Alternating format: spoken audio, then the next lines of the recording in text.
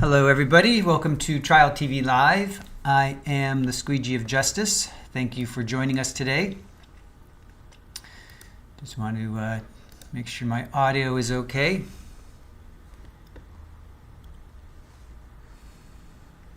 How's everybody doing?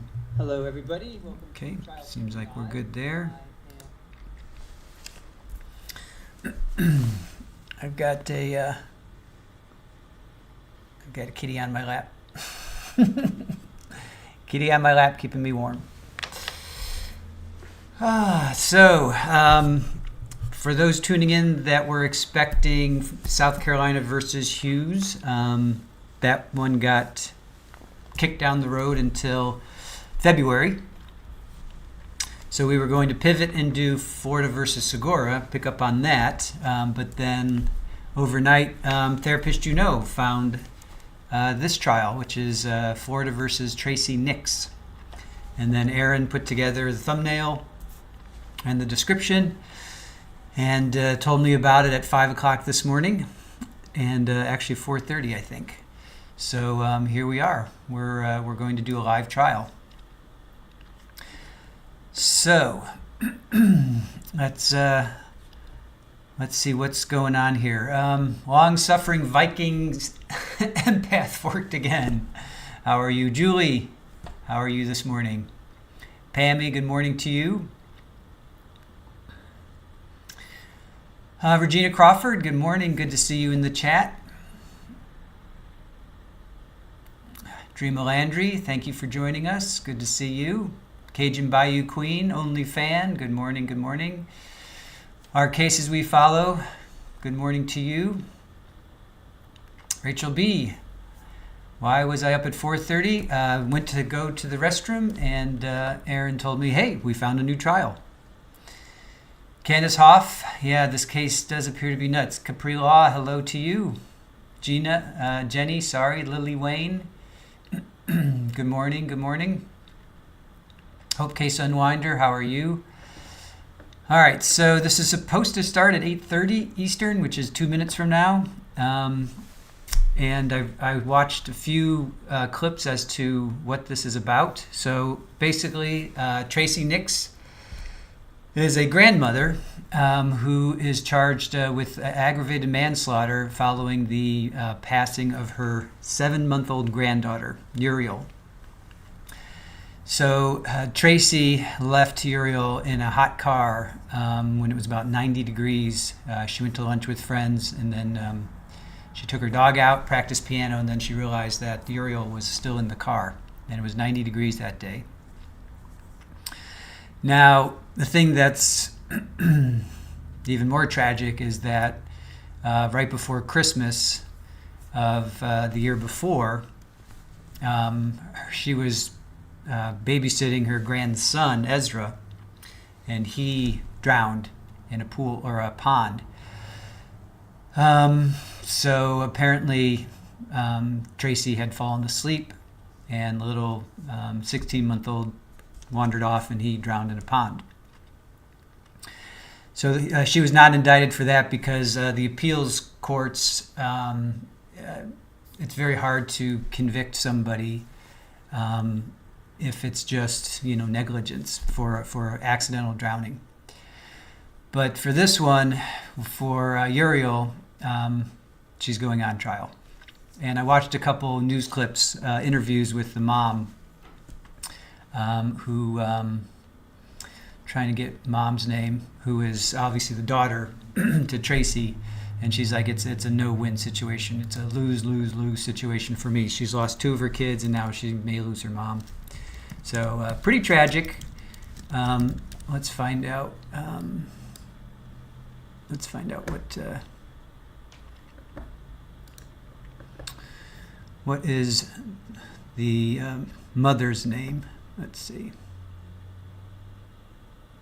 So she faces up to 30 years. I'm trying to find mother's name.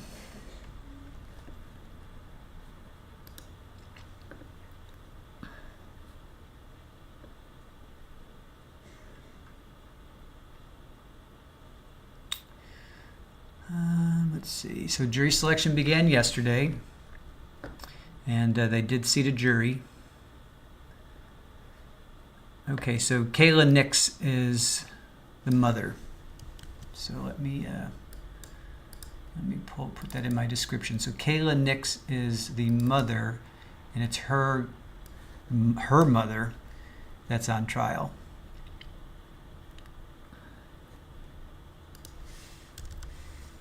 So Kayla Nix is the mother. Tracey Nix is her mother, grandmother to Ezra and Uriel. And her husband is Nix. Okay, so that's the father.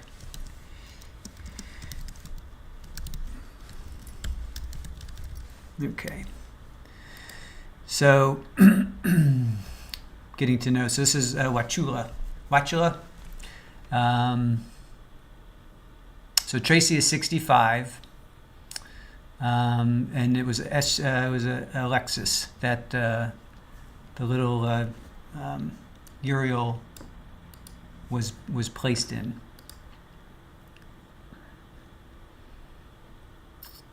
So let's see.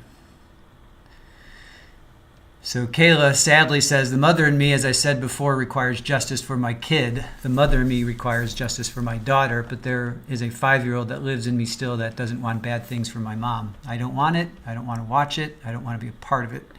I don't want any more hurt. So Kayla is expected to be called as a witness. Oof, this is that's difficult. Very, very difficult. All right, so Wachula is, where is Wachula? I know that's like down by Tampa. Let's see.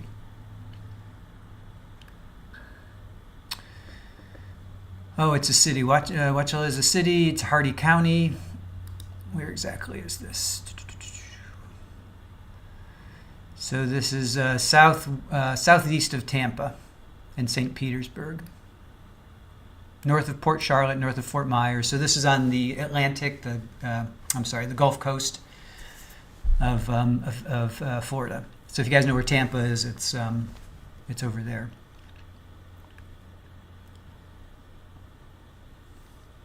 So, yeah, I feel sorry for Kayla.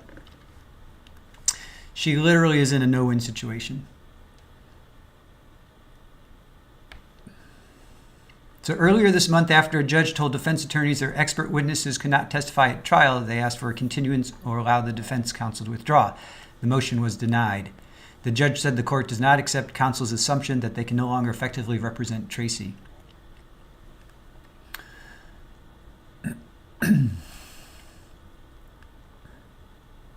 So let's find out who Tracey Nix's defense is. Tracey Nix defense that wanted to withdraw. So there you go. The defense did not want to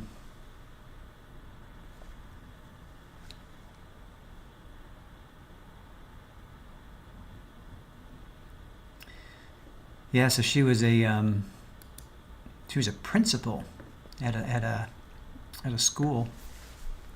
North Wachula or Wachula? Is it Wachula? If anybody lives in that area, it's either Wachula or Wachula. Because there's a Alachua, so I'm thinking Wachula, but it could be Wachula. So let me know how you pronounce that. All right, Judge Brandon Rafool is the judge, so we're getting our players in place here. Judge Brandon Rafool. This is going to be in Polk County Courthouse. Oh, he approved a change of venue due to extensive local media coverage. So there you go. So it's in Polk County.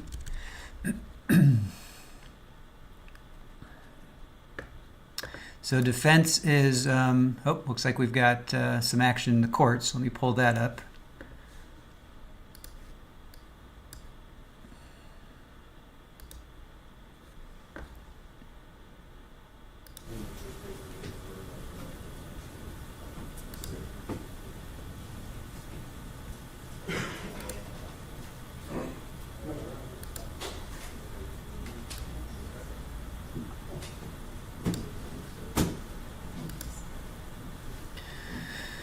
All right, so we've got some action in the court there. So that is Miss Nix. All right, let's go on the That record. is Tracey Nix. On the record for the state of Florida, this is Tracey Howard Nix, CF 22289, Hardee County case. State, are you ready to proceed? State's ready to speak, Your Honor. Defense, are you ready to proceed? Yes, Your Honor. All right, let's go over some of the rules. It's going to be one lawyer per side. Whoever is, when the state or the defense is doing direct, whoever objects becomes the only cross-examining witness and the only person to discuss anything at sidebars. We understand ourselves? Yes, Your Honor. Okay. I'm going to read, when the jury comes in, note taken by jurors 2.1A. I'm going to read the stipulation. I'm going to read the defense instructions 2 before trial and 4 at the beginning of each day of the case. We'll then bring all defense and state witnesses inside, and we will do the rule of sequestration, and then we'll go right into openings. Anything further from the state? One thing on a side note, Your Honor, I did speak with Dr. Bowman yesterday. She was able to work it so she could come in 8:30 Wednesday morning. Okay, that's perfect. But she was very insistent on 8:30, so. That's fine. What we'll do is whoever's testifying, we're gonna start with Bullock. If somebody in the afternoon ends and we need to do a cross, we're gonna do Bullock first, down 8:30, and then we'll finish up the cross or whatever else. But that's it, Your Honor. I think we're good. Is that okay? Yeah, I think we're good. We've got them. Yeah, that's actually better. Okay. Okay, thank you. You're welcome. All right, I've given everybody a jury list. I'm gonna actually give you a second one that I think I'm gonna use better.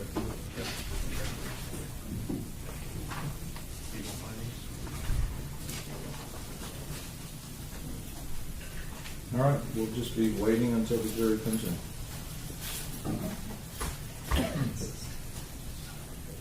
I'm sorry, Your Honor, I missed the order, but did you want to instruct the witnesses at this time? Now I gotta wait till the jury comes. Oh.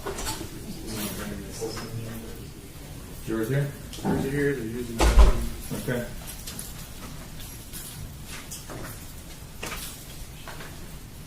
So just tell the witness to be ready. Once I bring the jury in, I'll do the reading of things and I'll bring all the witnesses in.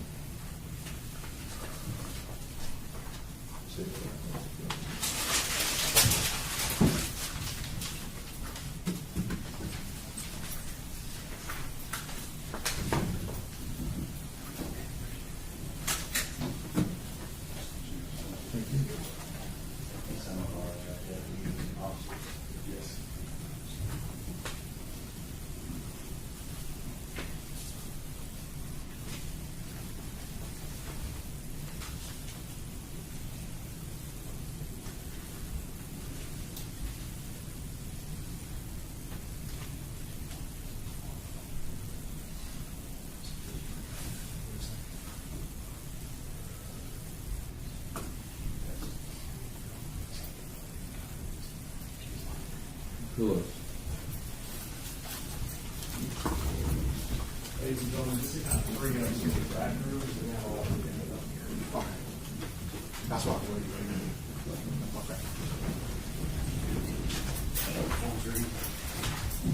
Or was there?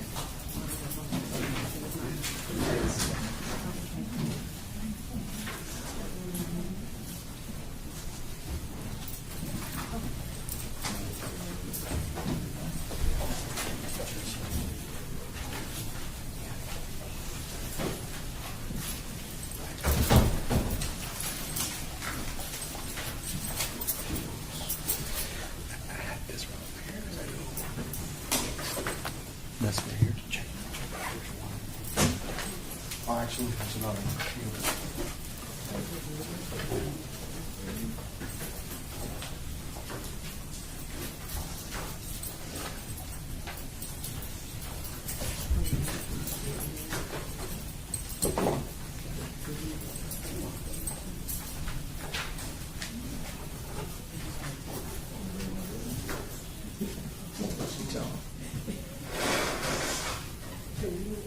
Yeah, I was going to tell you.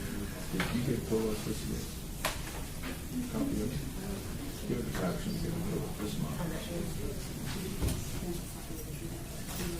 Yes, everybody. This one right here. Yes. All right, ladies and gentlemen, we're gonna go ahead and look the whole week, make sure all questions are off. This one. Let's just see what that paper says. Take notes here.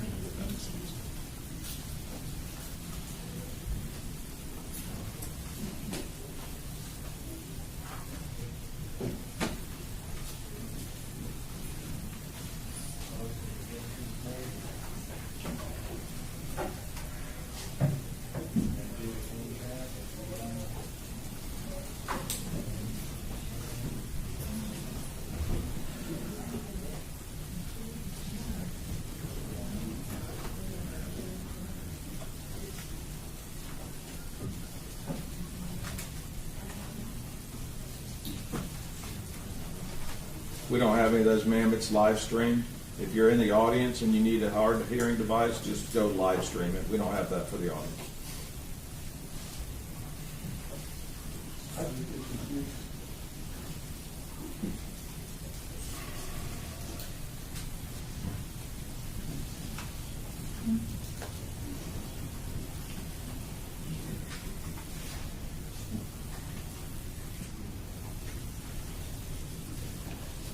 No more notes. Cool.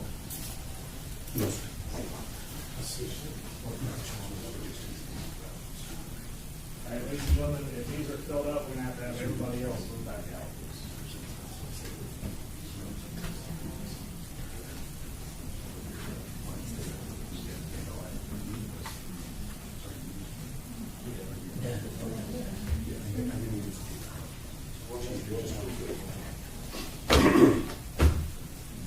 All right.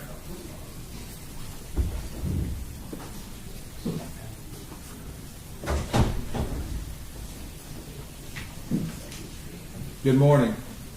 I'm Judge Brandon Rachel. We're calling to order the case of the state of Florida versus Tracey Nix.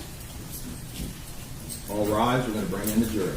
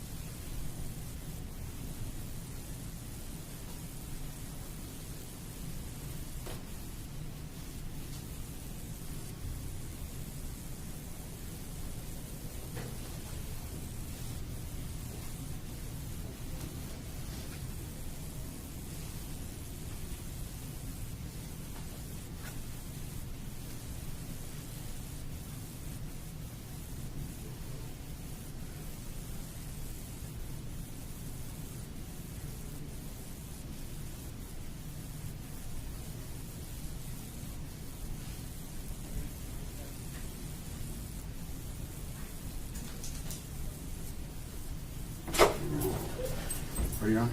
Yes. All rise.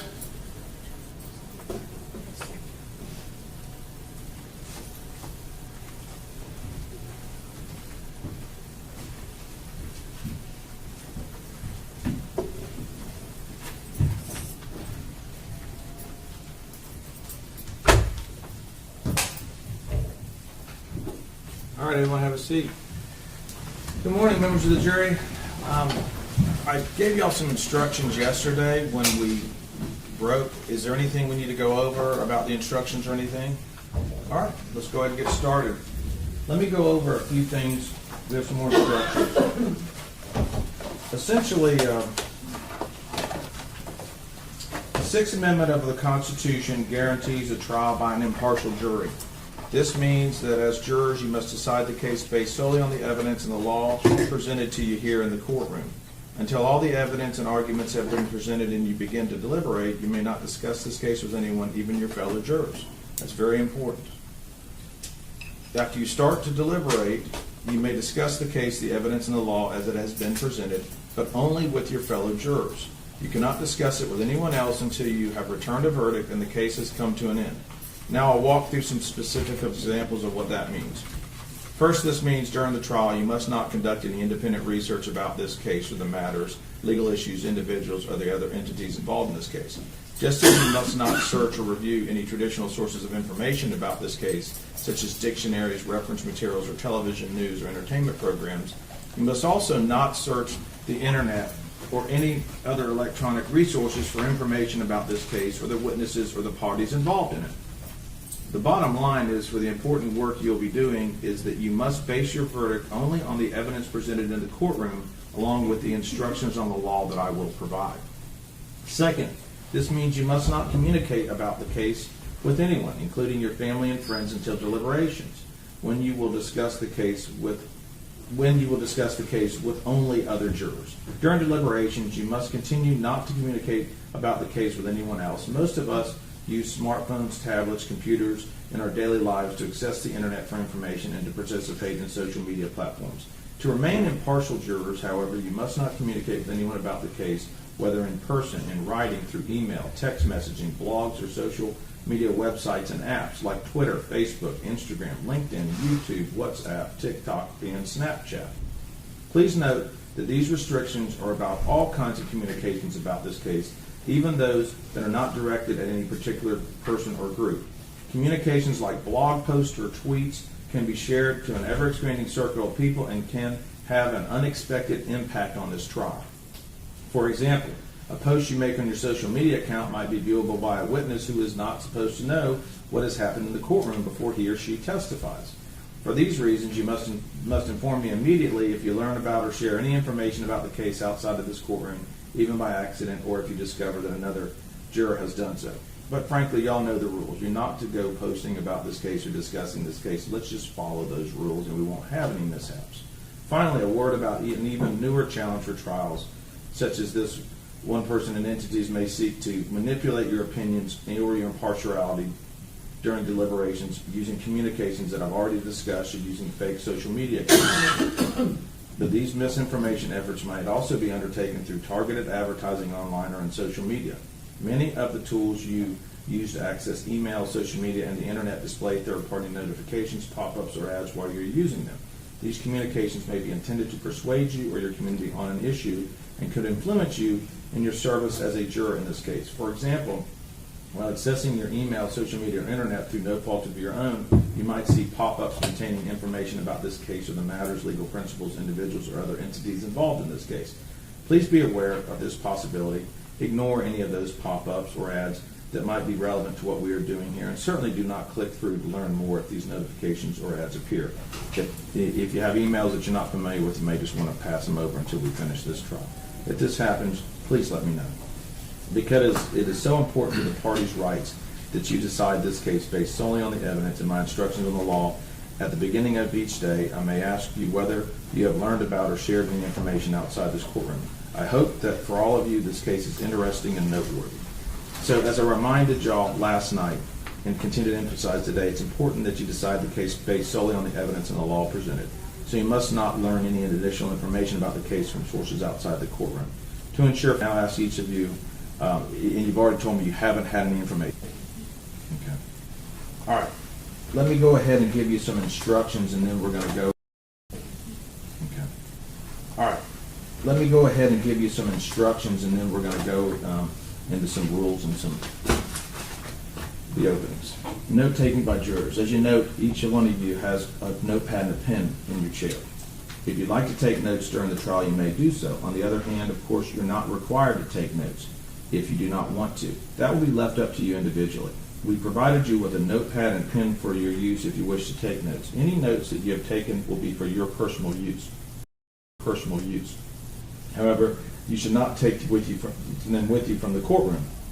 During recesses, the bailiffs will take possession of your notes and will return them to you when we convene. And you see they have a cover. They're not going to be read. They're going to be shut, and they're just going to be picked up and secured and given back to you.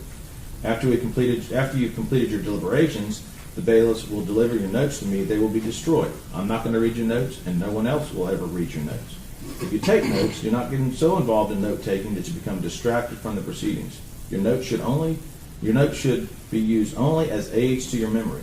Whether or not you take notes, you should rely on your memory of the evidence, and you should not be unduly influenced by the notes of other jurors. Notes are not entitled to any greater weight than each juror's memory of the evidence. All right. State, are you ready to proceed? Yes, Your Honor. All right. Defense, are you ready to proceed? Other than the motion that was previously filed, yes. Okay. At this point in time, I'm going to read a stipulation that the parties have agreed to. When the parties agree that certain facts are true, that is called a stipulation of fact. You must accept stipulated facts as having been proven. However, the significance of these facts, as with all facts, is for you to decide. In this case, the stipulated facts you must accept as true are that Uriel Schock is deceased. The identity of the deceased in this case is Uriel Schock. Dr. Vera Volnicka performed the autopsy on the body of Uriel Schock on November 2nd, 2022. Let's bring all the state and defense witnesses in so I can read the rule of sequestration and witnesses, please.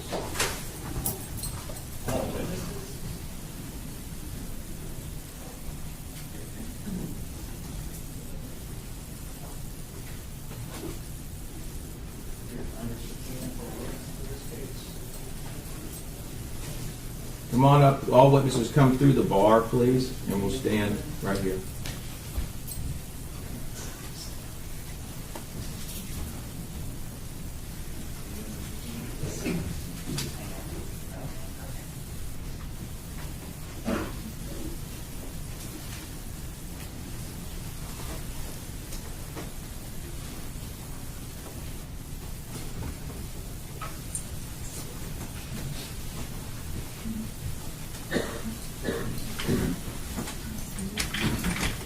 All right. We have all people that may be a witness in this matter. Each of you has been summoned as a witness in this case. Whether you testify or not, that's between the defense and the state. The court has invoked the rule of procedure which requires your exclusion from the courtroom at all times except during the time you testify in this case. When you come back in, the clerk will swear you in and you'll go to the witness stand. You are directed to remain out of the courtroom except when you're called to testify. Up to this time, it has been okay for you to talk to anybody and everybody about this case. However, while you are waiting to testify and after you have done so, you are not to discuss this case or your testimony amongst yourselves or with anyone else. You may, however, one witness at a time, discuss your testimony with counsel for either party in this case. You will now retire from the courtroom until you are called. Counsel for each of the parties is instructed to advise each of their respective witnesses not present at this time of the direction I have given, and each of them shall be governed thereby. Any violation of this direction may not only subject you to contempt of court, which could result in fines or incarceration, but may also disqualify you as a witness in this case. Does everybody understand? Yes, sir. Yes, sir. Counsel, do you understand to advise the outside witnesses that aren't here?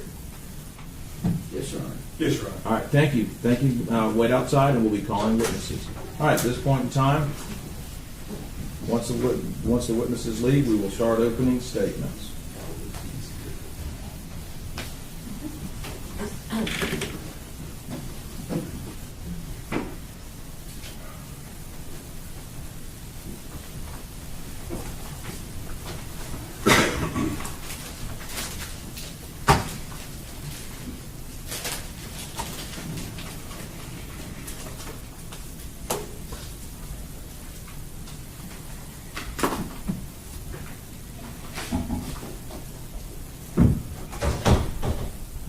State your ready? Yes, Your Honor. All right. Thank you. No problem.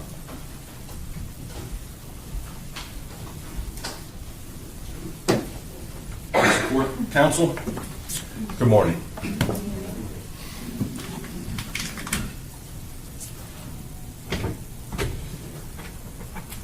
November 1st, 2022, 7-month-old Uriel Schock died alone and forgotten, trapped in a hot car. How did this happen?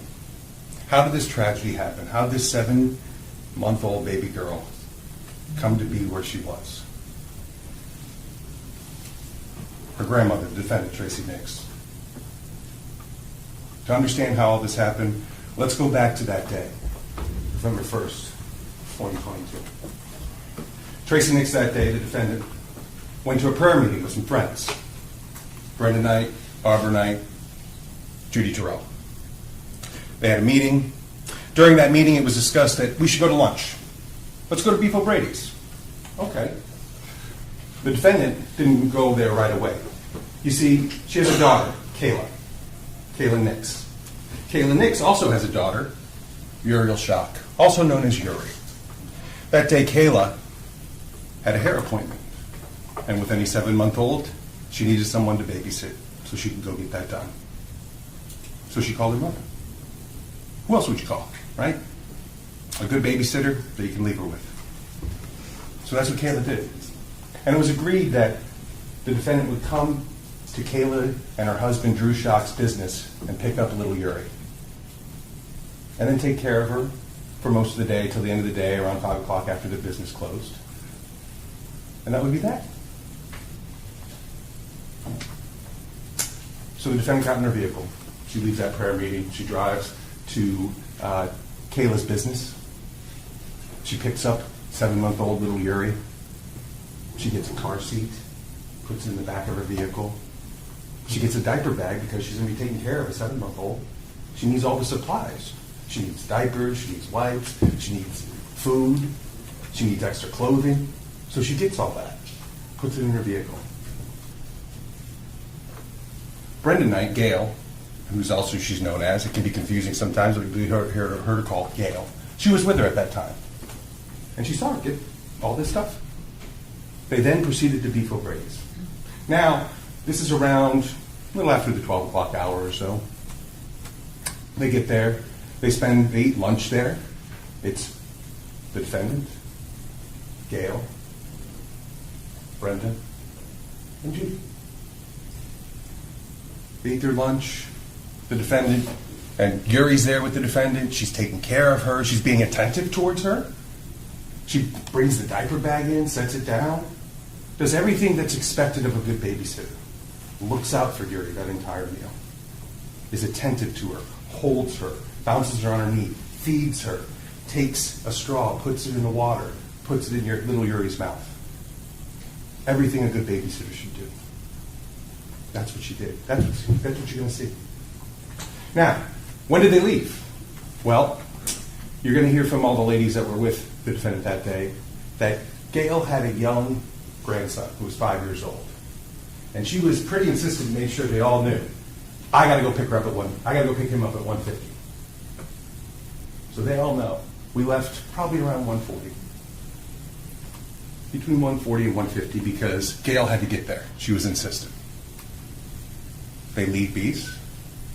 The defendant grabs Yuri, grabs a diaper bag, goes to the car, opens the door, puts her in the back seat, puts her in the car seat, like a good babysitter should, closes the door, gets in the vehicle, drives straight home. About a 10-minute drive. She gets home. She parks her car by the house, gets out of the vehicle, closes the door, goes in the house.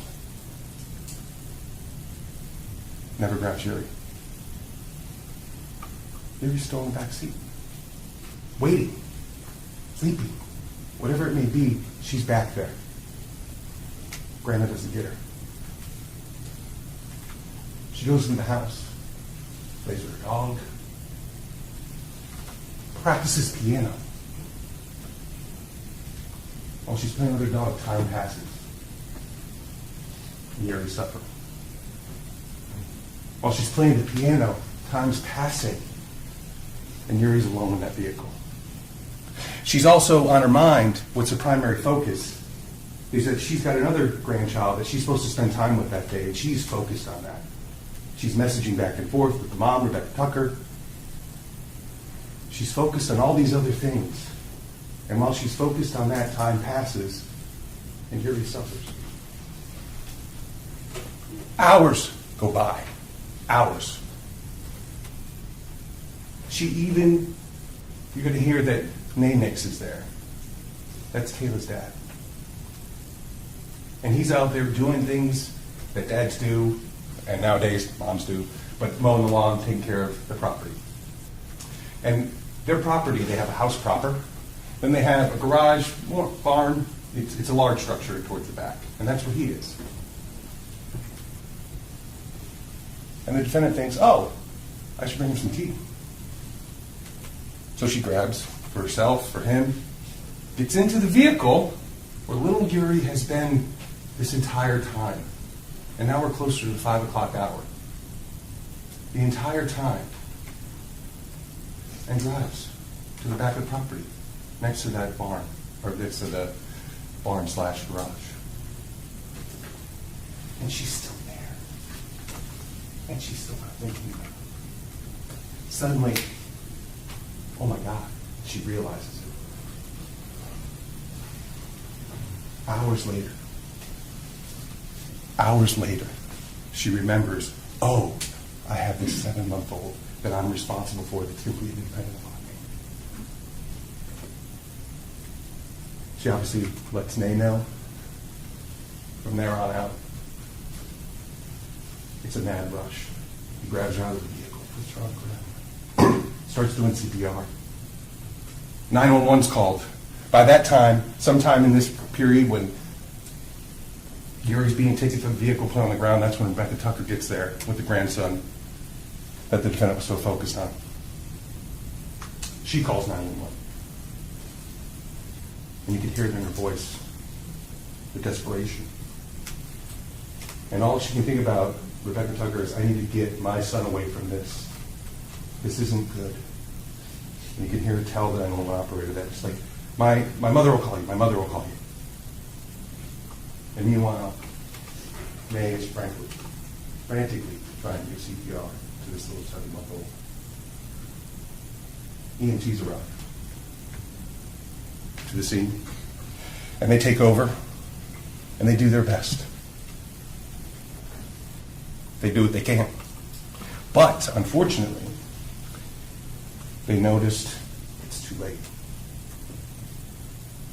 It's too late. They had to stop life-saving measures at the scene because they noticed she was already showing signs of rigor and lividity, and they'll explain what that is, but clear signs, she ain't coming back. So they stopped. She was brought to the hospital anyway because the scene is so emotional. There are people there that are obviously upset. The defendant is upset. Her husband's upset. Everyone there is upset. This is an upsetting event for everyone involved. So it was best just to bring her to the hospital. And from there, after she was brought to the hospital, there's no treatment. She's already gone. They brought her to the morgue. They brought her to the medical examiner. Members of the jury, that's what we're looking at here. Those are the events. That's how we got here. Let's talk about a few things that you're going to see and hear from other than what I've already talked about. I said she was brought to the morgue. She was brought to the medical examiner's office. That's Dr. Variable, and she performed what's called an autopsy. And she, based on her examination, when she viewed it, Uri died of hyperthermia. I don't think you need to be a doctor to understand that. Hypothermia is freezing. Hyperthermia, basically she overheated to death. That's what you're going to hear. And all the things that I talked about that the defendant was doing, you're going to hear that from her own mouth. She gave a statement. You're going to see and hear it. You're going to see a few other pieces of evidence, photos, things of that nature. You're going to see the body cam footage. of when the detective showed up. And you're going to hear again from the defendant at that time. Members of the jury, at the end of this case, we're going to do what's called closing arguments. And in our system, you are given instructions on the law at the end of the case because we want you to focus on the facts. And that's what I would ask you to do. I know during jury selection, there was some talk of it's not about the act, it's not about the result. I disagree. Members of the jury, we are here today and for the next few days, not to determine whether or not Tracey Nix is a good person. We want to focus on her actions, inactions, and the results of those actions. And if you do that, and you focus on those facts as we go through here today, you're going to come to several conclusions. You're going to come to the conclusion that this was a tragedy, that this was negligence. But when you hear the law, you're going to determine that negligence was a crime. And I'm going to ask you that you find her guilty of the crime of aggravated manslaughter of 7-month-old Uriel. Thank you. Thank you, Mr. Coleman. Mr. Electrical County. Go ahead, sir. Good morning, ladies and gentlemen. I intend to tell you our view of the case here. And first of all, tell you that you do focus on the actions of the defendant. Whether you hurt somebody's fingernail or whether you kill somebody, it's the actions of the defendant that the judge will tell you about in the jury instructions. No one's going to tell you this wasn't a horrible, horrible situation. What happened was a family tragedy. But again, it was a tragedy that does not amount to a crime under Florida law if you will listen to the evidence that is on or the jury instructions that he will read you at the end of this case. Facts are really simple. They're not really in dispute. I don't think you're going to hear the defense question too many witnesses about too many things. Again, it's not in dispute. I think the state will probably introduce, 3 videos, which we would introduce if they didn't, which will show you what I'm talking about, which will prove what I'm telling you, which will create a reasonable doubt in your mind. Tracey Nix is a loving mother, grandmother, retired school teacher of 39 years, principal for 17 years, good member of her church for 39 years, member of the choir, Sunday school teacher, and attends not prayer meeting, as they said, but Bible study once a week. They have a group. And you say, well, why am I bringing that up? That's because that's where Tracey Nix was headed that morning, was to Bible study with her group that meets every, I believe it's Tuesday morning. After she was leaving she was either getting ready to go or had left, her daughter Kayla said, hey, can you keep the baby today? I've got a hair appointment. Tracey had had the child 4 days the week before. She normally kept the child at least 1 or 2 days a week for quite a period of time. Tracey, trying to do a favor for her daughter, agrees to keep this child so that her daughter can go to the hair appointment. Tracey attends this Bible study. She then goes, she picks the child up, Uri, we'll call her Uri, picks Uri up, goes to Beef O'Brady's with lunch with the ladies, some of the ladies she had Bible study with. You can see, I think that state will introduce the video showing the attention that was given to Uri by Tracey Nix, how she was acting toward her, and you will see how much she loved and cared for this child. After Beef O'Brady's, Tracey took the child home. I think it's about an 11-minute drive. They were doing roofing at her house that day. She couldn't park in the garage. I think you'll hear her statement. She doesn't remember where she parked, but she parked under a tree because she couldn't park in the garage. So she was distracted by that. The dog was in the way. She was distracted by the dog. She got out. She forgot the child. She forgot the child in the car. There's no doubt about that. She went in the house. She spent some time. She was focused. She was supposed to take her grandson by another daughter out to go really Christmas shopping and then take him out to eat. She was concerned about that. She gets in the car. She drives out to the barn. She's talking to her husband, and she realizes what's happened. She forgot. There's no aggravating factors here that make this culpable negligence as opposed to simple negligence, forgetting something. We all do that. You will see her reaction. You will see how she feels when this happens. And completely devastated, completely. And I won't discuss it now because I think pictures and videos are worth thousands of words. I'll let you decide how she felt, how this amount occurred, what she did, what she said, and how she felt. So this offense position is this was negligence. It was simple negligence. It was an accident. Under Florida law, it does not amount to culpable negligence. If you will follow the jury instructions in this case, read the instructions on culpable negligence. I think you'll be able to take them back in the jury room with you. You will see what I'm saying. As horrible as this tragedy is, it's not culpable negligence. Thank you. All right. State your first witness, please.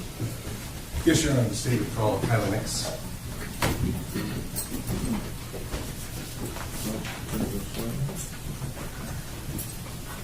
All right, Ms. Nix, come on over here. We'll get you sworn in.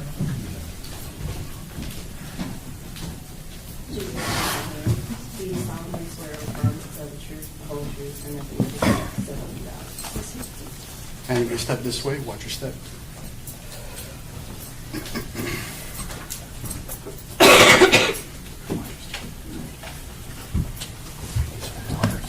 Your Honor, may I adjust the podium? Yes, please. Thank you. Just understand if y'all put anything on the video, just move out the way. I will make sure I am not blocking. You have to move out. I'll turn the mic off. Thank you, sir. You ready? Good morning. Good morning. Please state your name for the record. Kayla Nix. And Miss Nix, where do you live? I live in Wauchula, Florida. And how long have you lived there for? I was born and raised there. I left after high school and then came back probably a decade later and have been back in the community since 2016. May I ask you a few questions about your family? Absolutely. Who do you live with? My husband, And Drew who is Schock. that? No, sorry, who is that? Drew Schock. Anyone else live with you? I do have a 5.5-year-old son. His name is Asher. And then I also have a 4.5-month-old baby girl. Her name is Adriel. Congratulations. Thank you so much. And can I ask you a few questions about the rest of your family? Absolutely. Do you have any brothers, sisters? I do. I have one sister. Her name is Rebecca Tucker. And is she married? Yes, to Jonathan Tucker. And do they have any children? Yes, they do. They have two, Cooper and Aiden. And who is Noon Nix? Nun Nix Nun Nix, is I'm my, sorry. yeah, that's my father. I apologize for the No worries. pronunciation. He goes by Nay, so I might refer to him as such. And how about Tracey Nix? Who is that? That is my mother. And is she in the courtroom today? She is. Could you identify her by an article of clothing she's wearing? Absolutely. She is wearing a dress with purple, pink, black, and white. Thank you, ma'am. The record should reflect that the witness has identified the defendant. So reflect. And where does she live? She also lives in Wauchula, Florida. Okay. And Wauchula, that's in Hardee? Yes, Hardee County. Now, I'm sorry about this, but I have to go back to November 1st of 2022, okay? Okay. All right. Can I ask you about one more person? Oh, absolutely. did you know a Uriel Schock? I did. I did. That's my daughter. Excuse me. She was born in 2022, and she was my rainbow baby that I got to have a beautiful 7 months with before I was notified that she was deceased. Okay, and we're going to get there, man. I'm sorry. Okay. But she was 7 months old around November? Mhm. Yes. Okay. And so that day, November 1st of 2022, what were you doing that day, ma'am? My husband and I own a small business in Wauchula, A1 Safari Glass. I have always been a full-time mom first before my career, and so every one of my children actually go to work with me every day that I attend work, unless they're sick. And so did Yuri go to work with you that day? Yes, my daughter went to work with me that day, and typically my routine was to leave at lunch so that I could get the baby home, get them fed, and then let them nap, let her nap in, her own room. So, And I'm sorry, you called Uriel Yuri? yes, Okay. yeah, Yuri. And so, well, did you follow that plan that day, or was it different? Well, that day began out most similarly to all my other days. Get up in the morning. My daughter and I went to my office. We began the work day. I remembered I had a hair appointment, and I reached out to my mother at that point and asked if she was busy Let me ask you this: how did you reach out to her? via text. Okay. And were you able to get a hold of your mom? Yes, I was. And what was the nature of that conversation you had with her? I don't remember specifically if we actually had a phone call or if it was exclusively text message, but the question was, I have a hair appointment at this certain location, and she responded that she had a lunch with a few of her friends. Those friends are people that I've grown up with my entire life. So I certainly felt comfortable in that circumstance, allowing my daughter to go to the restaurant with my mom. That restaurant was pretty much in the same block as the hair salon that I went to. So I knew I would be nearby. Excellent. And how long was she going to take care of her? From pre-lunch, whenever she picked her up to go to the lunch, I probably left 20 minutes or so before she arrived at my office to pick up my daughter. And then the plan was for my husband to stop back by their house at the end of the day when he leaves our business, pick up our daughter, and come home. And the end of the day, what's the end of the day for your business typically? 4:30 or 5. And he was going to go where to pick her up? To my parents' house on Kazan Road to pick her up. So you went to your hair appointment? I did. Yes. And from the time that you completed your hair appointment, when was the next time you heard anything about your doctor? I finished my hair appointment pretty soon.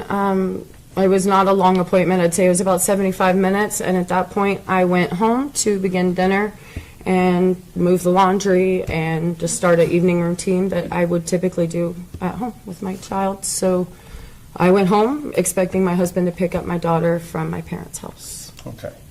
And the next time that I heard another thing about her was Officer David Drake outside of my home in Wauchula. And we'll get there in a moment, if you Okay. don't mind.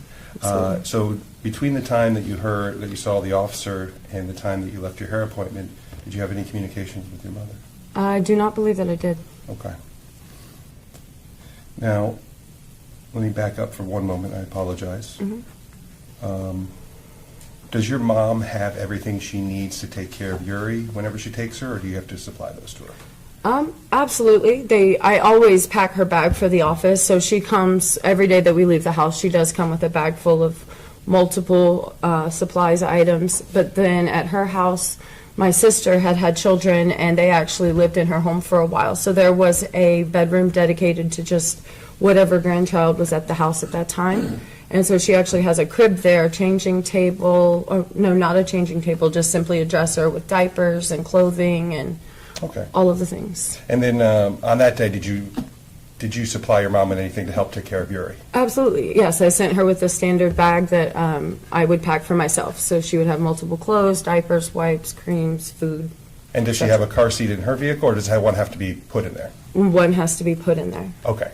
So when she picked up Uri that day, she would have also had to put the car seat in? Absolutely. She typically put her seat in behind the driver's seat. Okay. So.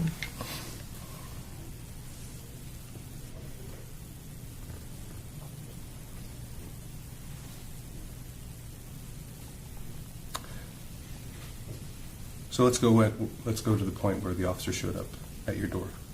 Okay. Was that, do you remember what time of day that was approximately?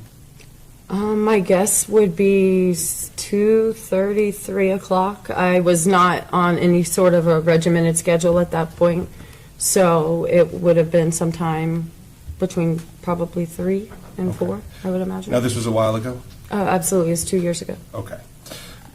Whenever time that might have been. Right. Why did the officer show up at your door? He showed up at my door to notify me that my child was deceased. That his words were, "Your baby is dead. Your daughter is dead. Your child is deceased, and we need you to come with us." Okay. I have to identify the body. Okay. Where did you go, ma'am?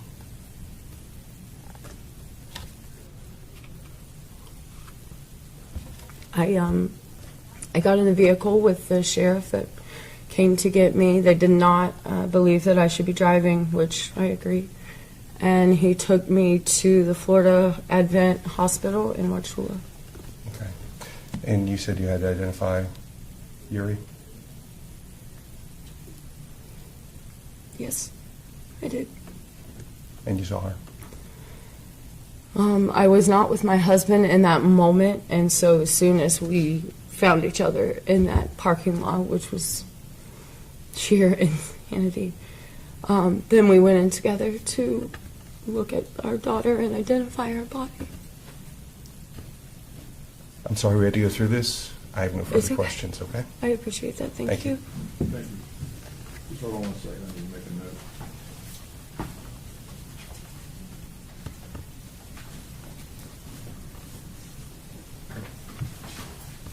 All right, Mr. Butcher, please start. Thank you, Your Honor. Good morning. Good morning.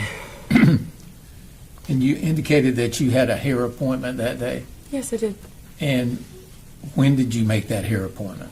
I would typically make them at the end of my last hair appointment. So it would have been 5 or 6 weeks, but I never added to my calendar. They send a text reminder to your phone. So I was reminded of that text that morning. So it was just a few hours before you were supposed to be there Yes, sir. when they bothered to tell you that you were supposed to be there. Didn't give you much time. Correct. Well, I was my fault for never entering it into my calendar, but that was the text that reminded me that morning that I had not made arrangements. Something that probably happens a lot in doctor's appointments, hair appointments, and other things. I mean, to be frank, most of the time my children go with me pretty well everywhere. I believe that was one of the first times that I went to my hair, did one appointment that was just a personal thing, that wasn't a doctor's appointment, that wasn't concerning one of the children. So we'll say it was a kind of a last minute deal. The child care plan was, yes. And you notified your mother for the first time, approximately what time? My guess would be that text would have come in 9 to maybe 10:30, so I only had a few hours. Did you have any knowledge that your mom had a Bible study scheduled that day? I did not know it, obviously, when I reached out to her. She might have mentioned it, although it's been 2 years. But I also could have very well taken her with me, as my daughter had, in fact, attended every other hair appointment and any appointment that I had for myself otherwise at that time. So this was the first time it was doing something for myself, not a medical appointment. And did your mother advise you that she had this meeting? I do not recall. Okay. But she agreed to take the child. She did. All right. And she was supposed to take care of her most of the day until about 4:30. If you call most of the day lunch to 4:30, I would say, the afternoon. Thank you. Thank you. Any redirect? No redirect, Your Honor, and I would ask the witness to be released from the room. All right. Defense, you agree? Absolutely, yes. Thank you, Ms. Nix. You're released from your seat. You may sit in the courtroom. Thank you. All right, second witness, Dave. Yes, Your Honor, the state called Gail Knight. All right. Gail Knight, please.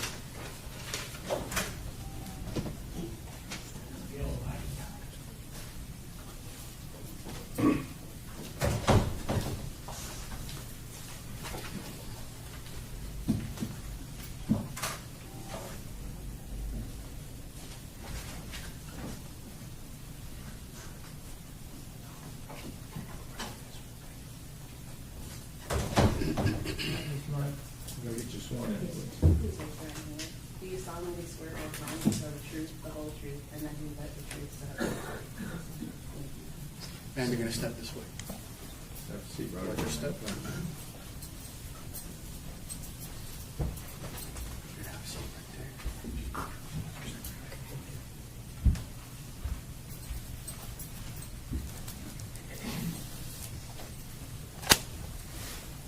May I proceed, Your Honor? Yes, sir. Go ahead, Mr. Coleman. Good morning. Good morning. Could you please state your name for the record? My name is Barbara Gail Knight. What do you go by? Gail. I'm going to call you Miss Knight. Okay. Miss Knight, how are you employed? I'm a retired school teacher. Excellent. And how long do you teach for? 33 years. And do you know a Tracey Nix? I do. Who is that? Tracey Nix is a friend of mine. She taught with me at Wauchula Elementary. And how long have you known Miss Nix? Probably 40 years. Did you know a Uriel Schock? Yes, I did. Who was Uri? Yuri was Tracy's granddaughter, Kayla's baby daughter. And I would like to go back to November 1st of 2022, okay? Yes, sir. Do you recall that day? I do. Thank you, ma'am. Did you see Miss Tracey Nix that day? Yes, I did. Where did you see her? At Bible study. Actually, prayer group. Prayer group? Yes, sir. Okay. And is this something that you do regularly? Yes, it is. And when you say group, I'm assuming there's a group of people. Yes. And is Tracey Nix one of those? Yes, she is. And so on that day, what do you recall approximately? I know it was a long time ago, but approximately, if it's just morning, afternoon, whatever it may be, approximately when that prayer group happened. 9:30 to 10:30 in the morning we meet on a Tuesday morning. And who were some other people that were there with you? It was at Brenda Knight's home. Judy Terrell was there. Tracey Nix was there. Priscilla Knight was there. Shirley Webb. You don't have to go through the whole thing. There are usually 6 to 8 of us. Let me make it easy for you. Is there a group of you that got together later on that day? Yes. Who was that? Brenda Knight, Judy Terrell, Tracey Nix, and myself. Excellent. Thank you very much. And so was there some decision that you folks would meet up somewhere later on that day, that you a decision made at that meeting that you were going to meet up somewhere? Yes. Okay, tell me about that. What were you guys going to do? We were going to meet for lunch. And where was that to be? At Beef O'Brady's in Wauchula. Okay. And so were you all going together, or were you guys going to meet each other there? How was that going to work? We were going in separate cars. Tracy and I were going to meet Brenda and Judy at Beef O'Brady's. Is there a reason why you and Tracey Nix were going to meet them there? We were going to go by A1 Safari and pick up Uri and meet Brenda and Judy there. Okay.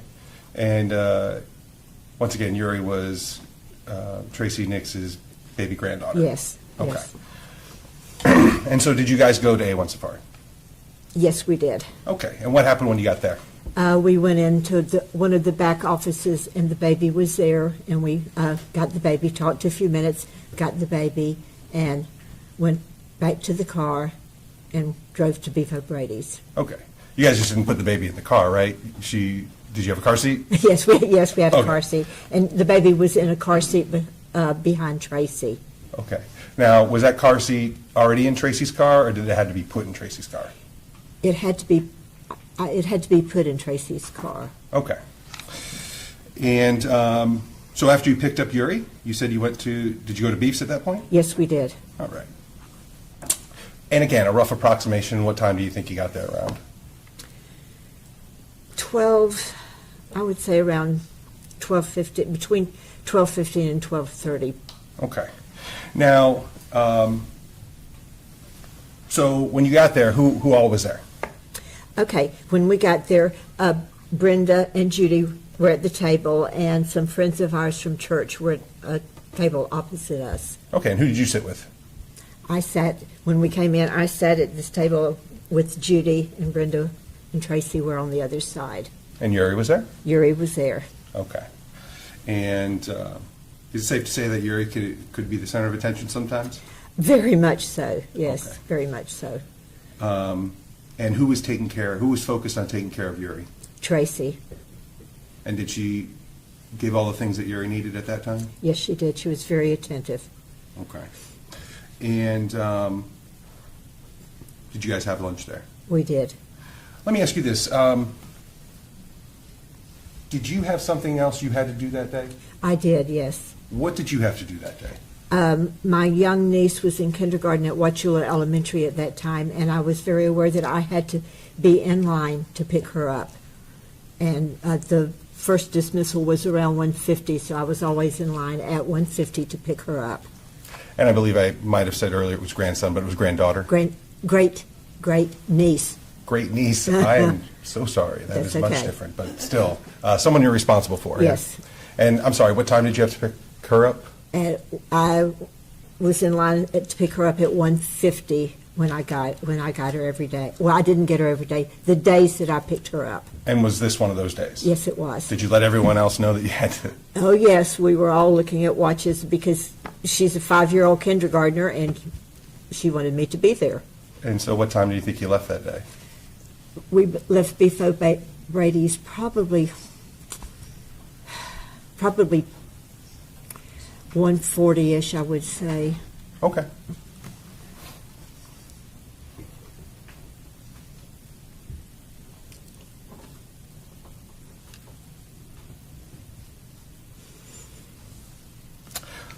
So, you guys are leaving. How did you leave? Meaning, did you leave with Tracey Nix, or did you leave separately? When we left, I went with Judy and Brenda because my home was on this side of town. We were going to pick up my car so I could go get Brinsley, and Tracey left with the baby. Okay. And where was she going? If you don't know, that's fine. I don't know. We just assumed that I don't know where she was headed then. Fair enough, ma'am. I am approaching with States Exhibits 1 and 2. Okay? I'd like to take a minute, look at States Exhibit 1. Do you recognize that item? I do. What is that? That's a picture of us at Beef O'Brady's inside, the 4 of us. And picture or video? Video. Thank you, ma'am. And does that fairly accurately depict your lunch that day? Yes, it does. Your Honor, at this time, state would seek to enter into evidence States Exhibit number 1. Defense? Can I see it? Who showed defense?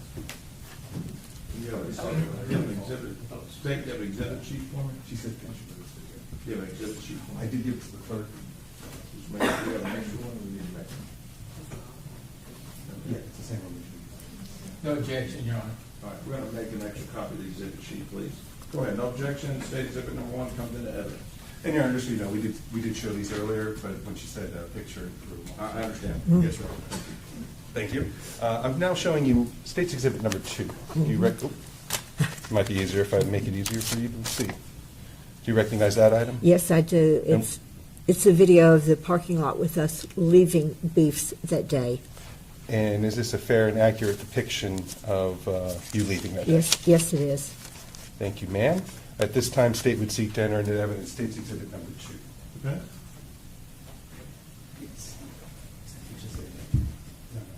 Okay. No objection. All right, without objection, State's Exhibits 1 and 2 will be admitted into evidence. And ma'am, once again, you might have said, is it the picture or video? Video. Thank you. Just so that's clear. And Your Honor, at this time, I have no further questions for this witness. Okay. Members of the jury, videos and evidence will go back within the jury room during deliberations. The state or the defense may publish them at certain times, but they absolutely will go back. Okay. Go ahead, Mr. Clifton. Thank you, Your Honor. Business night, you indicated that you had attended a prayer group meeting the morning of November 1st, 2022. Yes, sir. And you told the jury a number of people who were there. Yes, sir. And does this prayer group periodically meet? Can Yeah. you tell the jury when it meets? We met on Monday, let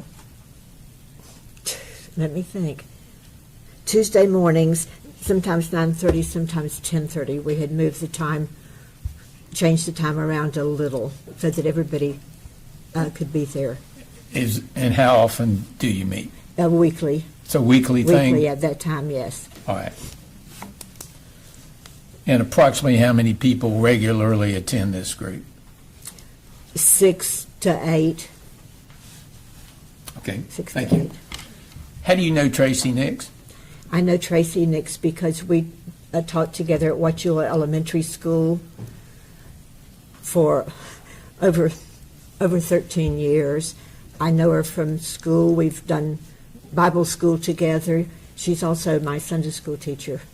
She's your Sunday school teacher? Yes, How long would you say that you've known her? close to 40 years, around 40 years. Okay, and you've seen her around children? Yeah, yes, sir. Any issues the way she conducts herself around children? No, sir. Sustained. Disregard the question. You indicated that you and Tracy and others met at Beef Brady's Yes, sir. that day, obviously. That day, yes, sir. Obviously. And sometime during the meal, the baby tried to get Judy Terrell's food. Yes, she was trying to get a little out of the salad, yes. And what did you see Tracy doing in connection with Uri? She was very kind, very loving. She had placed Uri in the seat, and of course the baby kept sliding out, and that's when she picked her up and was holding her. She was giving her water through a straw. We were all focused on the baby, paying attention to the baby. But she was very loving and kind, I yes. think you've already indicated to the jury that she was pretty much the center of attention. Yes, she was. All right. Did Tracy try to feed her anything? She had water in a straw that she was giving the baby. Okay. And did Tracey Nix appear to be okay that day? Yes. Okay.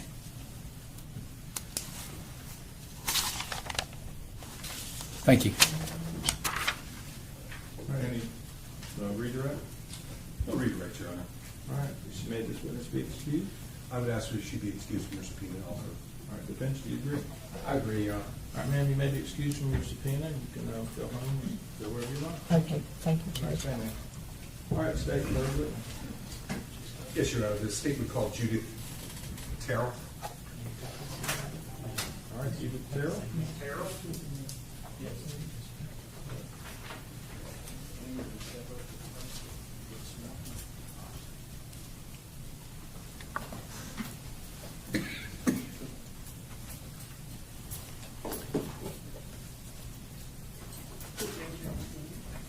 Do you solemnly swear or affirm to tell the truth, the whole truth, and nothing but the truth, so help you God? Thank you. Get over to the seat over there.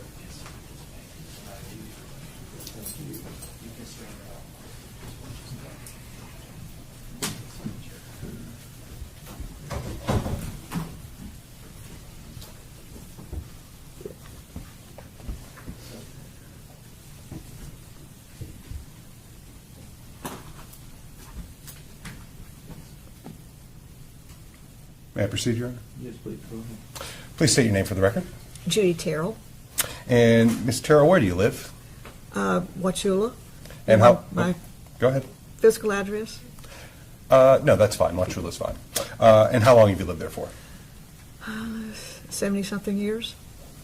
And so a little while. How are you currently employed? Retired. So, excuse me, what did you used to do? I was a school teacher, And how long did you do that for? 38 years. And was that also in Wauchula? Yes, And do you know a person by the name of Tracey Nix? yes, I do. Who is that? The defendant. Okay. I just meant, who is that to you? How do you know her? Okay. A friend.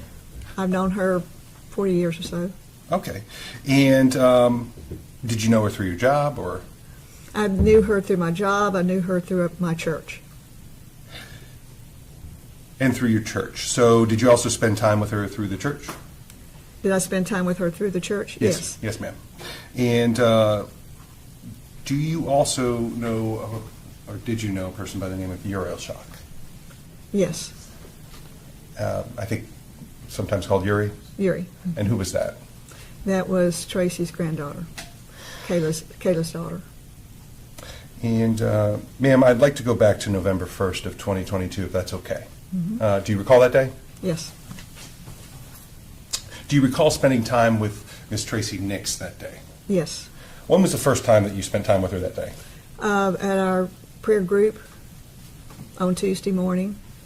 And when you say Tuesday morning, approximately when did that usually happen? 10:30ish.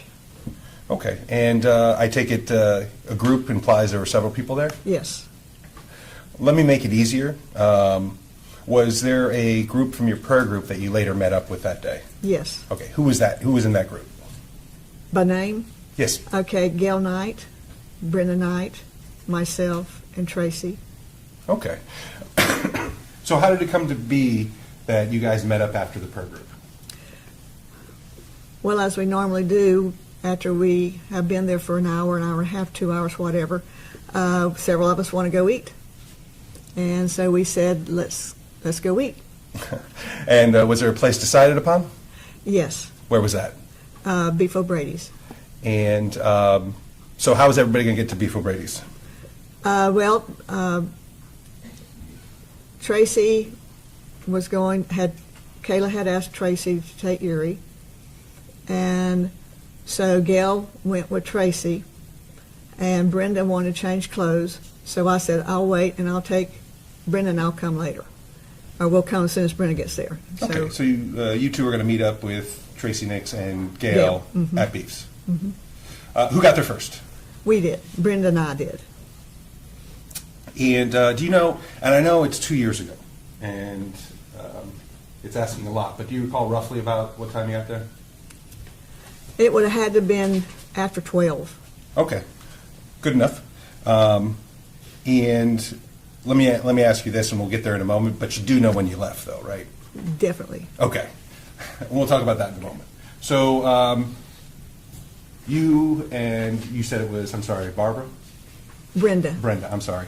You and Brenda get there first. Does Tracy and Gail eventually show up? Yes. And is anybody with Tracey Nix other than Gail? Uri.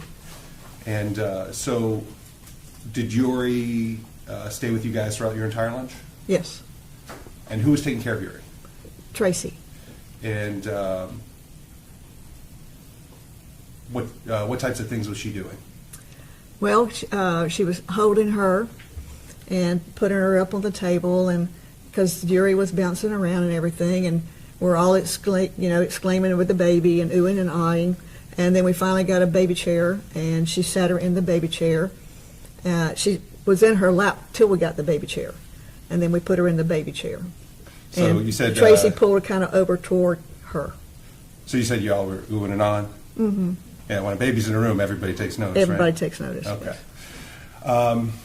So did you guys actually get lunch that day? Yes, we did. And we were kind of foreshadowed it by talking about when you left. Let's talk about that for a moment. When did you leave? Gail had to pick her niece up at school at 1:50. She had to be in line to pick her up at 1:50. And I looked at my watch, and I said, Gail, it's 1:40. If you're going to get your niece on time, we need to leave now. And because we were getting up and getting ready to go and picking the baby up, and other people in the restaurant were looking at the baby and talking to the baby, and I said, we need to go, or you're not going to make it. And so that's why we know what time it was. Okay. And so did you guys get up to leave at that point? Yes, we started gathering our stuff up. And so, excuse me again, how did everybody leave? How did everybody leave? Yeah, did you all leave together? Yeah, we all, well, you know how when you get up from a table, you know, this person kind of steps out and this person's getting a purse on there. And yes, we all left as a group. And Tracey Nix grabbed Uri?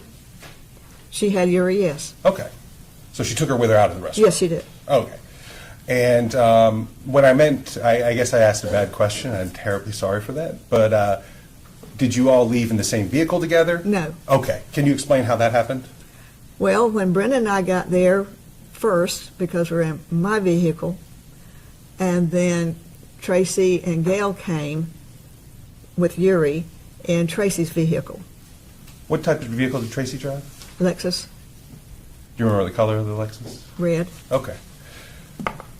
Continue. You said she came in her vehicle. Uh-huh. And so how did everybody leave? Which vehicles?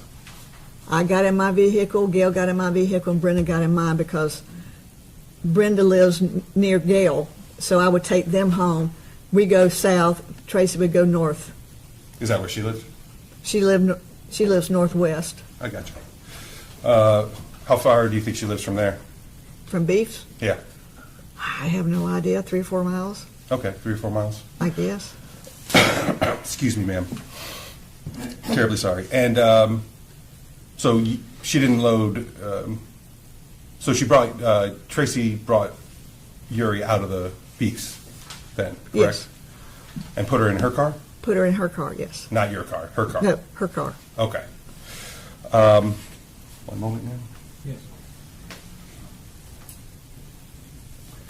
I'm showing you it's already been put into evidence as 1 and 2, but I just want to go over it with you because you looked at them too. Do you recognize State's Exhibit 1? Yes. And what is that? My initials are on there. Okay, and what is, do you know what this is of? Yeah, that's out inside Beefs. Is it a video of it? Yes, Okay. And that shows everything we talked about here today? yes. And what about State's Exhibit 2? And that is us outside getting into the vehicles. And that's kind of what you were telling us about just Yes. now? Okay, thank you. Your Honor, I have no further questions for this witness. Thank you. Defense? Cross? Thank you, Your Honor.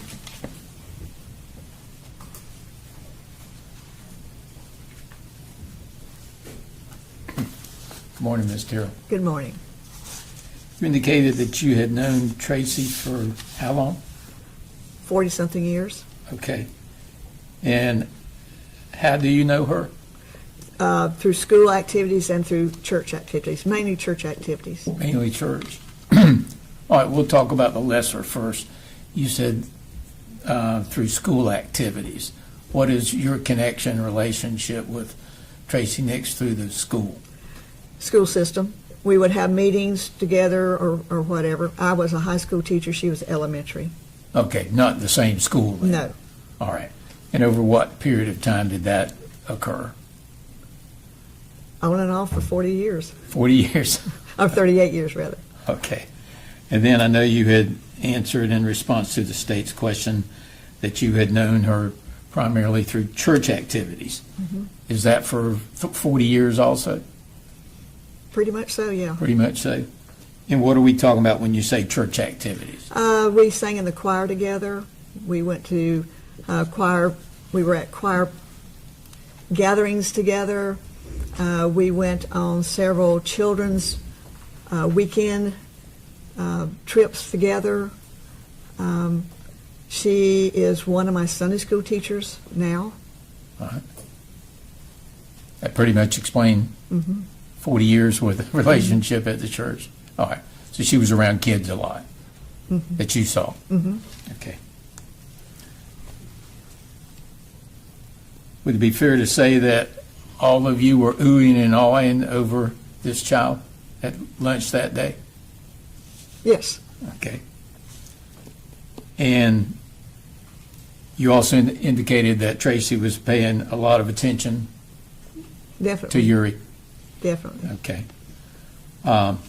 Did she try to find some formula for her in a diaper bag? She had the diaper bag, and she looked in there to see if there was something in there for Uri. And she didn't. She found some clothing and stuff. All right. Was she do anything in connection with a straw? Yeah, she has a glass of water, and she put the straw in there and brought up a little water in there, and then gave it to Uri. Okay. And one last question. You indicated that Gail Knight had to pick up her, I think it was grandniece Yes, from kindergarten. yes. Is that a routine thing that she does? She takes her 2 or 3 days a week, and Tuesday was one of the days that she was to pick her up. All right. Thank you, ma'am. Thank you. Any redirect, State? No need, Your Honor. All right, State. I would ask her to be released. Okay, ma'am. Defense, do you agree about, defense, do you agree she can be released from her subpoena? They have this month. Okay. At this point? Hang on one second.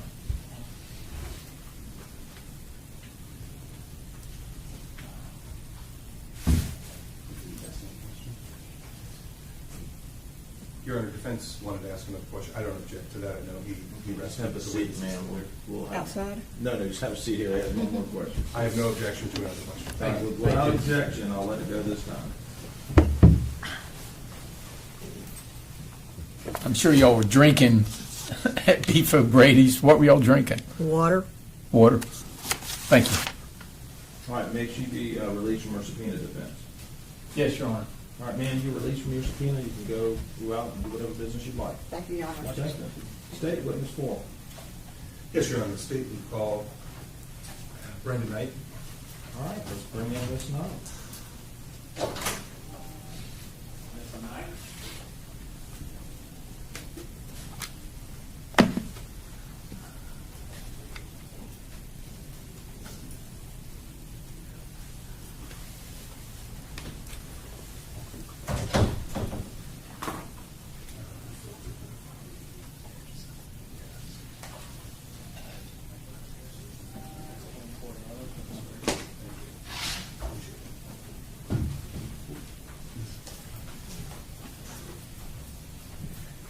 Come on up, Ms. Knight. We'll get you sworn in.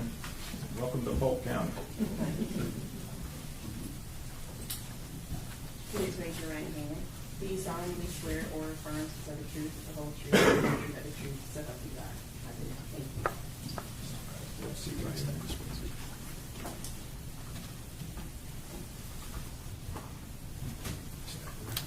And just while Ms. Knight's taking a seat, Your Honor, I'll ask just for a brief housekeeping sidebar after Ms. Knight testifies. That's fine. Thanks. Thank you.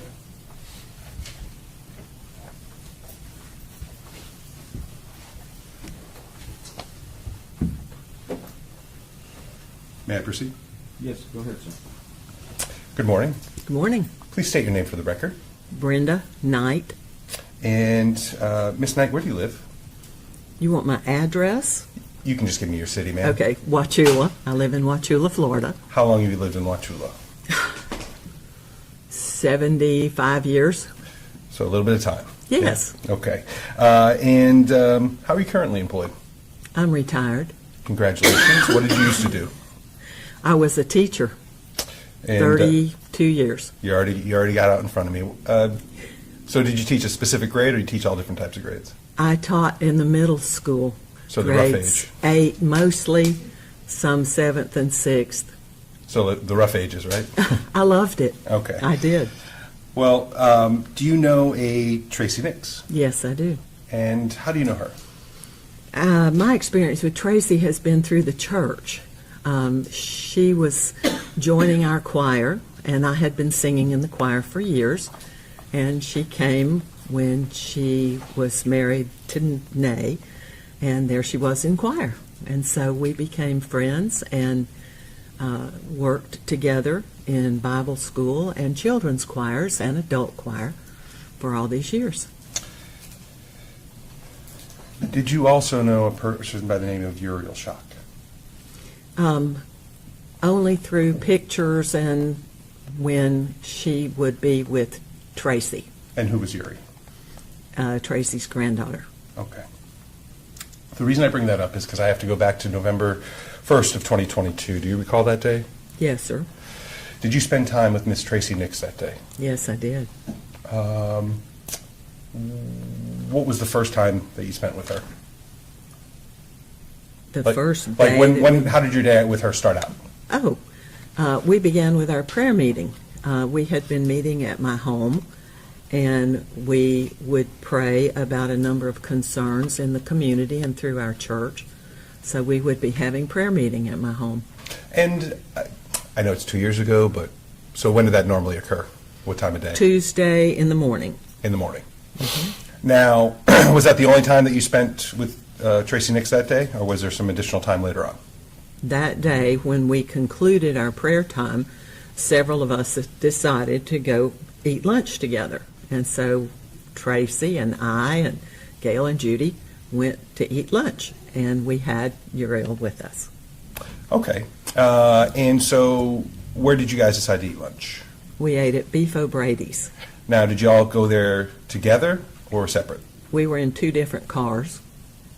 Who did you go to Beef's with? I went with Judy.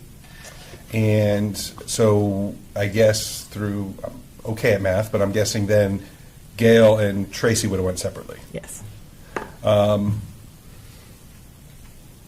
you said Uri was with you. Well, she was with Tracy, and Gail, Okay. she was not with Judy and me. Okay. Who got to Beef's first? Do you recall? We did. Yeah, I think Judy and I got there first. Okay. And so again, then Gail and Tracy showed up sometime? Mm-hmm. Yes? Yes. Sorry, the and That's can okay. sound a lot I recognized it as soon as I did it. Yes, ma'am, it's okay. And so, do you recall approximately what time you guys were out there? Again, I know it was a while ago. Well, it would have been around noon. It was lunchtime. Sure. And so did you guys all have lunch? Yes, we did. And you said Uri was with Tracey Nix? Mm-hmm. Yes? Yes. You're fine. I'll practice. Yes, ma'am. And so, who was taking care of Uri while you guys were having lunch? Tracy. And was she paying attention to her? Oh, yes. Feeding her or giving her at least something to drink, stuff like that? Yes, we were all getting a kick out of her giving the child something to drink from a straw, which for a little one, you can't really do that unless you hold the liquid in the straw and kind of hold it over them and let them drink from the straw. It was cute. And Uri's like a baby at this time. Oh, right? yes, Yeah. yes. Were you guys paying Uri attention?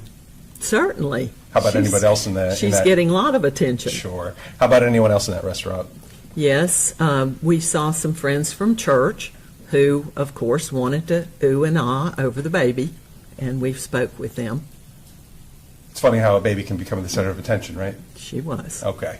Now, did you guys eventually leave that day after you had lunch? Mm-hmm. Yes. You caught yourself that time, thank you. I did. And so, do you know when you guys left? Well, I know that Gail had somewhere she had to be. She was picking up a child after school. So we had to leave by then. It was some before 1. Okay, so some before 1. Okay, fair enough. Close But you definitely had to leave before that so she could get her. Yes, so that she could pick up the child at school. And ma'am, are you aware of videos of your guys' lunch, right? Yes. And you've seen those videos? Yes, I have. And videos of you guys leaving also, correct? Yes. Okay. They're already in evidence, but I just want to show them to you again. States 1 and 2.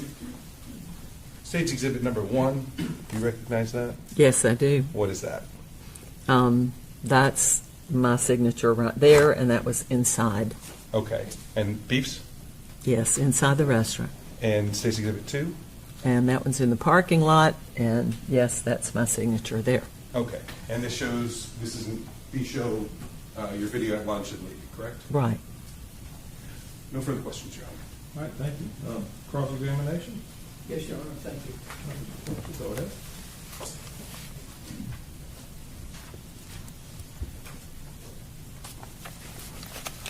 Good morning. Good morning. You indicated, and I think you said some things about you and Tracey Nix at church, and did you know her through school also? I really did not. She was not teaching at the junior high at that time. I think later on she did become employed by the junior high. Okay. All right. And I know you talked about you were both in choir. Yes. Yeah, how long that has occurred? Well, it has still been going on until some of these things have occurred. Sure. All right. How would you describe your relationship with Tracey Nix? We were co-workers in a lot of church activities involved with children. We worked together with Bible school. Tracey served as a principal for a couple of years, and I was one of the teachers, and Tracey did an amazing job. Then we worked together in children's choirs, which, in order to prepare a musical to be presented to the whole church, we often went on a retreat so that the kids could spend time with recreation and practicing their music. And Tracey would prepare the devotions. Amazing work that she produced for those kids to do study while we were on a retreat. It happened multiple times. You said that Tracey was the one doing the preparing. Absolutely. The retreat. She did every bit of it. And when you say retreat, how long are we A talking? weekend. A weekend. Friday afternoon and come home Sunday afternoon. So overnight. Oh, yes. Okay. All right. When y'all were at the restaurant, and apparently Uri was pretty much the center of attention. Yes, she was. Correct. And did Tracey try to find her something to eat? Yes, she did have a bag with her, and she was looking in there to see if there might be some formula or, something that the child would be expected to eat around lunchtime. Okay, thank you. How did Tracey feel about Uri? She loved her. I don't know what else to say. That's her grandmother. Of course she loved her. Pretty obvious. Yes. Okay. You'd seen her around Uri before. Yes. She had had Uri with her at my home that day and taking care of her and watching her play on the floor, and it was obvious. Very good. Thank you, ma'am. There you go. All right, make sure you excuse. Yes, sir. Defense, you agree? You may be excused. Yeah, you may be excused. You're released from your subpoena. All right, state defense, do we need a full order? It's more of a housekeeping measure, Your Honor. Come up here.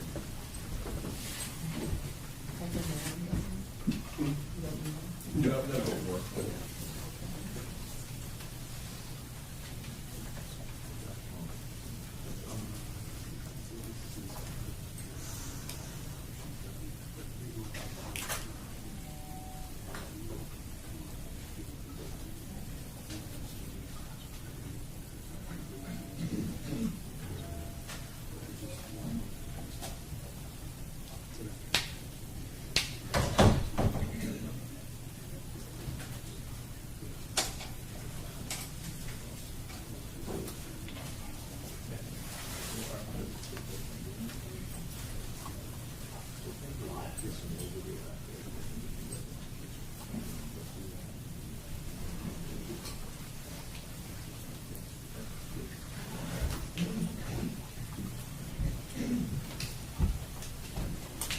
All right, members of the jury, we're going to play a portion of the video now. Obviously, you'll get the whole video in the back. It's rather long, so we're just going to play a portion now. Then we're going to call another witness, and we're going to take a break. Okay? Go ahead. And, Your Honor, it is a portion of 1 and 2. That's fine. A portion of both videos, but they'll be in evidence. They're already in evidence. They'll be back very soon.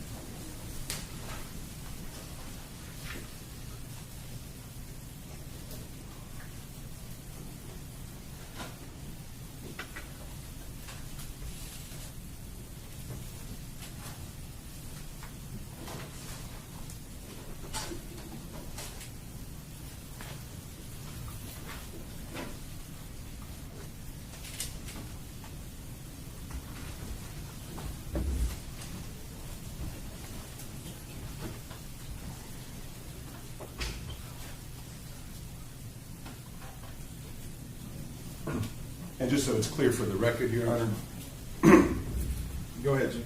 just so it's clear for the record, the full video is broken up into two portions. They're both on here, so you click on one and then two to watch them in order. Okay. Since I can't see very well from here, You can move. Your client can move as well. You can come right to the clerk. No.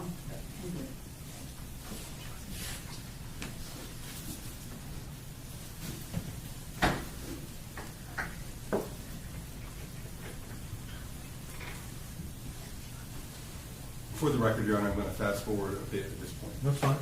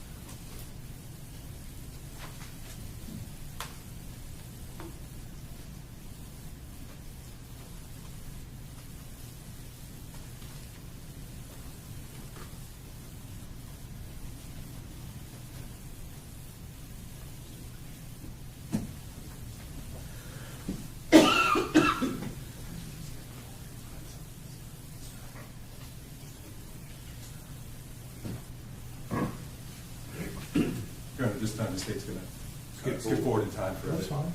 Go ahead, defense counsel. You discussed it.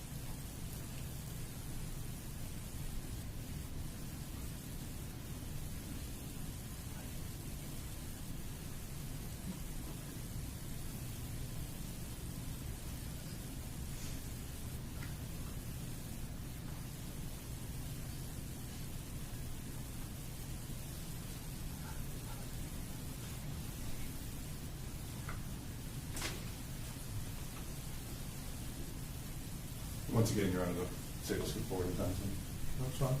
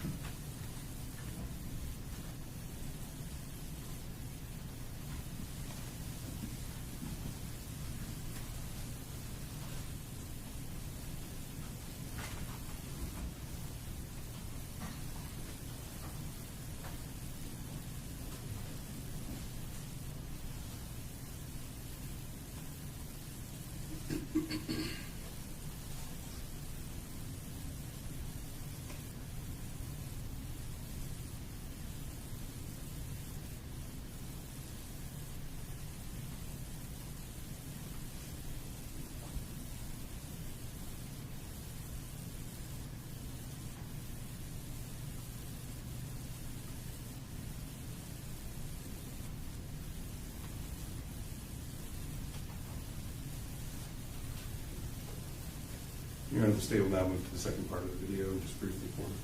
Let the record reflect we're moving to the second video.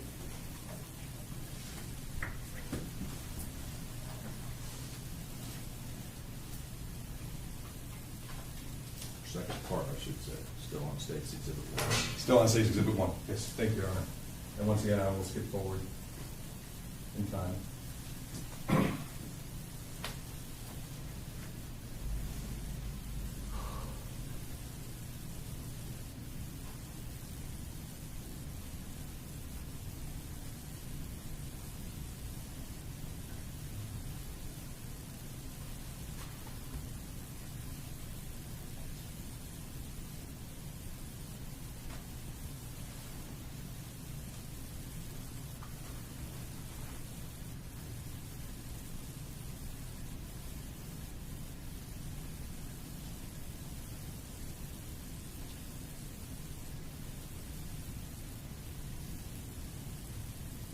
And just for the record, Your Honor, the state skipped, it's on the second portion in which they actually received their lunch, and that's where the state skipped time forward to. Okay, thank you for the record. So reflects.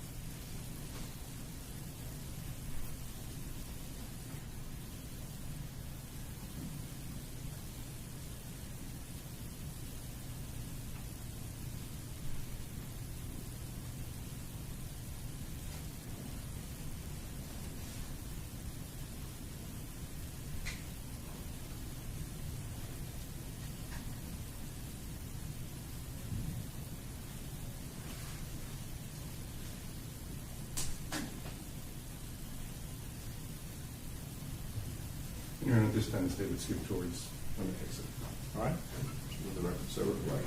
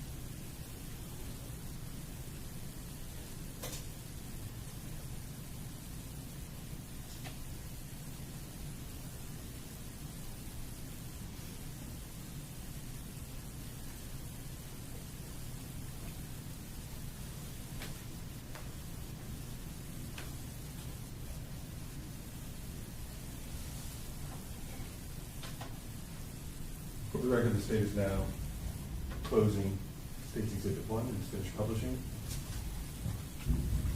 I'm under the draft permission to publish a portion of State's Exhibit 2 at this time. So, permitted. Go ahead, sir.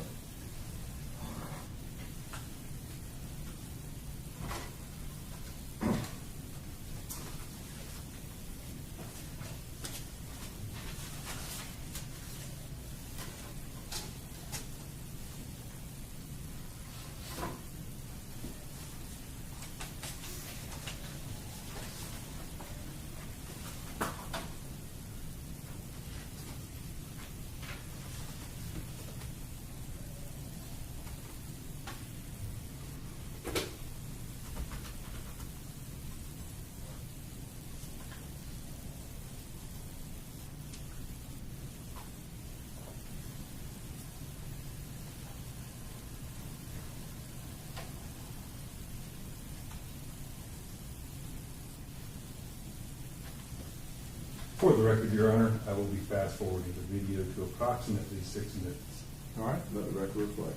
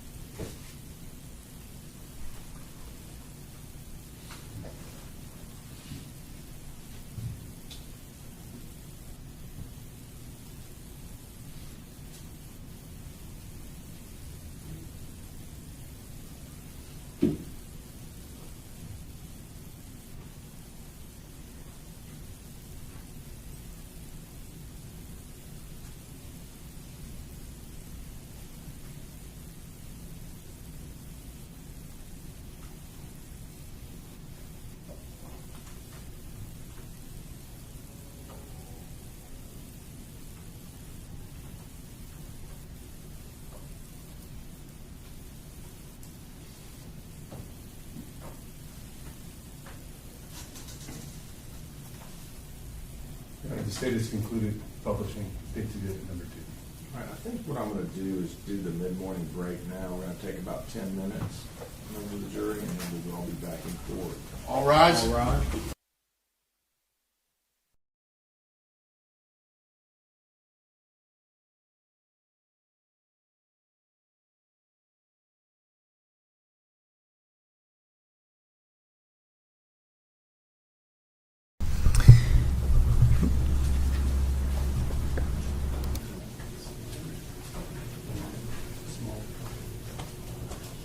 You may be seated. All right, state defense, the jury's out of the courtroom. I'm going to take a break, and I'll come back. Okay? Yes, sir. We have 10 minutes. Yeah, about 10 minutes. I'm going to have the other evidence brought up. It's actually perfect. Thank you. And, sorry, For what, of that? you've got it. No. Yeah, you're good now. Yeah. Okay. Thank you, Your Honor. Next up here for you. I know you're keeping track, but it might help. Yeah, that's fine. We'll move ahead and pause it. We'll go to first two.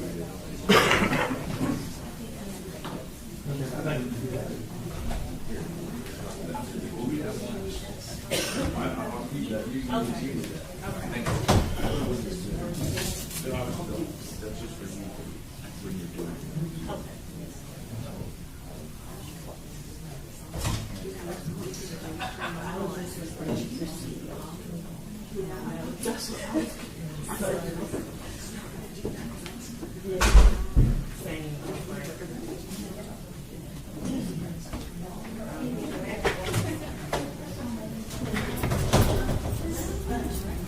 I like to stay on just in case there's a hot mic moment. But okay, so they're going to take a 10-minute break.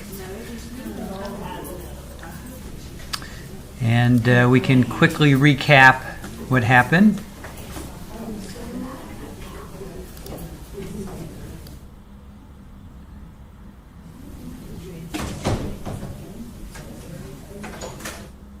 All right. Seems like everybody's. Oh, I like these hot mic moments.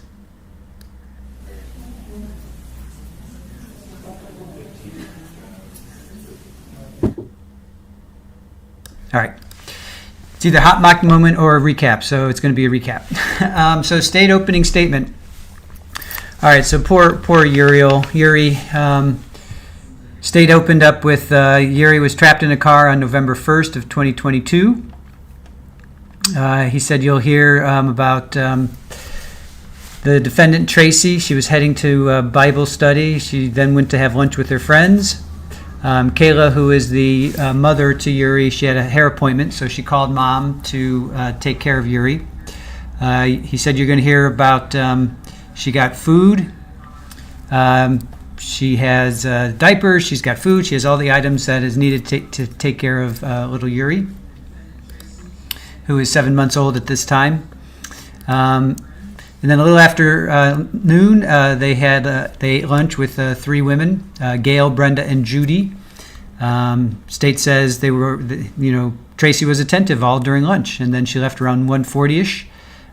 She got home and she never grabbed Uri. She never took Uri out of the car. She says, or he says that Tracey plays with the dog, practices piano, is focused on the other grandchild that Kayla has. Hours go by. Kayla's dad is there too, and he's none. I think somebody was asking in the chat, where was Grandpa? Grandpa was there. He was doing yard work. He's mowing the lawn and he's doing yard work. Then they get into the vehicle around 5. So he gets in the vehicle. Gets in the vehicle around 5, drives to the back of the property where the barn is. So it must have been Tracey got in the vehicle. Still doesn't recognize or realize that Uri is in the back seat. Goes to the back of the property where the barn is. Then she realizes that Uri is there. They attempt CPR. They call 911. But when the EMS get there, they have to stop because poor Uri is already showing signs of rigor. So Uri basically died of hyperthermia, not hypothermia, which is overheated. So he's saying it's a tragedy, but it is negligence. and negligence is a crime, and he's asking for aggravated manslaughter. So then the defense gets up, and they say, hey, this was a family tragedy. Terrible tragedy, nothing, we're not going to fight it, we're not going to go about that, but this negligence doesn't amount to a crime under Florida law. He says the defense won't question too many witnesses about too many things, even though he did question every witness so far. He says videos will prove there's reasonable doubt. Then that's what we didn't see it, but that's what the jury just saw was 2 videos from the restaurant and in the parking lot. Defense says Tracey's a loving grandmother. She's a loving mother. She was a principal. She was a choir member. She went to Bible study once a week. The videos will show that the attention that was given to Uri. She was distracted by the dog barking, and there was some roof work going on. So, is that an excuse? Nope.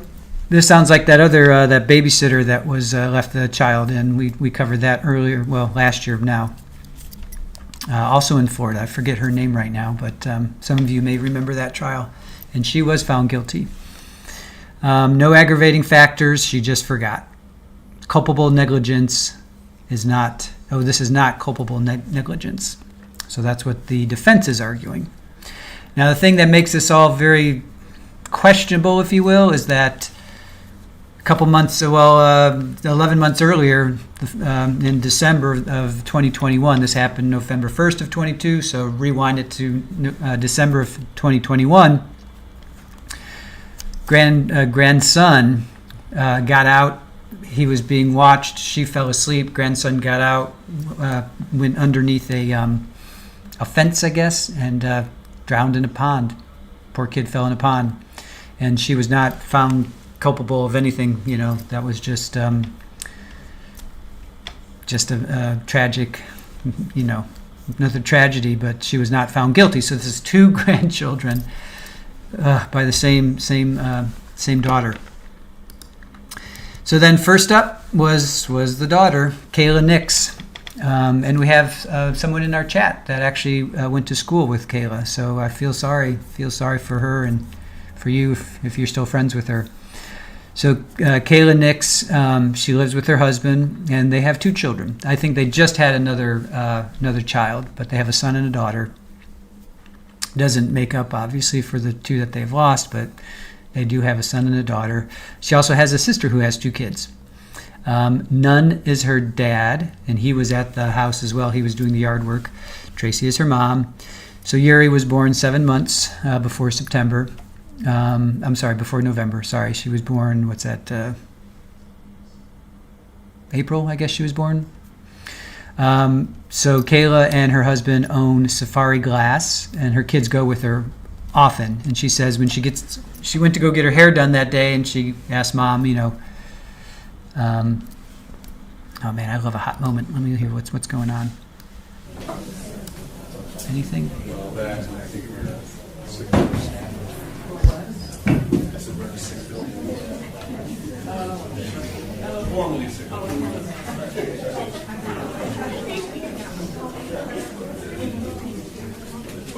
It's always in the back of my mind,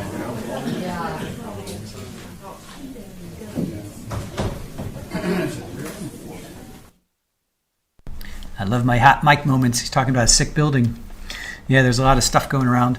All right, so back to Kayla and her testimony. So she was supposed to get her hair done, and Mom was going to go, take Uri for the afternoon. So it would have been around noonish to 4:30. So, and she went to go get her hair done in the same block that Mom was having lunch. So it's not like Mom was miles away. They were literally in the same strip mall, I guess, or block, or however it's set up.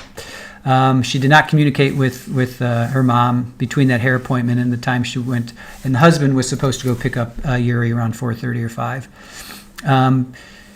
She supplied Mom with everything that she needed. Everything that she would take with her: wipes, diapers, seat, car seat, everything. She said then around 2:30 or 3, law enforcement show up and said, "Your baby is unalived. We need you to come with us to ID her body." She met her husband because her husband was still working, and he was supposed to go pick up Uri after he got off of work. So then the cross came up. Not sure why you would cross this poor woman, but he confirmed she had a hair appointment. She made it 5 to 6 weeks at her last appointment. She was reminded via text a few hours before. She often took Yuri with her to her hair appointment. Actually, I think she took her all the time except this one time. She told Mom around 9:30 or 10. She didn't know Mom was at her Bible study, and Mom was supposed to take care of Yuri from noon until 4:30 or so. Let's see. Next up was Barbara Gail Knight. She's a friend of Tracey's.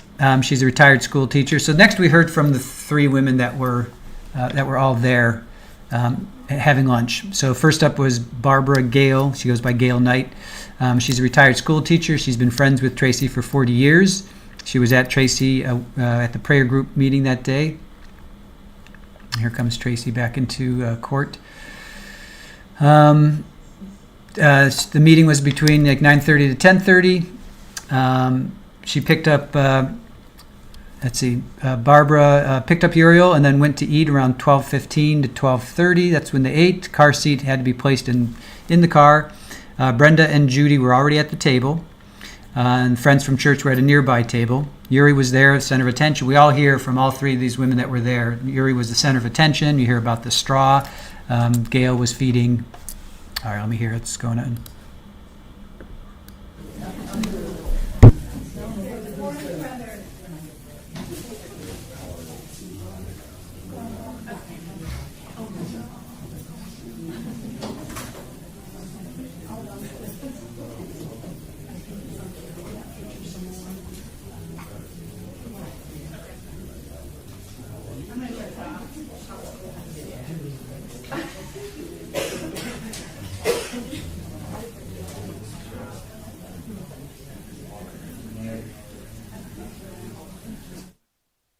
I do not know who these people are, but we'll just keep watching. And I'll see you on the other side.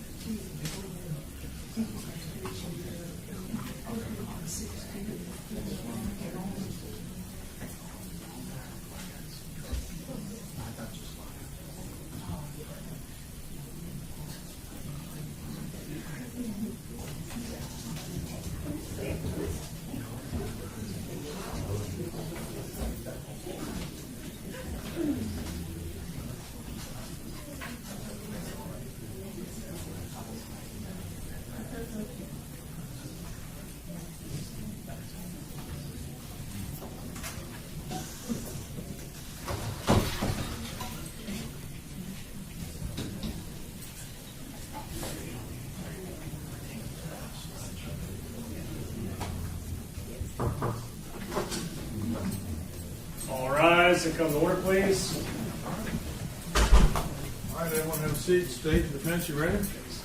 Your Honor, we're missing Mr. Polk. No, that's where there's no response to the state. Okay. Fine, Mr. Coleman. Have a seat, everyone.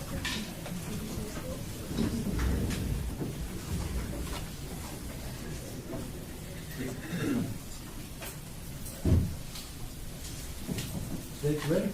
Yes, Your Honor. All right, let's go ahead. All rise. Bring the jury in. Yes, Your Honor.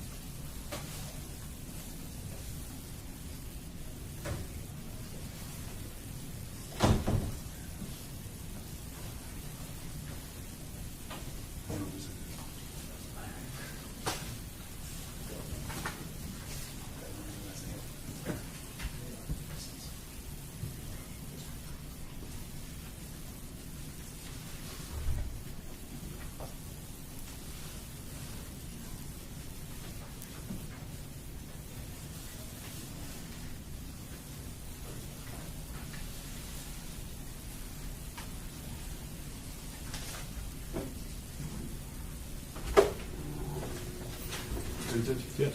All rise.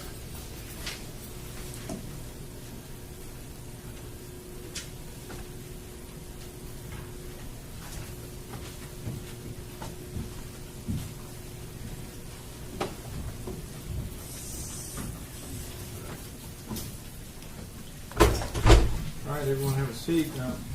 Members of the jury, anything I need to know about, or are we good? All right, thank you. Thank you for following the rules. Yes, sir. State, call your next witness, number 5. Yes, Your Honor. State will call Rebecca Tucker. All right, Rebecca Tucker, let's bring her on in and swear her in. And so you know, you're probably going to break around noon for your lunch. And we'll give you about an hour and 15 minutes. Sorry. Rebecca Tucker. Rebecca Tucker. Yes, sir. Tucker?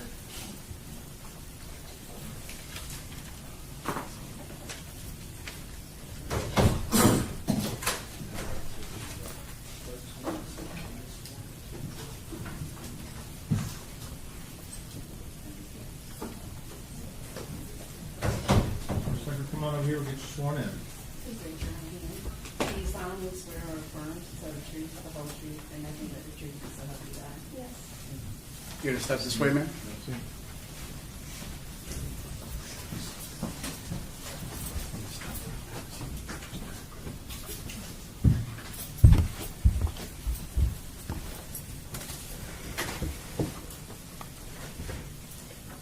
May I proceed, Your Honor?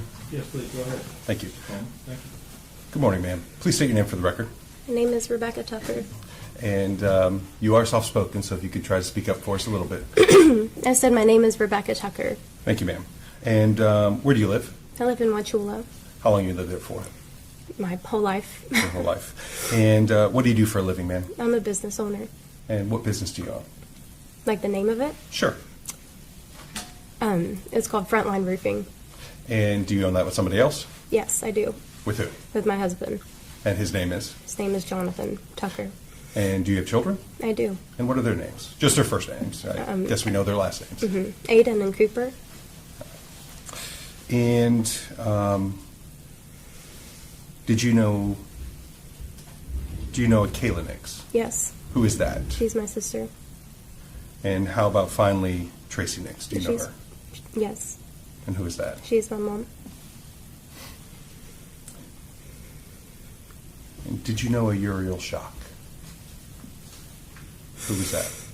She's my niece. Okay. Now, I know this is upsetting, and I'm sorry I have to go back to it, but I do have to go back to November 1st of 2022, okay? Yes? Yes. Okay. Ma'am, if you recall, just in general, what were you doing that day? It was a normal day. I worked and picked my kids up from school. Okay. Let me ask you in particular, were there any plans that you had with your mother, Tracey Nix, that day? Maybe not for you, but for someone in your family. Yes, Aiden was supposed to go out of town with her. And how was that supposed to happen? I was to bring him to her house after school. After school? Mm-hmm. And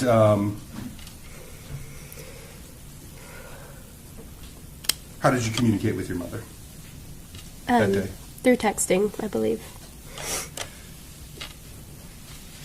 And so, do you know, you said it was supposed to be after school? Yes. What time was approximately after school? Between 4 and 5 p.m. I don't know exactly what time.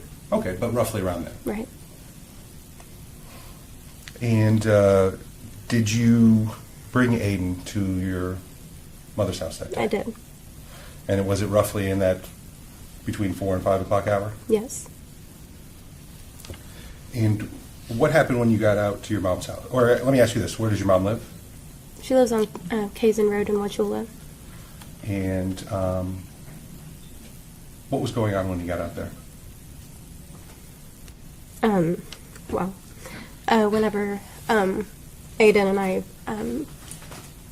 got out of the vehicle to check on my boys' 4-H pigs that they had at the time, I saw my mom and my dad doing something by my mom's vehicle, and I wasn't really sure, what it was, so but it didn't take long at all to figure it out. And your mom's property, is it just her house, or? No, so you have the house, and then the barn is in the back. So where did you see your mom's vehicle? It was down by the barn where we went. All right. And she was doing something, but you didn't think of anything at first? No, I couldn't see because their backs were to me. Okay. Did you come to find out more soon after? Mm-hmm. What did you see?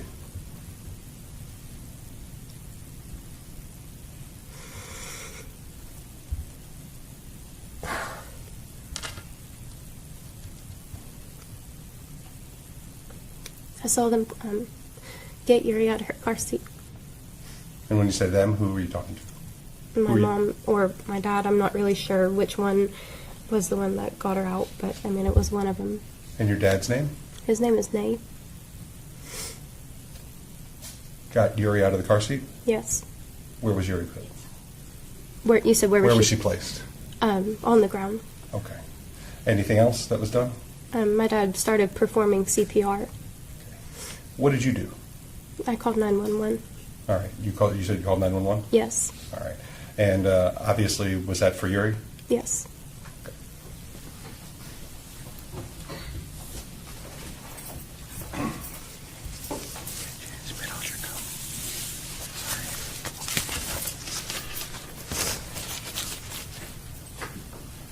I'm showing you what's been pre-marked as State's Exhibit number 3. Do you recognize that? Yes. What is that? That's the disc that has the 911 call on it. The recording? Yes. Is that a fair and accurate depiction of the call you made that day? Yes.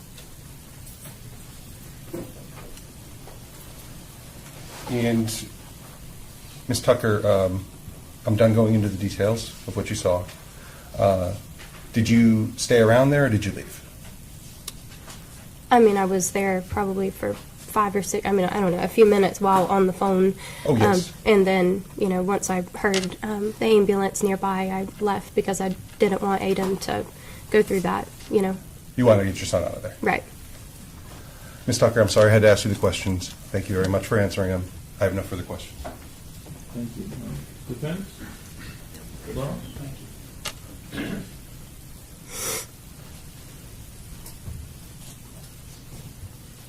Good morning, Ms. Tucker.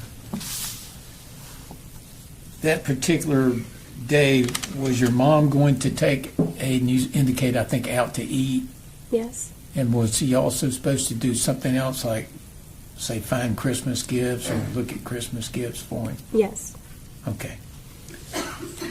And while you were there, did you observe your mom? I did.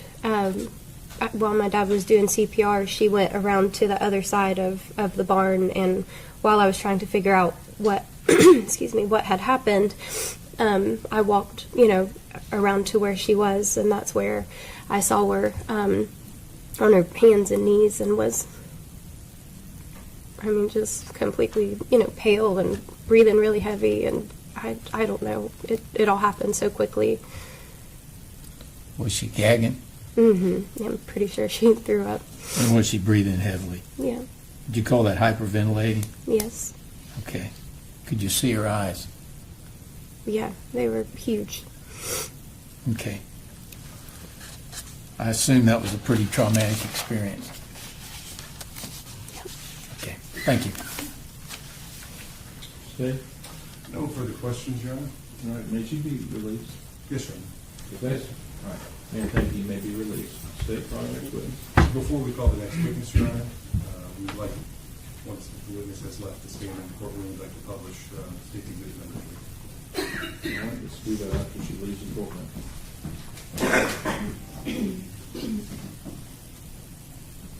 All right, stay. Take your time. Probably. Thank you.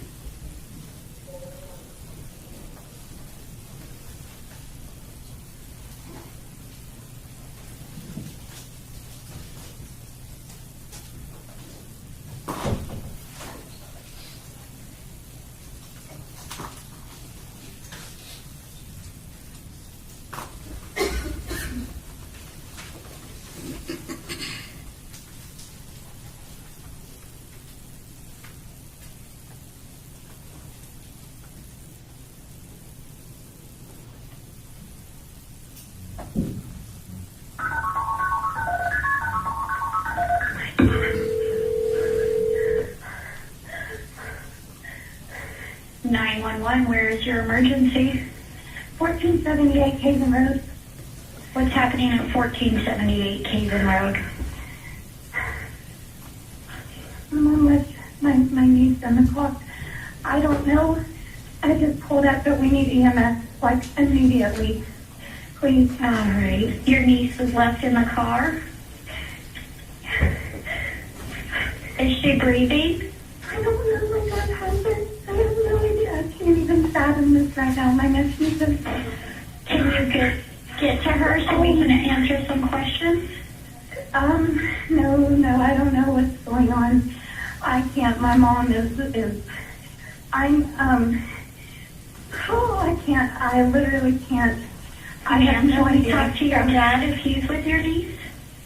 My dad, it has her right now. My dad has her. Oh, Lord. How old is your niece? Oh, my God. This is really, really, really bad. Oh, no. Oh, ma'am. Oh, yep. My name is Rebecca Tucker. My parents are named Tracey Nix. Okay. Ma'am, how old is your niece? I don't know. She's only a couple months old. Okay. I need you to be with her because I need to know if she's breathing. I need to know now. It doesn't seem like it.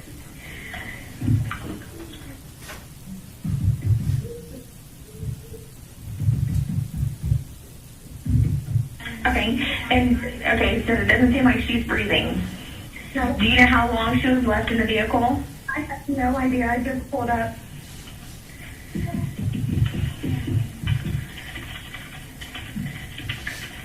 Please.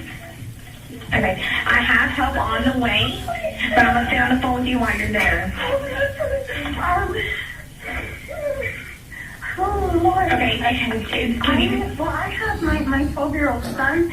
Okay, how old is your niece? Is it going to be the baby? 6 months old. Okay. Okay, please, and I'm going to take you home. I can't be here for this. Okay, I understand. This is Kayla, the youngest one? Yes. Okay, I need to talk to somebody because I want to do CPR on her. My dad's doing it right now. Okay, so your CPR is in progress?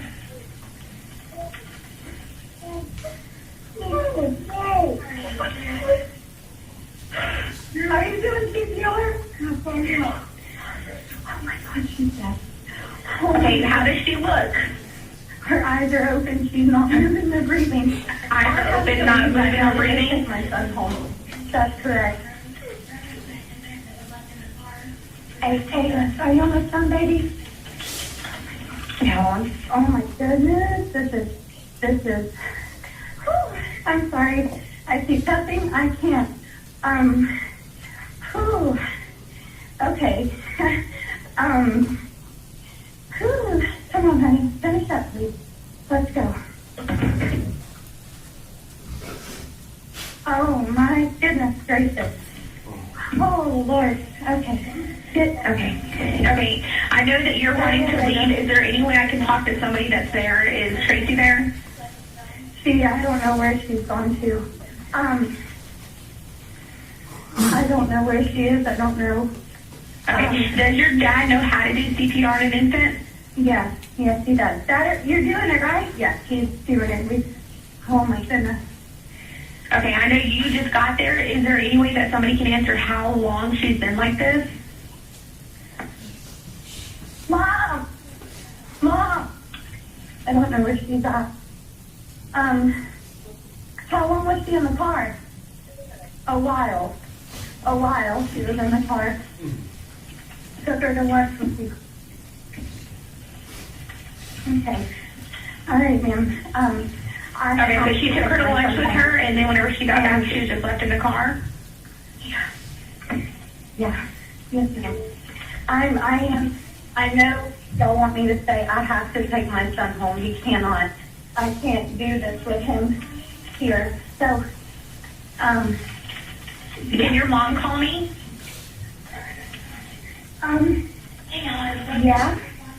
Yeah. Oh my goodness. Yeah. Yep. Hold on. Mom? Your Honor, the state's concluded publishing case exhibit 3. All right.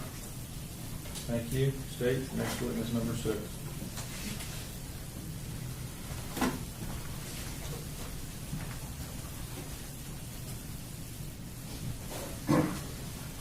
Yes, Your Honor, the state would call Uriel Schock.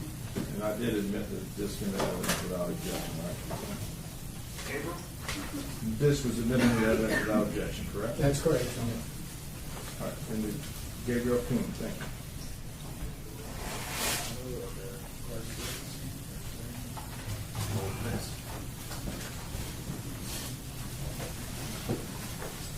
Come on up, we're going to get you started.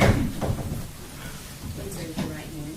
Do you solemnly swear or affirm to tell the truth, the whole truth, and nothing but the truth, so help you God? Thank you. All right, sir, just have a seat right here and we'll get started in a second. Get some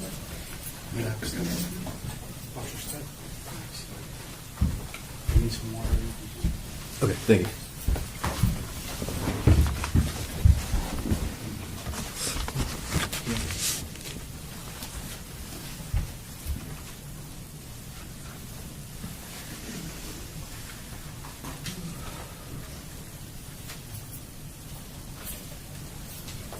May I proceed, Your Honor?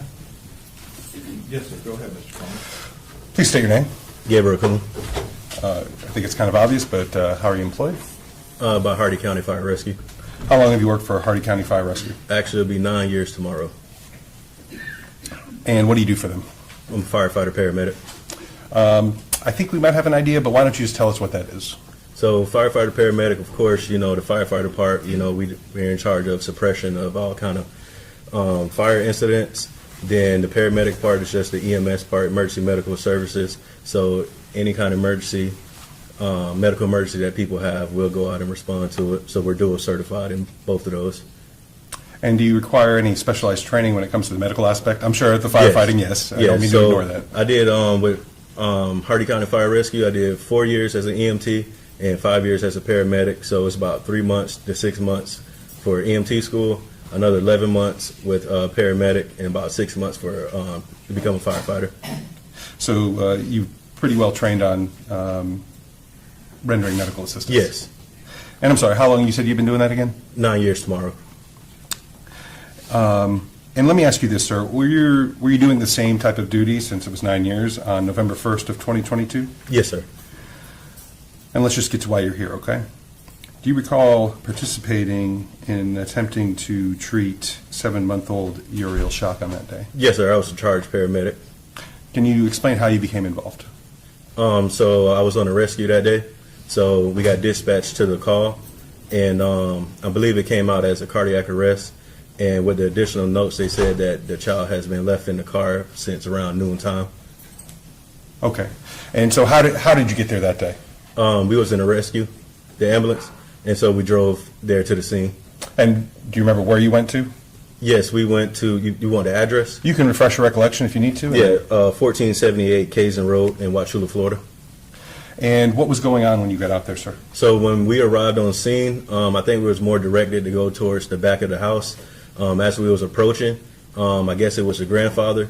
He was kind of in a hysterical state. He already had pulled the child out of the back of the vehicle and had her on the ground. You know, like I said, he was hysterical, crying. It looked as if he was trying to do CPR. When we arrived, we parked the rescue probably about a couple feet away from it. I exited out of the vehicle. I walked around, picked the patient up, and at that time, you know, I can feel how hot she was. Let me stop you there, sir. And when you say patient, are we talking about Uriel? Yes, sir. And was Uriel a child? Was she an infant? Yeah, she was an infant. Okay.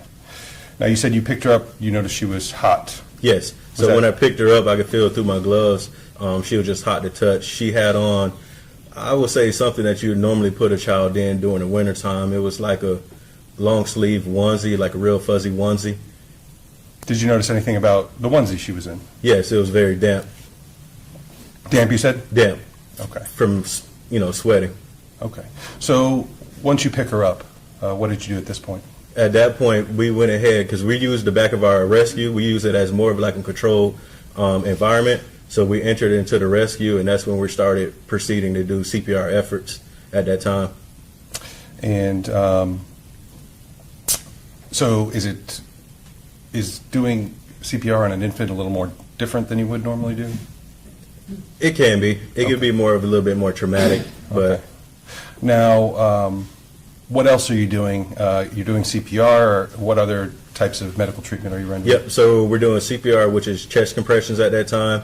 The other person that was on the truck with me, he started an IO, which is intraosseous, which is basically, instead of going with an IV into the vein, it just goes straight into the bone, which was in the lower leg area, the tib-fib area. So we can begin giving medications a little bit quicker at that time. And as he's doing that, I was beginning to intubate the patient because we needed to secure an airway.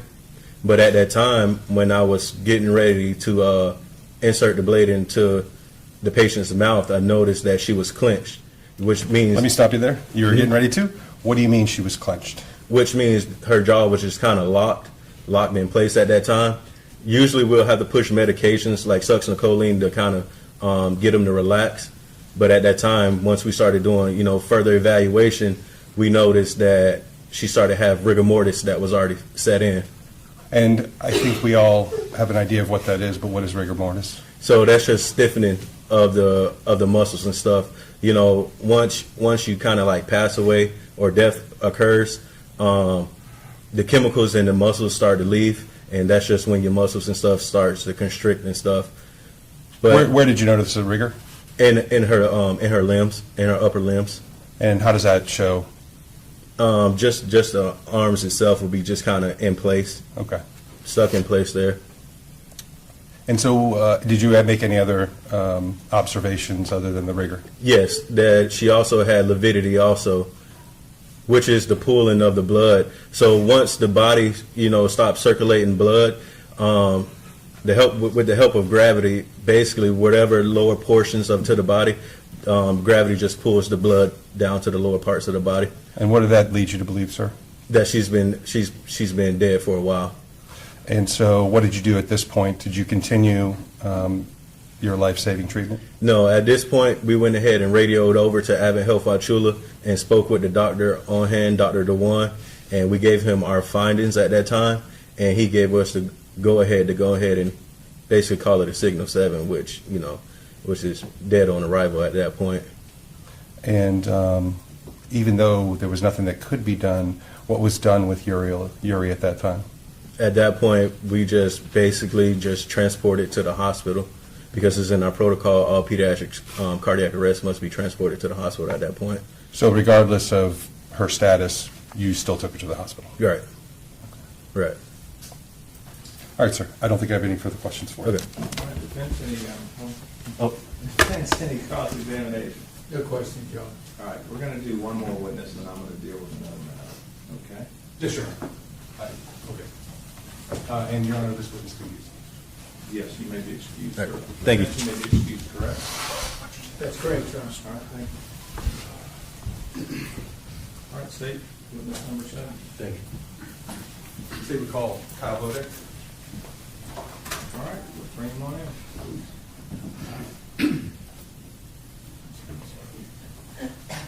Kyle Bodek.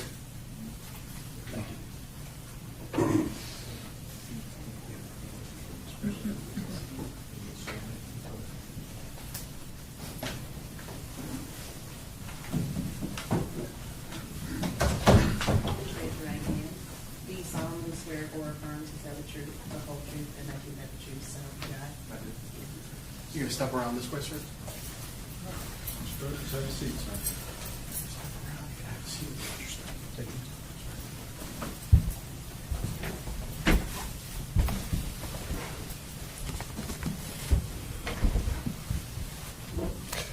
State your name, sir. How's it going? James Kyle Bodek. And what do you do for a living, sir? I'm a firefighter paramedic for Hardee County Fire Rescue. And how long have you been doing that for? Going on 12 years now. And I think we've heard from your fellow firefighter medic, but did you require training and experience to obtain your position? Yes, sir. Through EMT school, then fire school, and then paramedic school. And how long is that process? About 2 years total. So you have extensive medical training? Yes, sir. On-the-job training also? Yes, sir. All right. So with the amount of time you've been doing this for, is it safe to say your duties were the same back on November 1st of 2022? Yes, sir. Now, I do want to draw your attention specifically on that date.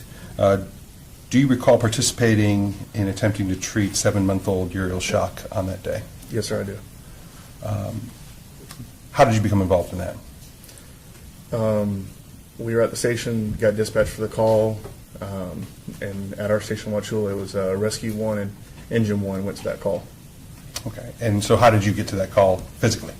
My duty that day was I was on Engine 1. I was the paramedic on that truck. So we followed in behind Rescue 1. And Rescue 1 would be the ambulance? Yes, sir. And so you're following him in. Where did you go? Our truck pulled around to the front of the driveway. Our truck couldn't make it in the back, so we parked by the front of the house, and we walked in around the side of the house to where the rescue was, back behind where the driveway ended. Okay.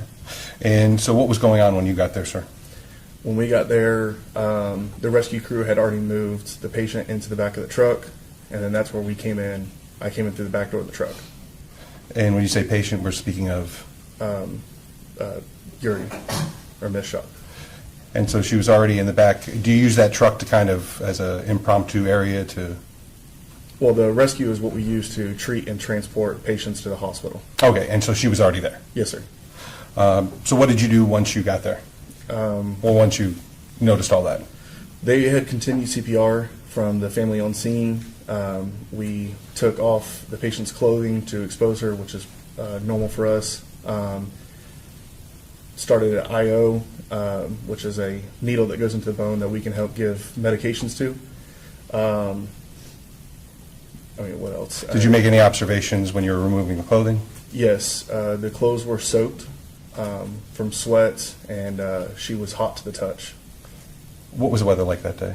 It was hot that day. We had done training early in the day. It was warm.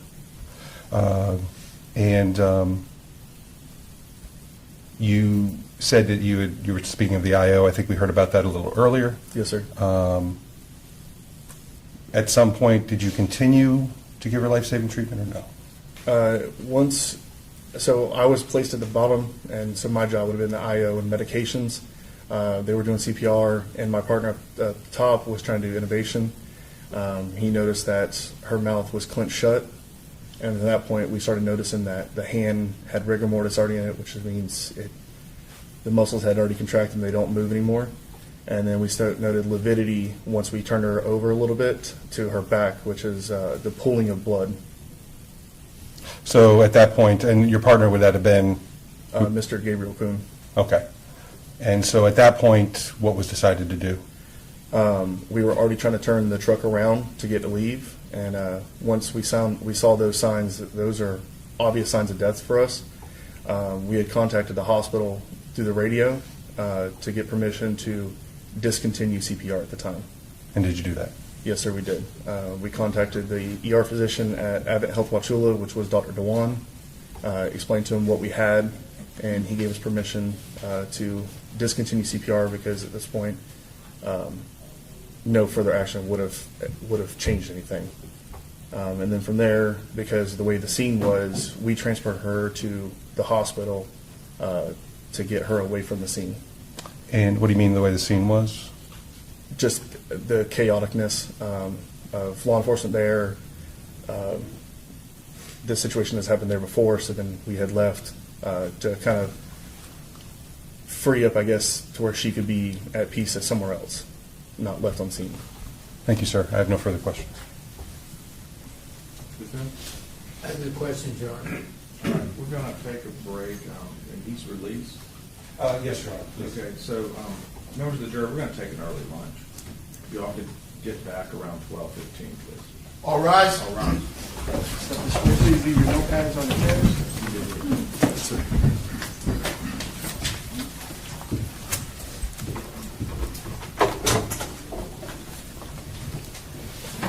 Once they leave, you can leave some things.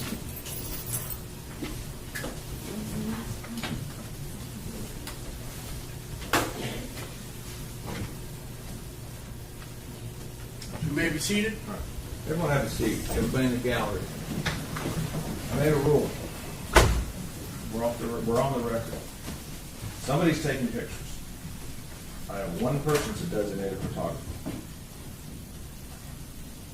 Is anybody in that gallery using their camera? Raise your hand if you are, besides the designated photographer that's in the front row. All right. I'm going to make it real clear. We have the TV. We have the live stream. They have rules. They're following the rules. If I catch a cell phone in anybody's hand, except the designated photographer and the reporters in the front and their people that work for them that know the rules, you're going to be ejected from this courtroom and you will not be allowed back in. Does everybody in this courtroom understand that? This is a very serious matter, and I'm going to enforce the rules. If you cannot handle that, go home and watch it on live stream. Don't do it in my courtroom. We are adjourned. I do need to speak to the lawyers in the back. On the record.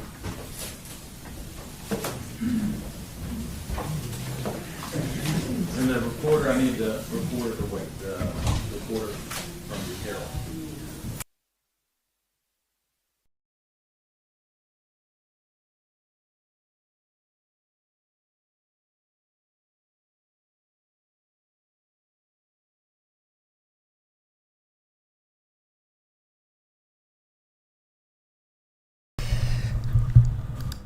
All right.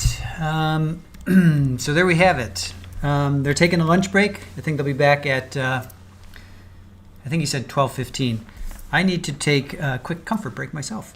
So I'm going to leave you with, nope.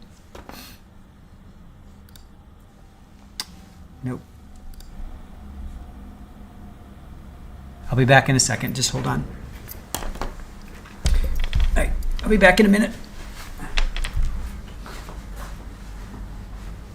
Having pants on doesn't help. So we have an hour now.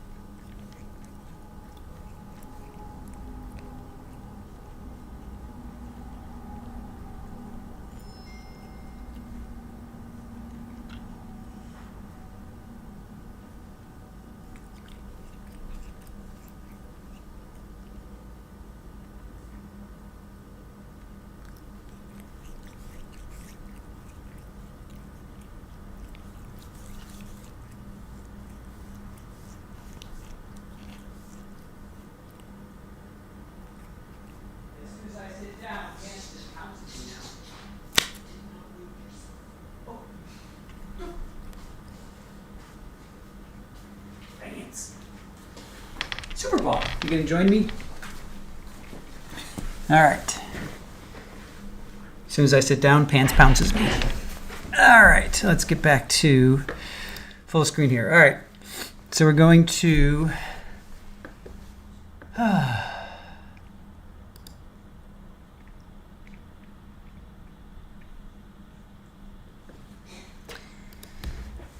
right, let's get to some questions. Well, you know what? Let's do a recap first of poor Uriel.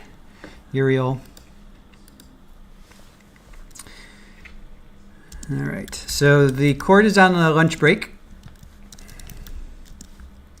until 12:15, which is weird. That's a really long, early lunch break. Well, not long, but an early lunch break. All right, so let's get back to, we stopped with the Golden Girls, Barbara Gail Knight, Judy Terrell, and Brenda Knight. So they're all friends of Tracey. They all met at a group prayer meeting. They met at Brenda's. They all knew her from either teaching, because they were all teachers, or through church. And they all pretty much said the same thing, that they went over to Brenda's to have a prayer meeting that morning. They all, got... Oh, wait a minute. Oh, come on, man. Are you kidding me? Thank you. Adjourn till noon as voted. All rise.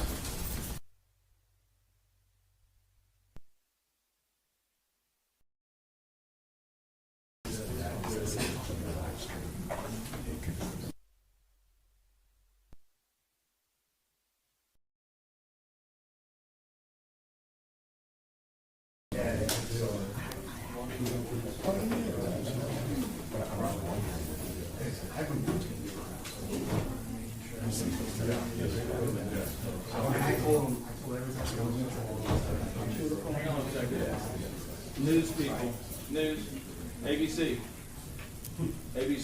whoever got the video camera, that's a shot from somebody that sent it to us. Y'all are going too much into the jury. Make sure. Yeah, they say it came from a video clip. Okay. Sarah Vaughan was somebody that saw it and sent it to the court. So make sure you're not picking up any jurors. If you need to rotate around, you rotate around to where you need to be. Okay? Absolutely. Thank you.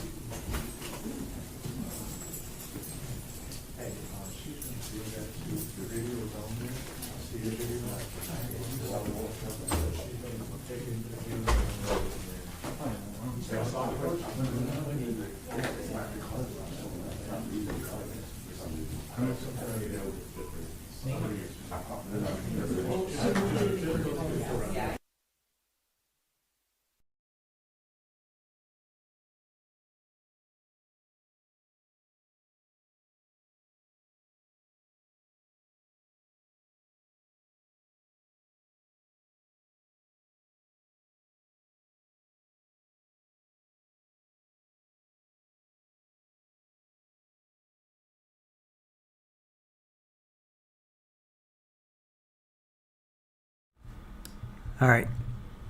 Can you guys hear me? I'm trying to figure out what's going on here with.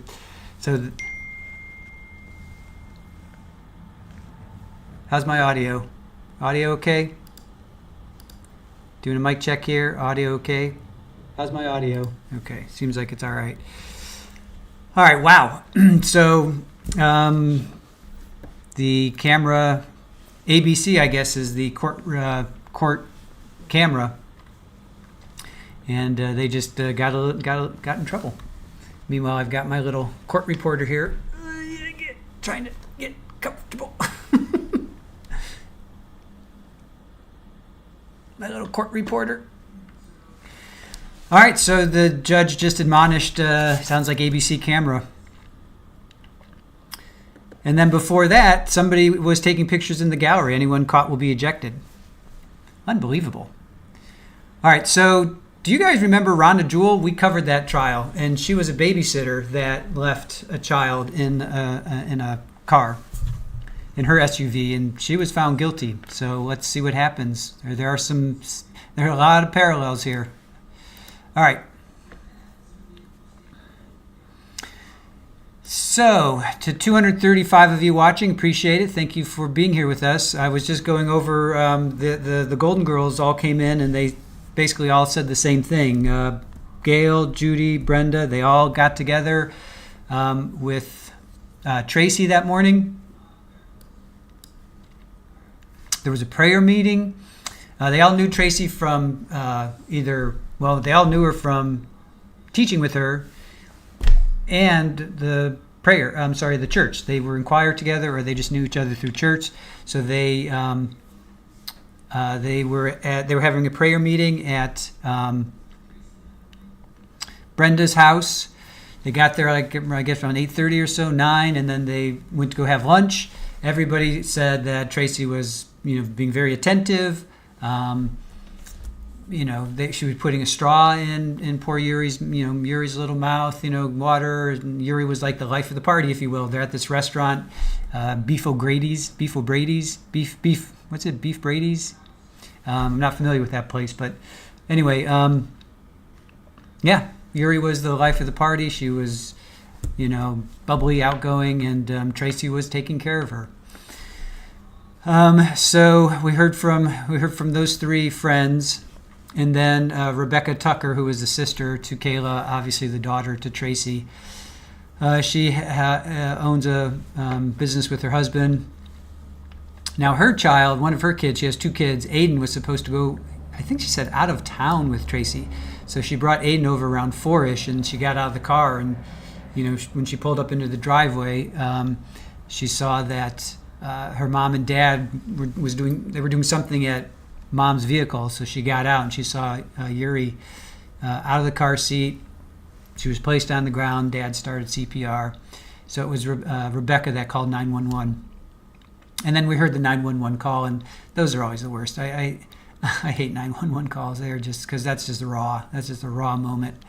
People are usually incredibly distraught, crying, just horrible. So she left Aiden, she said, when she heard the sirens, because you could hear her saying, oh my gosh, oh my goodness, I can't deal with this. She didn't want Aiden to see what was going on with her niece, with his cousin. So under cross, she said mom was going to take Aiden out to eat and then get Christmas gifts. She said she observed mom go around to the other side of the barn, and she said she followed her, and she saw her on her hands and knees, breathing heavily, pale, and she threw up, just like Rhonda Jewell did. If you guys remember Rhonda Jewell, that's what happened to her too after she discovered.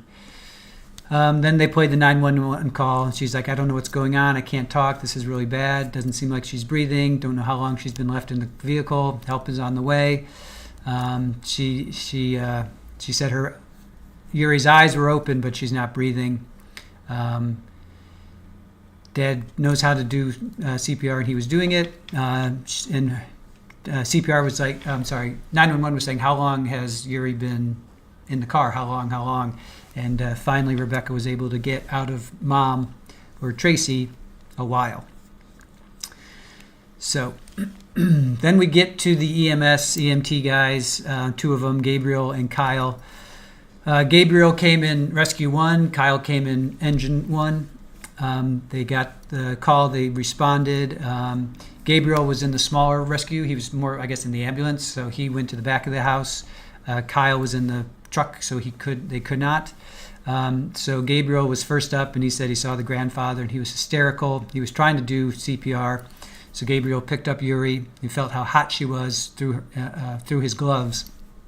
She had on a long fuzzy onesie, and it was damp from sweating, which is interesting because both Kyle and Gabriel said she was damp from sweating. I guess that's an assumption. She could have had water dumped on her, but we'll give him the benefit of the doubt. He said that he started CPR, and then it went into took Uri to the back of the rescue vehicle. CPR can be more traumatic with a child.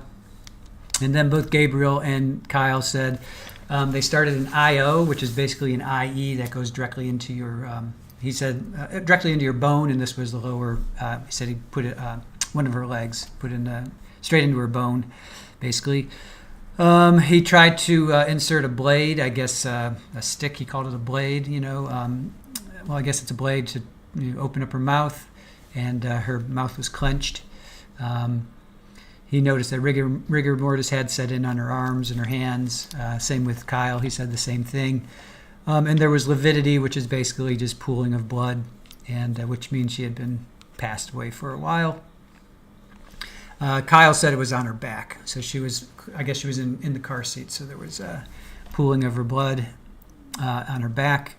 At that time, both of them confirmed that they called the ER doctor, and the doctor said it was okay to call it DOA at that point, and to stop life-saving procedures, and then they transported Uri. Now, Gabriel said it's protocol to do that, and Kyle said just transport away from the chaotic scene. So then the judge, and there was no cross for both of them, and the judge then admonished somebody, someone was taking pictures in the gallery, anyone caught will be ejected. So, and then he came back with the with ABC and camera work. I got to write that down. ABC and let's see.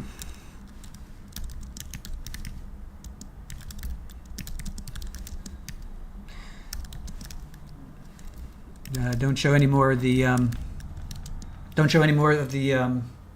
of the courtroom, because the jury's on one side. You don't want to show the jury, obviously. So don't show any more of the courtroom. And then they're taking a break, so they're on lunch. So let's get to some questions, comments. What are you guys thinking about? Talk to me. What's up? Fala says, you would think that after losing one grandchild due to not paying attention, she would be hypervigilant. You would think.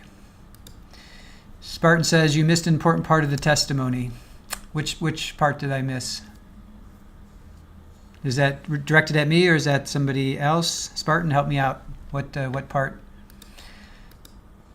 Brett says, I'd be curious to see whether the judge says anything to the jury about the EMT comment. He didn't say anything specific about another child, so it could just make it worse.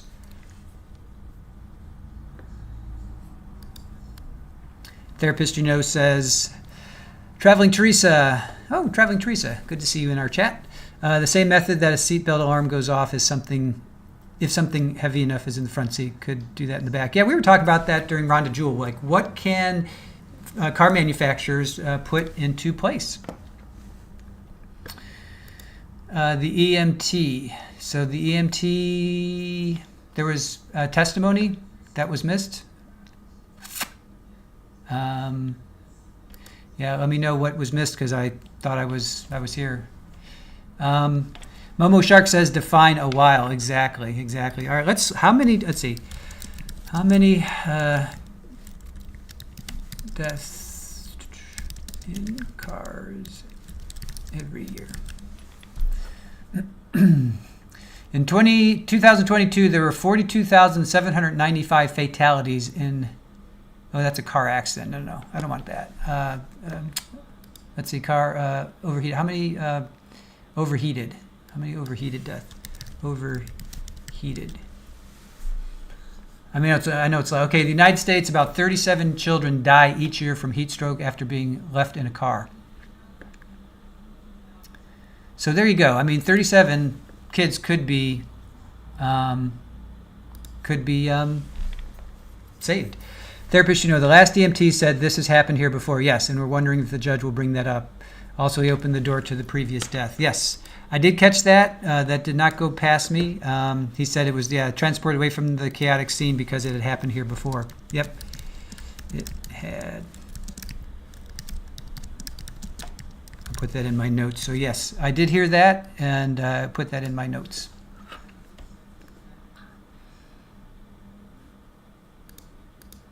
So yes, the EMT said about them being there before in the same situation. Yeah. So the child, the son, I guess, her grandson. Let's see. Previous death of another grandchild. Uriel was the second grandchild to die in the care of Tracey Nix in the span of less than 1 year. In December 2021, 16-month-old Ezra was unalived after he opened doors, went under a fence, and wandered into a pond outside Nix's Wachula home, according to deputies. Nix had fallen asleep while the child's grandfather had gone to Walmart. Criminal charges were not filed in the case. So this had happened before. I want to play this.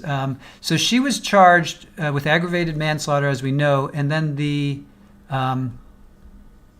she's to receive inpatient treatment. I want to pull this up if I can. Let's check this out. This could be interesting. Let's check this out, guys.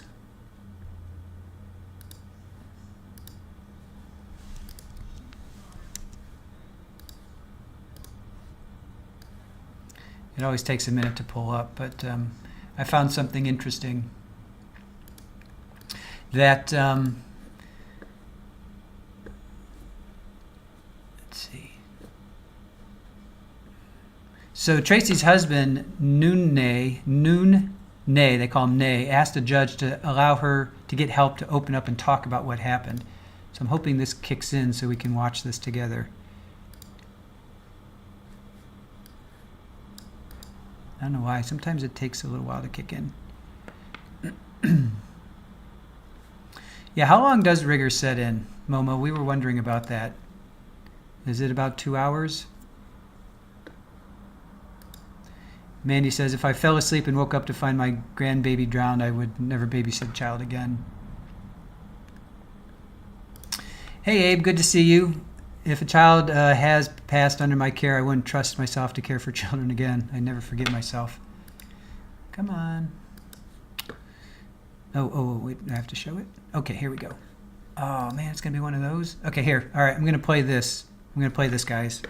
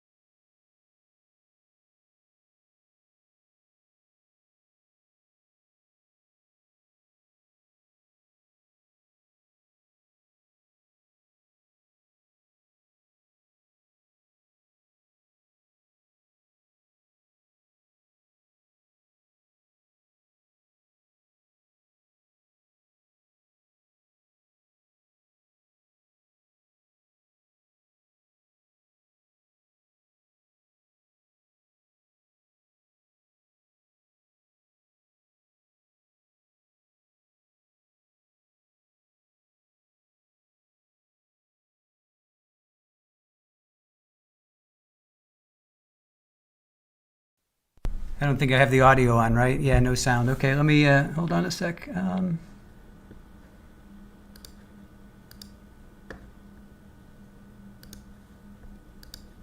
Okay, hold on, guys. Okay. All right.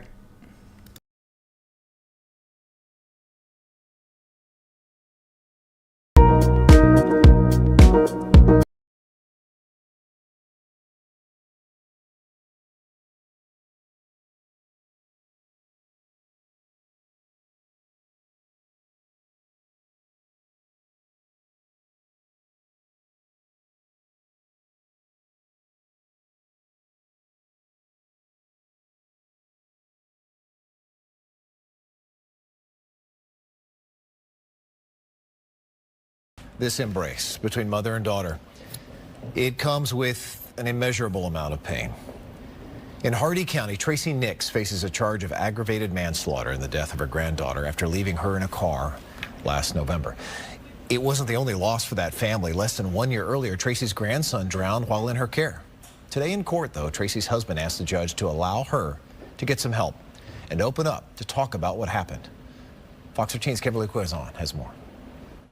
Tracey Nix sat with her head down and at times shook. I would just like to see her get help. I would like to see her come back to whatever normal will be. As her husband, Nune Nix, asked Hardee County Judge Ronaldo Ojeda for help. She has a psychology degree, but the fact that she's not talking tells me that she needs someone that can help her work through these issues. In less than a year's time, 2 of Tracey's grandchildren died while in her care. She faces charges in the death of her granddaughter, Uriel Schock, after forgetting her in a hot car. Uriel's parents, Kayla Schock Nix and Drew Schock, embraced one another as attorney Drew Davis expressed his concerns over Tracey's inability to discuss what happened. She's having trouble discussing the incident with her husband, with any other people, and that includes her attorneys.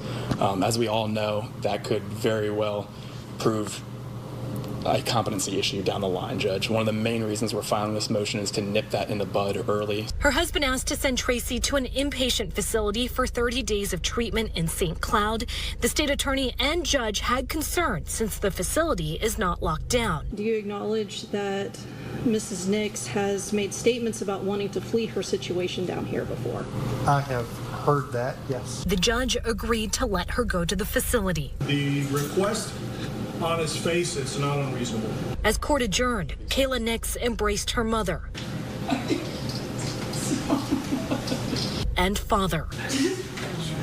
Tracey Nix will enter the inpatient facility in St. Cloud tomorrow morning, and every day of the week at the same exact time, the Hardee County courts will place a phone call to make sure she hasn't left. Kimberly Quizon, Fox 13 News.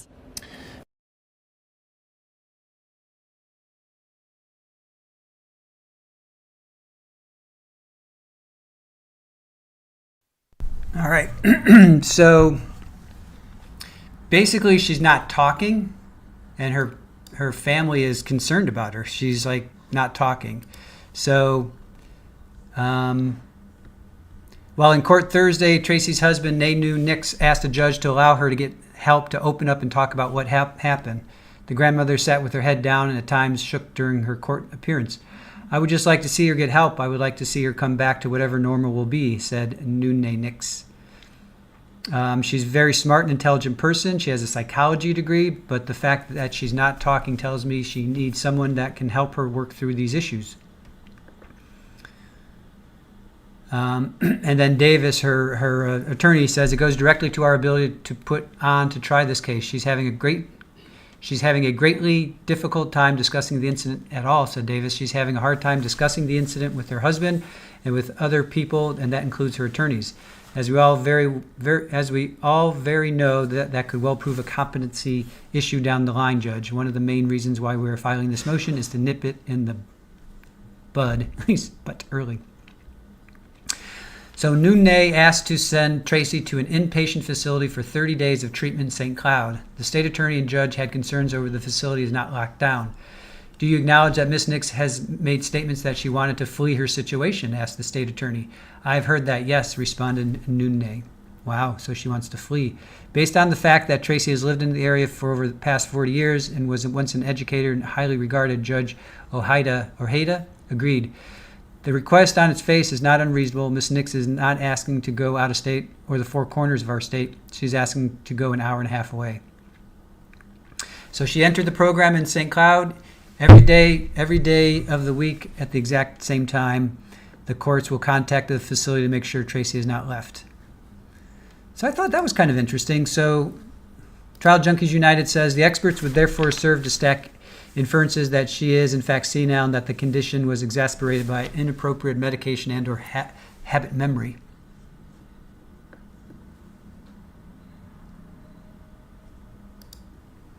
Yeah, Jules, flee could also mean that she wanted to unalive herself. And therapist said, yep, sewer slide is what I thought. And Kerrville, she is in her own personal prison for sure. So I thought that was interesting that she's not opening up to her family, and they're concerned about her, I guess,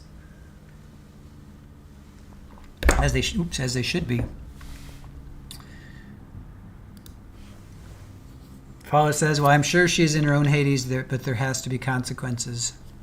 I know. Well, let me put a poll up. We'll put a poll. Let's see what you guys think. Let's do a poll. And this we'll do initially.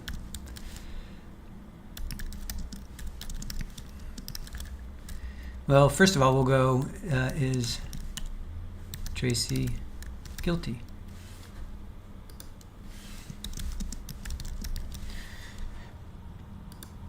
So first of all, we'll see if she's guilty or not, and then we'll ask her. I don't know the law, so I'd have to hear the law. Maybe one of those cases where, like, we want her to be, quote unquote, punished, but the law may be such that it's negligent. I don't know. I don't know the law yet. We have to hear the law. So I guess technically I should say not sure yet because I don't know the law. But I'm going to go with yes, she is guilty. All right, so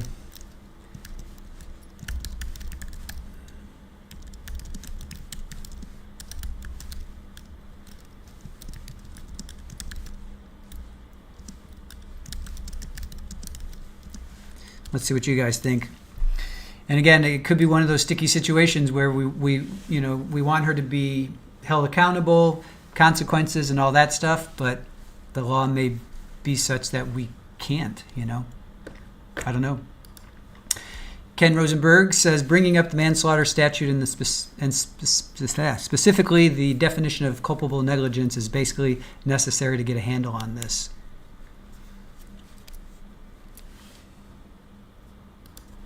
Yes, Spartan, I would like to hear the law and the rest of the testimony, to be fair. So then I would say just do not sure yet.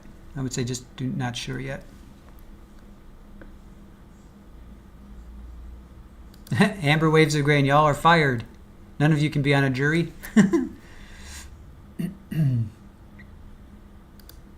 Curviel says the child was in her car and was dependent on her. That is true. Taylor says her attorney pushed for this inpatient more than her husband, I bet. Yes, BAP, the poll is for aggravated manslaughter.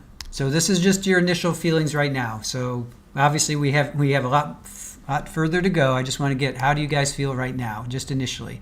And this is basically just like a gut check, emotional, how do you feel? Some of us are emotional, some of us are like, no, I need to hear more, so I just want to see where you guys land.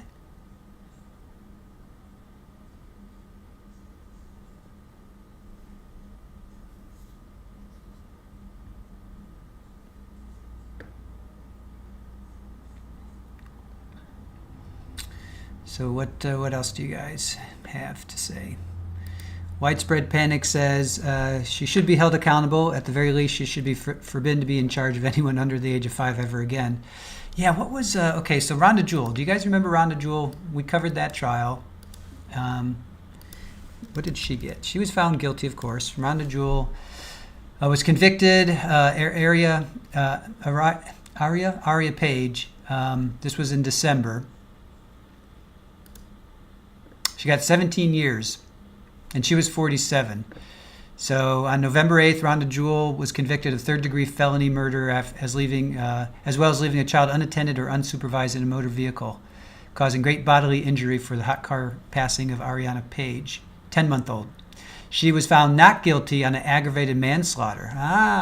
So she was found not guilty on aggravated manslaughter, but she was found guilty of third-degree felony. Interesting. Jewell was babysitting when she left her in the hot car for hours on a 98-degree day. Police said Jewell admitted she forgot the baby was in the car while tending to other children. As medical experts testified during her trial, Ariana was hot to the touch. Right? This is like almost the same. Yet Tracey only has aggravated manslaughter. She doesn't have third-degree felony. So the state asked for the maximum penalty to be 20 years in prison. So she got 15 years in prison on count 2, which was third-degree felony, 2 years on count 3, which was leaving a child unattended or unsupervised in a motor vehicle causing a great bodily injury, and the sentences to run consecutive.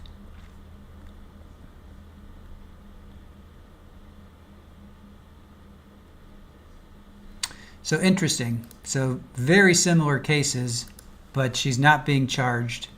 She's just being charged with aggravated.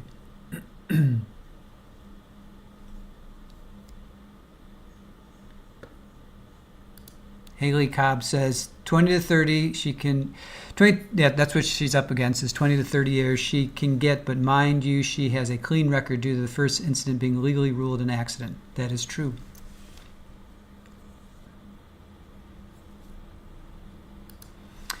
Ken Rosenberg says third degree M in Florida is like felony M, but for nonviolent crimes. Yeah, because these are both nonviolent. Yeah.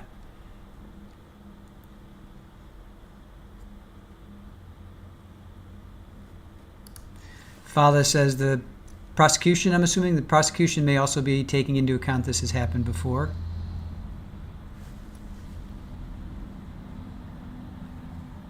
Yeah, you know what? They didn't.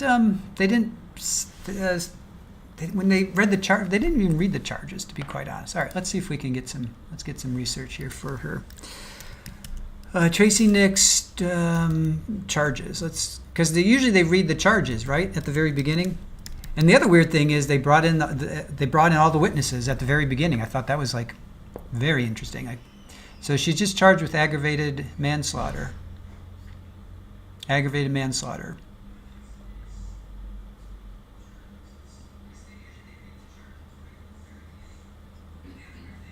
Just aggravated manslaughter. So I guess it's just straight up aggravated manslaughter.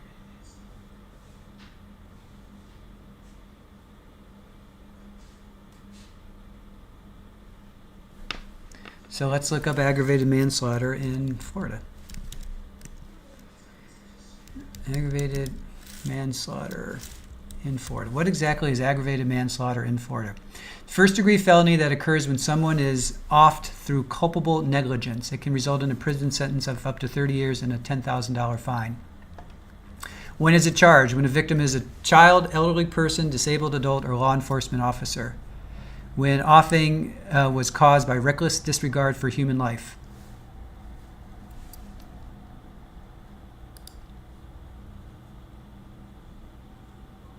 So that's where it comes in, because it's a child and it was a reckless disregard for human life.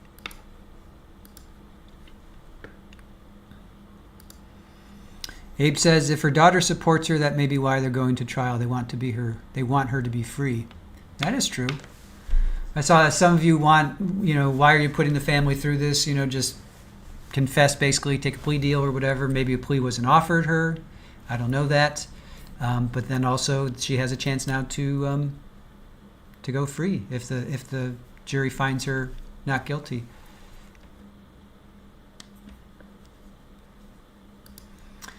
Festagram says here in the Bay Area, a man left his child in his car while at work. Baby passed, no charges. Yep. Yeah, Spartanana, we don't know she was even offered a plea. That is true. Florida PI Sam can talk to that. We always think, here we go. Florida PI Sam, felony M is first degree committed during the commission of another felony.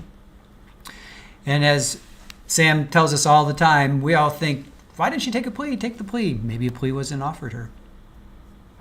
Maybe she was not offered.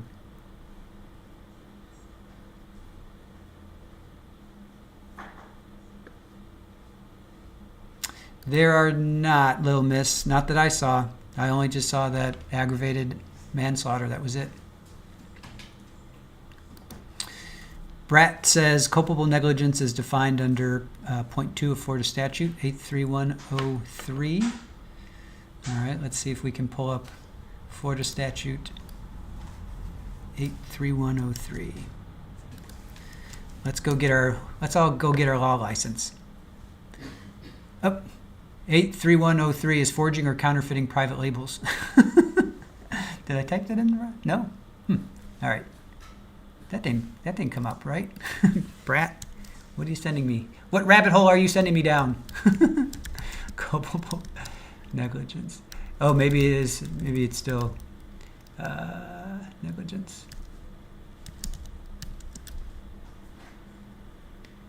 Okay, here it is. Okay, Florida statute 831.03 defines culpable negligence as the reckless disregard for human safety and life. It also states that culpable negligence occurs when someone intentionally does something or behaves in a way that they knew or should have known could cause injury. Okay, so all pretty basic, right? We all know that. And the defense said, in his opening, this is not culpable negligence. So that's what the defense is saying, that you're not going to find that she knew it was a reckless disregard for human safety, that she knew that this would cause harm. So that's what they're arguing, the defense, that it was just like a oopsie, you know. Was it an oopsie? I don't know.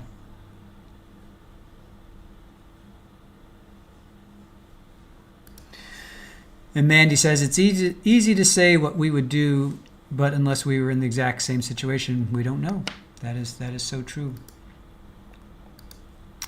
That is so true.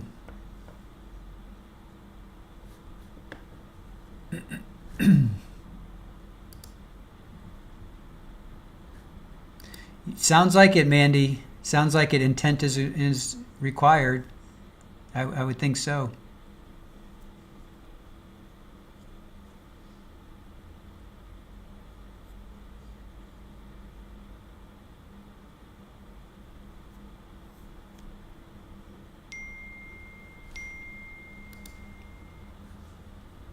Yes, I got it. Thank you.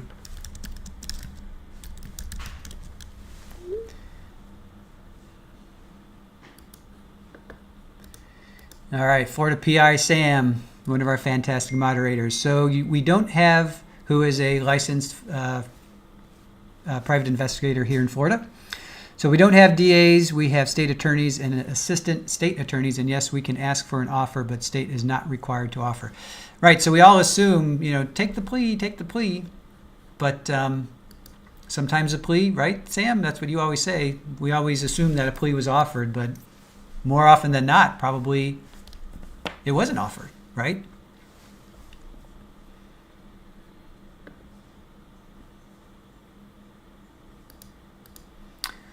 Widespread panic. I absolutely don't think there was intent. I don't think so either. I don't think she was like, aha. She woke up in the morning and said, oh, I'm going to find a way to take my granddaughter off this planet.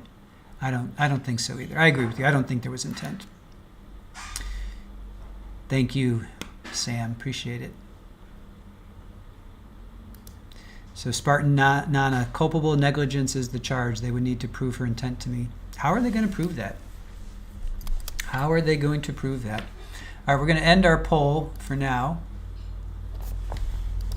Oh, Super Ball is up. All right, ending the poll now. And let's see where you guys landed with. And again, this was just initially, and this is probably more of an emotional thing than anything. 64% of you thought she is guilty. 7% thought she is not guilty. And 28% of you thought not sure yet. Fair. Fair enough.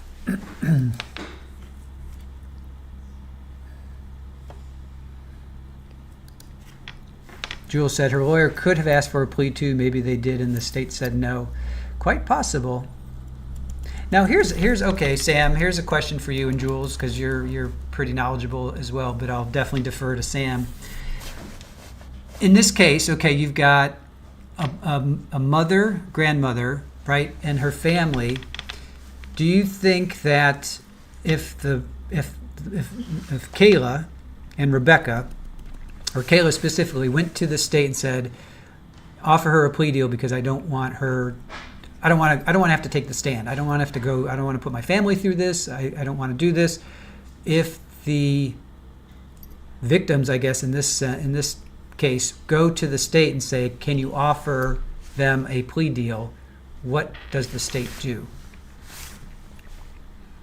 Does the state take that into consideration? Does the state take into consideration the victim saying, you know, offer them a plea deal? But then there's that if they don't offer the plea deal and there's a chance that she's found innocent, then she doesn't spend any time in jail. Then in fact, yes, it's hell going through this. She had to take the stand. It's terrible. But in the end, she gets her mom, meaning Tracey. Kayla gets Tracey back, and mom doesn't have to spend basically the rest of her life. She's 65 right now. Even if she gets 15 years, you know, she's going to be 80 years old when she gets out. Thank you, Sam, for answering. Victims have some sway, but ultimately depends on the state to decide. Okay. And Jules as well. The state will take it into consideration, but the state has the last say so. All right. Thank you, guys. Appreciate it. We've got our crack team of of trial watchers and private investigators, and I love it. I love it. I love it. You guys are fantastic.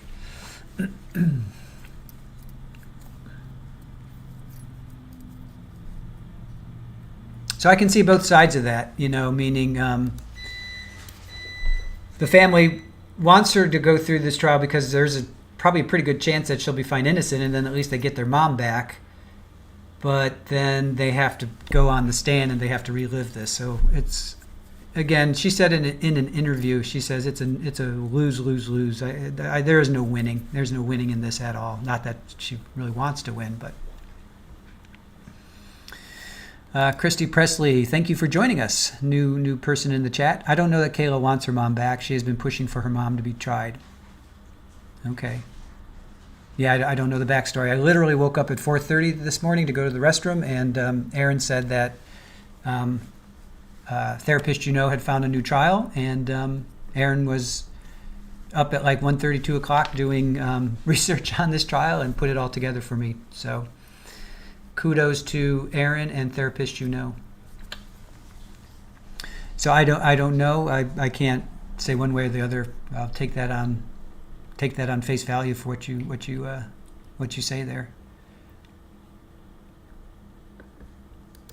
So widespread panic. From what I've read, Kayla is still very angry. Yeah, there's been a couple. I did watch a news clip that she was interviewed, and that's where she said it's a lose, lose, lose situation. I didn't sense that she was angry. I can't imagine,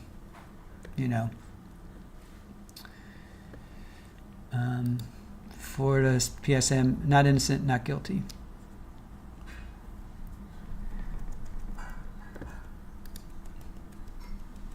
Mandy Strong says, Kayla should have known her daughter was not safe with her mother. Yeah, I bet you she's not going to let her other two kids around. Lily Wayne, I think they relive this every day. Oh, I'm sure they do. They do have two new kids. Well, they have a newborn, and then they had another, I think, a son. So, I mean, it doesn't change anything, but at least you can put your focus on the kids that are still alive. I think it helps maybe just a little bit, maybe. I don't know. I've never been through it, so I can't really say. Ken Rosenberg, I hope this family has like all the victim witness advocates. Absolutely heartbreaking.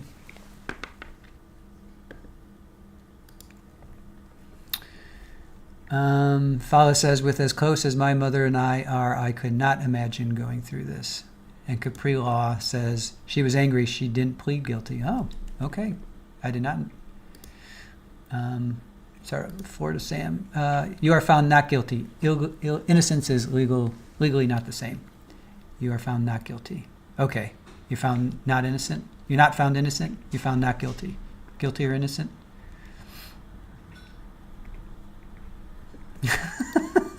OnlyFan is our... I'm going to start calling you, like, plea deal. Okay, I'll jinx it by predicting she will plea on day 2. You are funny. All right, Jules, take care. We'll see you in a little bit. Hopefully that'll go well for you. Spartan Nana, she looked angry to me on the stand. I'm correct. You are found not guilty. Yay, I got one.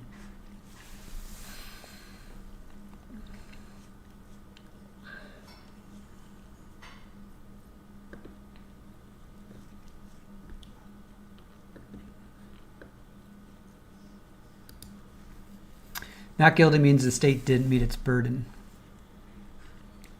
Thank you for that, Sam.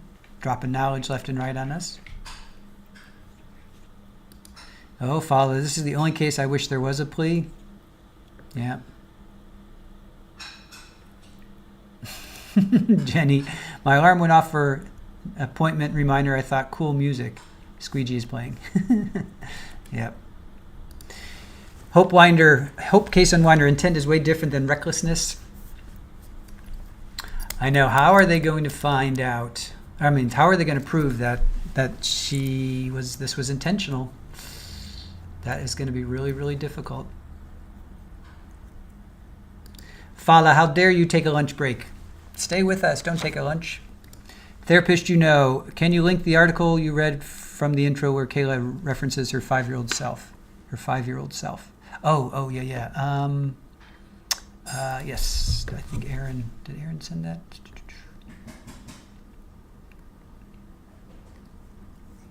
Oh, I also want to pull up at the next break or whatever, therapist you sent, how close they are from the, where they were eating to home. It was only 7 minutes.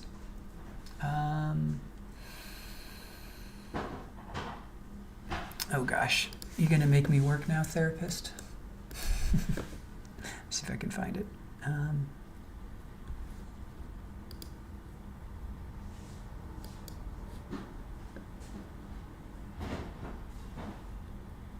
I think I just did Tracey Nix. Tracey Nix trial. Let's see, where was it? Jury seated. Don't need that.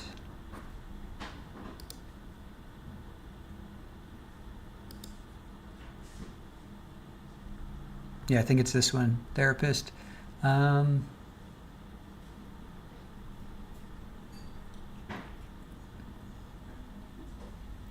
think overwhelmed would be probably the very best word I would have. Kayla said of her mindset, and no matter where this goes, this is not going to be a win for me. This is a lose, lose, lose for me.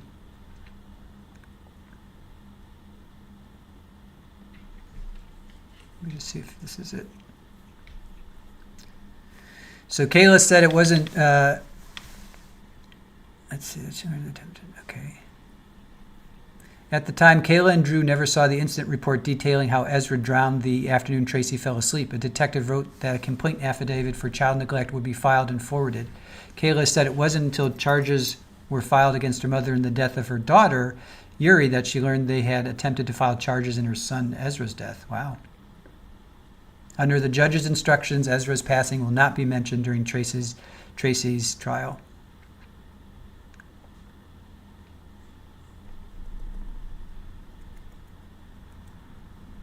So Kayla says, I feel like if it's a conviction or a plea, then it might be easier for some, but I'm still her daughter. I still will sit down and will still picture what that looks like for my mom, who is an older lady.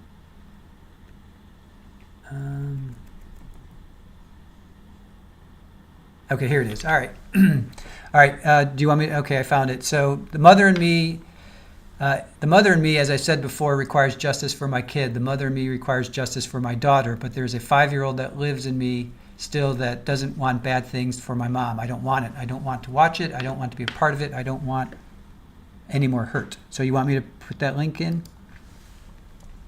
All right.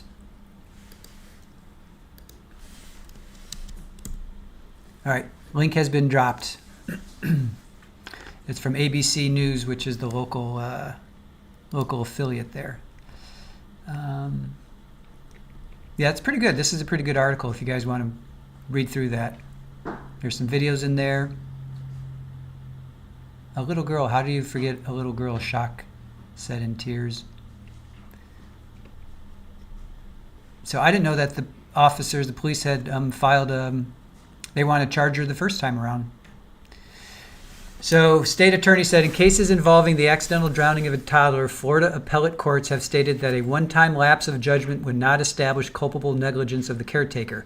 However, if the caretaker was shown to have repeatedly allowed the toddler access to the water hazard and not taken steps to prevent it, that would establish culpable negligence. In the 2021 incident, there was insufficient evidence to establish culpable negligence. So there you go. Check that out if you guys want to read that.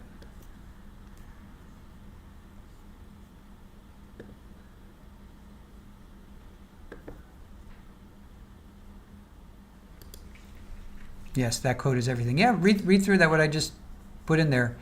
So they were trying to get her on the first incident, if you will. Brett says, even the culpable part doesn't mean intent for the outcome as far as I can tell, just that you consciously made a risky choice. Yeah, in that moment too, right? It's probably just in that moment. It's probably just in that moment.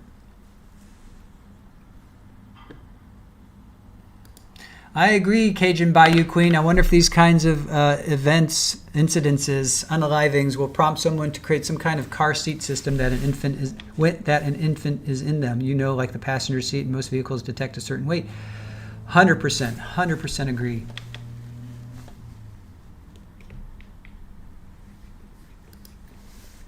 Ken says, ponds that are sometimes called attractive nuisances in tort law. Just a fun fact. And this was on their property. I'm pretty sure this was on their property. Lego My Briefs. Question, is the prior incident being kept out? Yes. Yes, it is. The judge ruled that it is not to be in her. Under the judge's instructions, Ezra's passing will not be mentioned during Tracey's aggravated manslaughter trial. So it will not be coming in. It will not be coming in. So the makeup of the jury, 4 females, 2 males. Yeah, I'm not sure. Oh, just somebody's talking about the oh, here's their property. Oh, okay, let's see.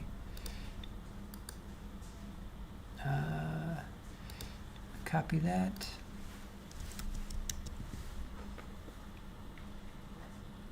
Ah, good one. Okay, so there is their property. Yeah, now everybody knows where they live. Oof. So that's the pond. There's the pond. I grew up in a pond, not in a pond. I grew up, we had a pond where I grew up.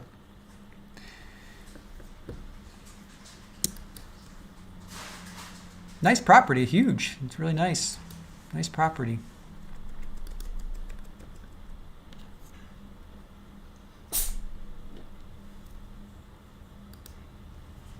Hope Case Unwinder. The thing is that you need to detect the driver getting out of the car.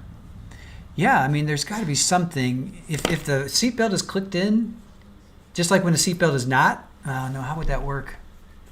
Yeah, I mean, there's people that are way smarter than us, so there's got to be a way to detect. Have you checked all of your belongings? Are you sure there's not a child in your car? Something.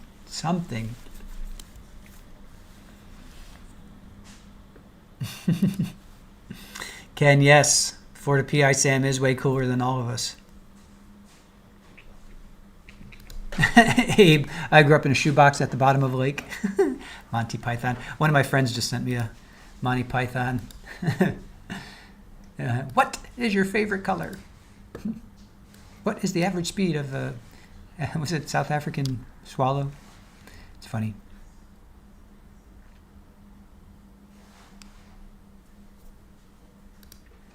Florida PI Sam, you have a JD and a licensed PI, work as criminal defense investigator. I am not barred. And that's kind of funny because didn't they say that today? Was that yesterday? I think it was yesterday we were watching another trial and they said, and you're barred with the state. And he's like, no, I am a bar. I passed my bar license. Yes, Jenny, we love Monty Python here too. Yes, the flight velocity of an unladen swallow. What is your favorite color? Blue, no yellow, or whatever he says. I haven't watched it in such a long time. Holy Grail, yep. Laden or unladen? You hear the spam skit once a week? They're classic for a reason. They were fantastic for a reason. Christy Presley, my car does alarm and flash a message on the dash if the backseat doors have been open. Yeah, I think that's true. I think if your doors are open, you're going to see something and you're going to hear boop boop, something. If your seatbelt's not clicked in, you're definitely going to hear something. But we're trying to figure out what can be done for a child. Yeah, I don't know, because it happens. What'd I say? 37 passings, and a rabbit with the sharp, pointy teeth. Brilliant.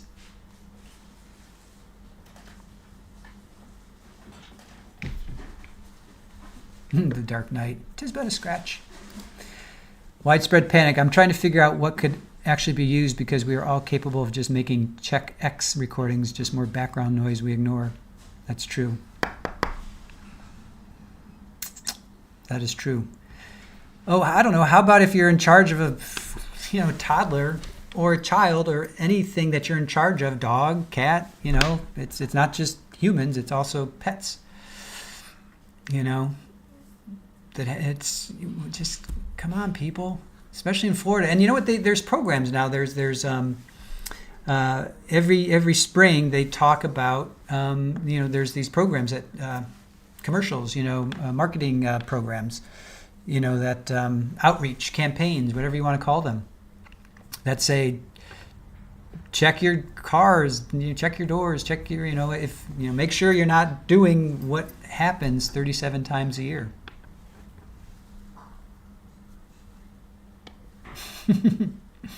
Yes, shrubbery.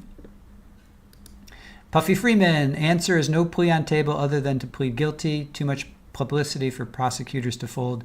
She should have pled guilty and bombarded the court with mitigation. Traveling Teresa, how about an alarm? How about an every hour alarm if wait in back seat? I know, something. Christy Presley, no, like if I open my back doors, then get in the car. When I stop, it said, please check rear seats and flashes the same on the dash. Okay. My car's old. I got like an 06, so my car doesn't have many computers in it. I don't know about these new fandangled cars with their computers. Only kidding. Yes. Just one scratch, just a flesh wound. When I was in New York, we had a Monty Python party, my roommate and I. I think I dressed as like one of the bums, if you will. They're coming back. Okay, thanks. One of the, what did I say, bums? No, one of the peasants. I think I dressed as one of the peasants. I mean, how hard, Debbie Blair, I mean, how hard is it to have a bell or whistle or whatever? I mean, it does that if you leave your keys in your car. I know. You would think. You would think. All right, seems like they're coming back. So let me go.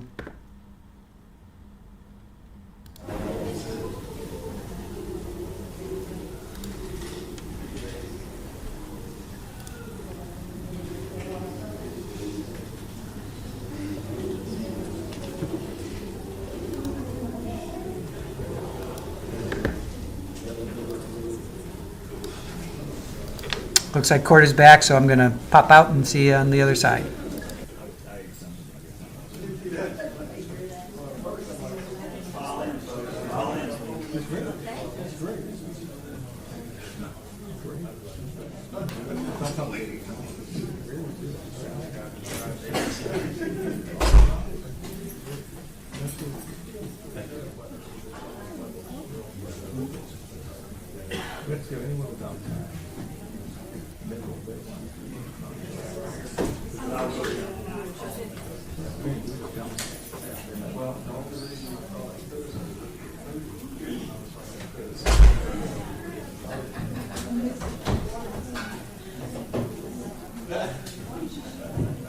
Folks, again, just a friendly reminder, all cell phones in the off position. They should not be out.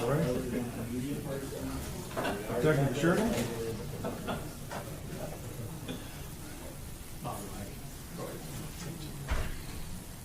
The guy do a jury trial with a shirt tail hanging to his knee one time.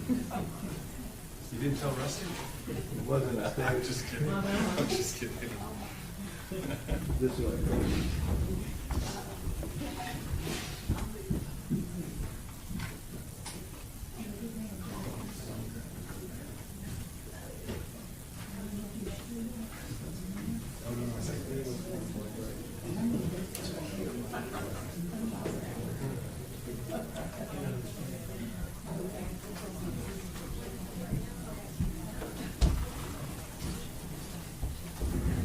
All right, are we ready?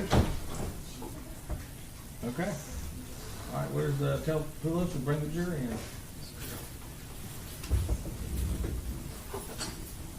All right.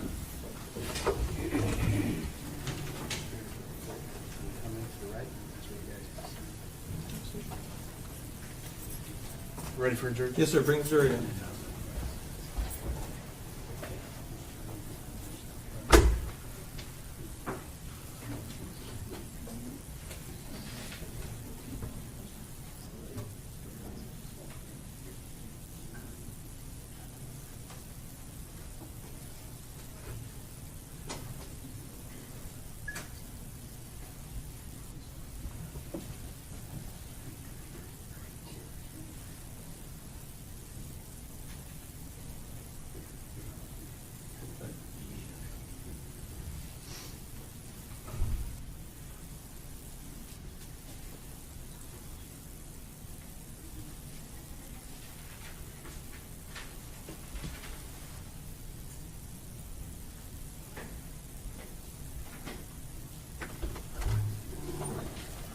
Ready, Your Honor? Yeah, bring them on. All rise. Good.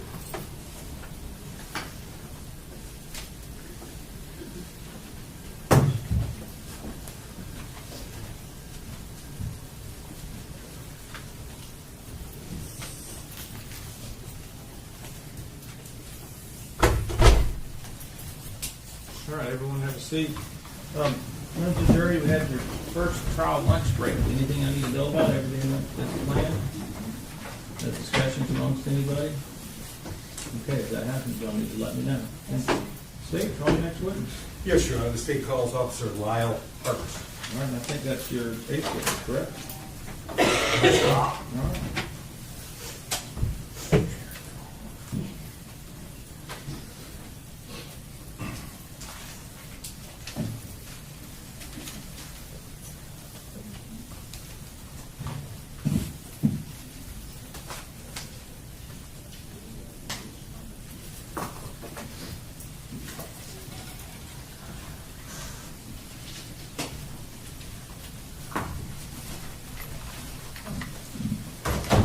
Please raise your right hand. Do you solemnly swear or affirm to tell the truth, the whole truth, and nothing but the truth, so help you God? You step this way, sir. Officer, have a seat right here, sir. Step around, watch yourself.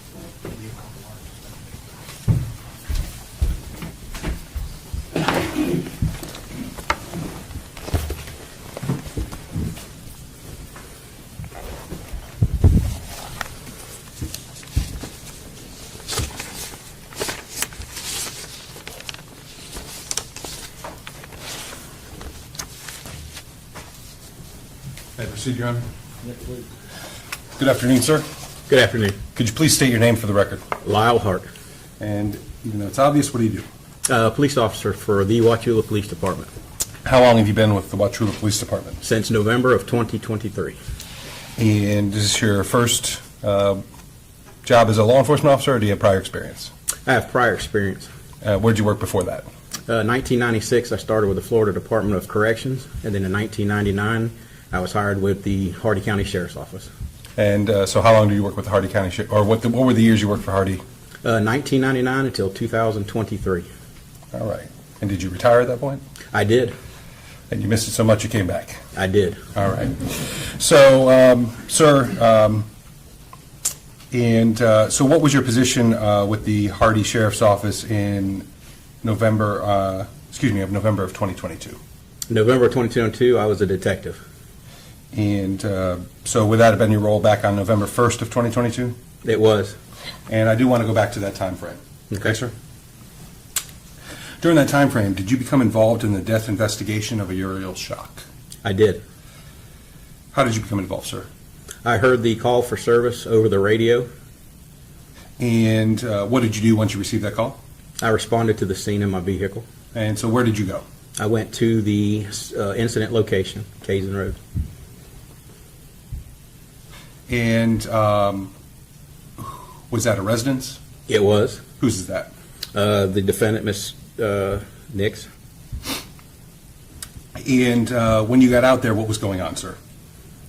As soon as I arrived, I could tell that something had happened. I already knew because of the call. And the husband had his knees down, sitting on his knees in the yard, had his hands in his face. He was crying.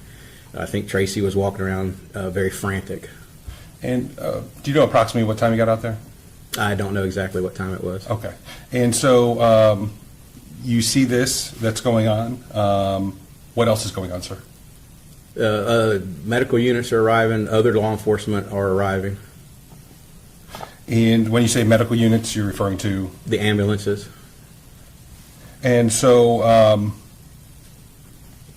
the address you went out, sorry about the question, but is that in Hardee County? It is in Hardee County. Okay. And what did you say Tracey Nix was doing? She was walking around. She appeared to be in a frantic state. She was crying as well. And did you discover what was going on out there? I did. What happened? I discovered that she had left her granddaughter, Uriel, in the vehicle that she was driving that day. Thus the frantic nature? Correct. That was the reason that she was frantic. And what was the granddaughter's name? Uriel Schock. And was Uriel Schock there when you got there? I believe she was in the ambulance, if not, had already been transported. Okay. So what did you do next, sir, once you're out of that scene? My supervisor advised me to go to the hospital, the Advent Health in Wauchula, and take possession, not possession, but be there for the scene of the child and begin photographing Uriel Schock. And so you took photographs? I did.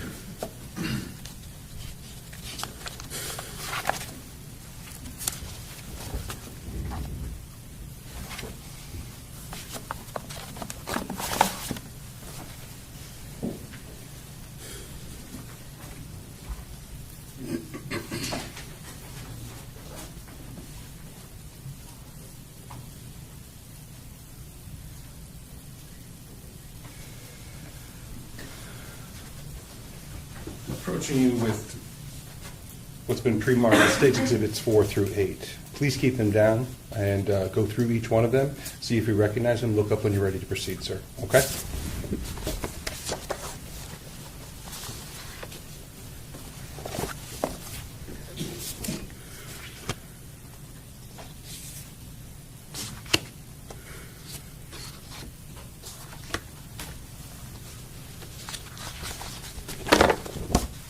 Are you ready, sir? Yes.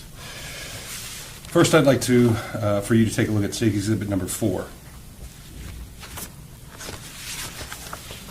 It should have been in order.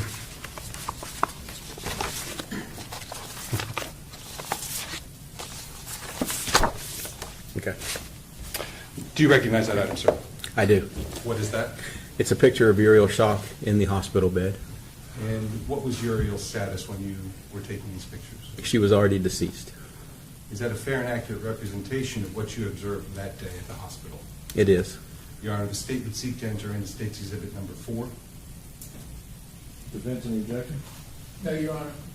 So admitted without objection. And the State will publish them once they've all been admitted, Your Honor. Would you please take a look at State's Exhibit number 5, sir? Yes. What is that? It's a picture of Uriel Schock's little hand. And what does the picture show? The hand is clasped shut, like gripping. And is that a fair and accurate depiction of what you observed that day in the hospital? It is. Your Honor, the State would seek to enter in State's Exhibit number 5 at this time. Defense, No objection. admitted without objection. Would you please turn to State's Exhibit 6? Do you recognize State's Exhibit 6? I do. What is that? It's a knitted, crocheted blanket that the hospital provided for Uriel Schock. Is that to place her in, I guess? It was to cover her up to comfort. Okay. And does that fairly and accurately depict that blanket that you saw that day? It does. Your Honor, the State would seek to enter in State's Exhibit number 6 at this time. Defense, No objection. admitted without objection. Number 6. And finally, State's Exhibit, or second and finally, State's Exhibit number 7, do you recognize that item? I do. What is that? It's the little red or pink onesie that Uriel was wearing that day. And does that fairly and accurately depict the onesie as you saw it that day? It does. Your Honor, the State would seek to enter State's Exhibit number 7 at this time. Defense, No objection. admitted without objection. Number 7. And finally, State's Exhibit number 8. Would you please look at that? I did. What is that? It's a little teddy bear. And why was that photographed? I don't know why I photographed it, but I put it in with Uriel before I zipped up her body bag. Is that something that was with her? It was. And is that a fair and accurate depiction of what you saw that day? It is. State would seek to enter State's Exhibit number 8. Defense, No objection on relevance, Judge. so brought.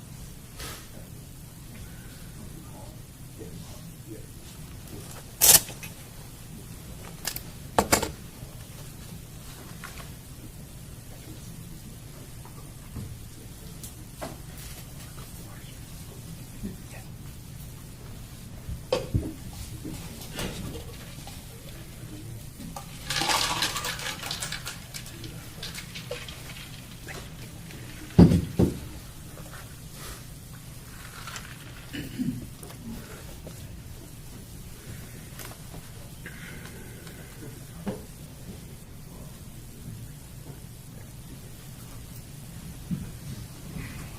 right, members of the jury, I'm sustaining the objection on the number 8. You're not to consider that as evidence, which is repetitive. And Your Honor, at this time, the state would like to just publish State's Exhibits 4 through 7. All right. And Go please ahead let me-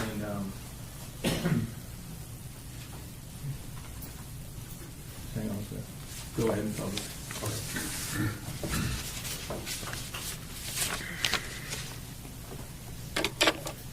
Go ahead and give me number 8, please. Do you have 8? Yes.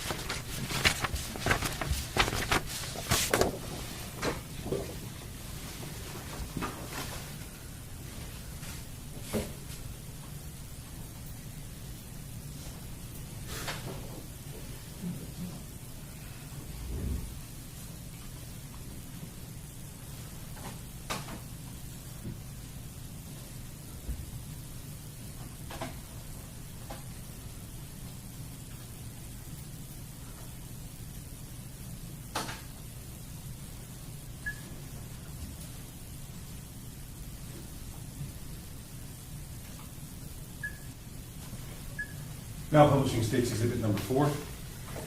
And once again, sir, what was this? That is Uriel Schock in the hospital. State's Exhibit number 5. And once again, sir. That is her little clenched hand as she was laying on the bed in the hospital. State's Exhibit number 6. That is the hand crocheted blanket that some of the hospital staff had. And State's Exhibit number 7. That is Uriel Schock's onesie that she was wearing the day of the incident.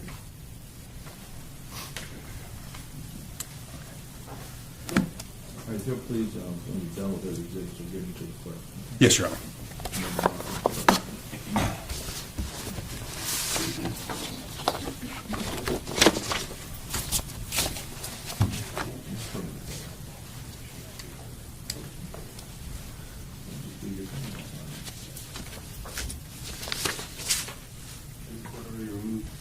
I already knew it. Just wanted to make sure. Thank you, Your Honor. Appreciate that.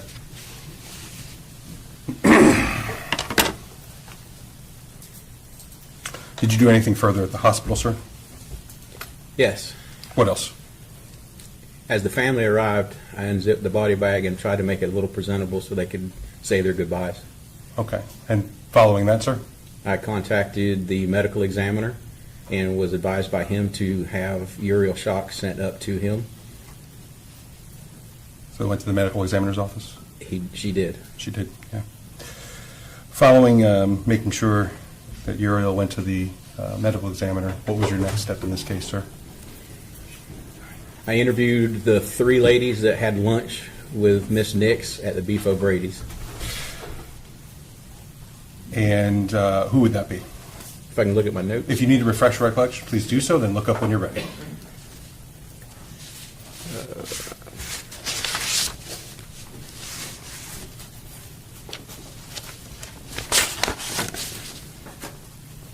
Okay.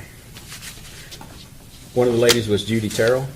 The second lady was Miss Brenda Knight. And the third lady was Barbara Knight. And as far as this case, I guess you conducted a couple more interviews, is that correct, of some people? I did. Who else did you interview in the case? Her sister, Kayla's sister, the mother of Uriel Schock, and her brother-in-law. Okay. And who was that? Refresh your recollection, sir, and look up. Kayla's sister is Rebecca, and the brother-in-law's name is Jonathan Tucker. And, sir, does that conclude your involvement in the case? It does. Thank you, sir. I have no further questions. Thank you. Defense, Cross? Thank you, Your Honor.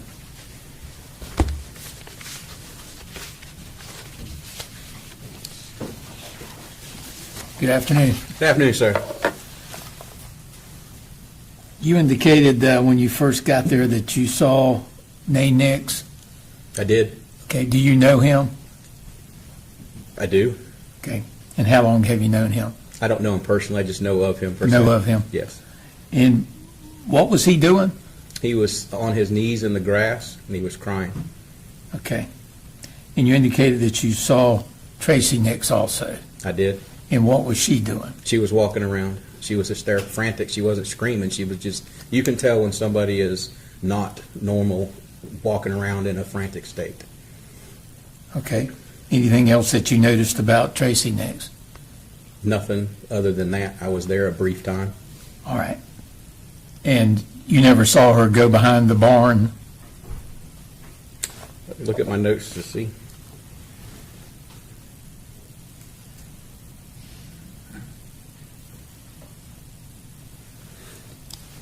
No, I never seen her go behind the barn. Thank you. I have no further questions, John. All right, regret? No, Your Honor. All right. May this witness be excused? Yes, Your Honor. Yes, Your Honor. Okay. Thank you, officer. You're excused from your subpoena. You can go wherever you need to. Yes, sir. All right, state, call the next witness. Yes, Your Honor. State would call Detective Shane Ward. All right, Shane. Come on out and get us sworn in.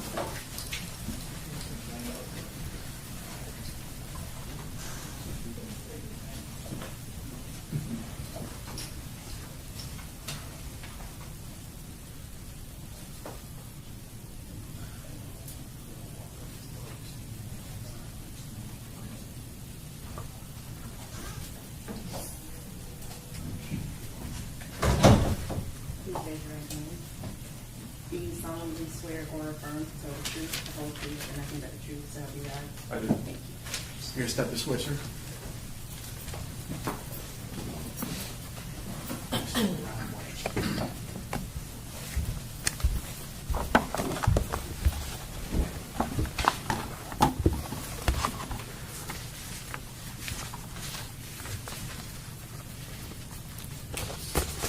Please state your name, sir. I'm Detective Shane Ward. How are you employed, sir? I'm employed as a detective with the Hardee County Sheriff's Office. And how long have you been employed there? Since March of 2006. And you said your current duties are detective? I'm currently a detective, yes. What's a detective do? Investigate persons and property crimes.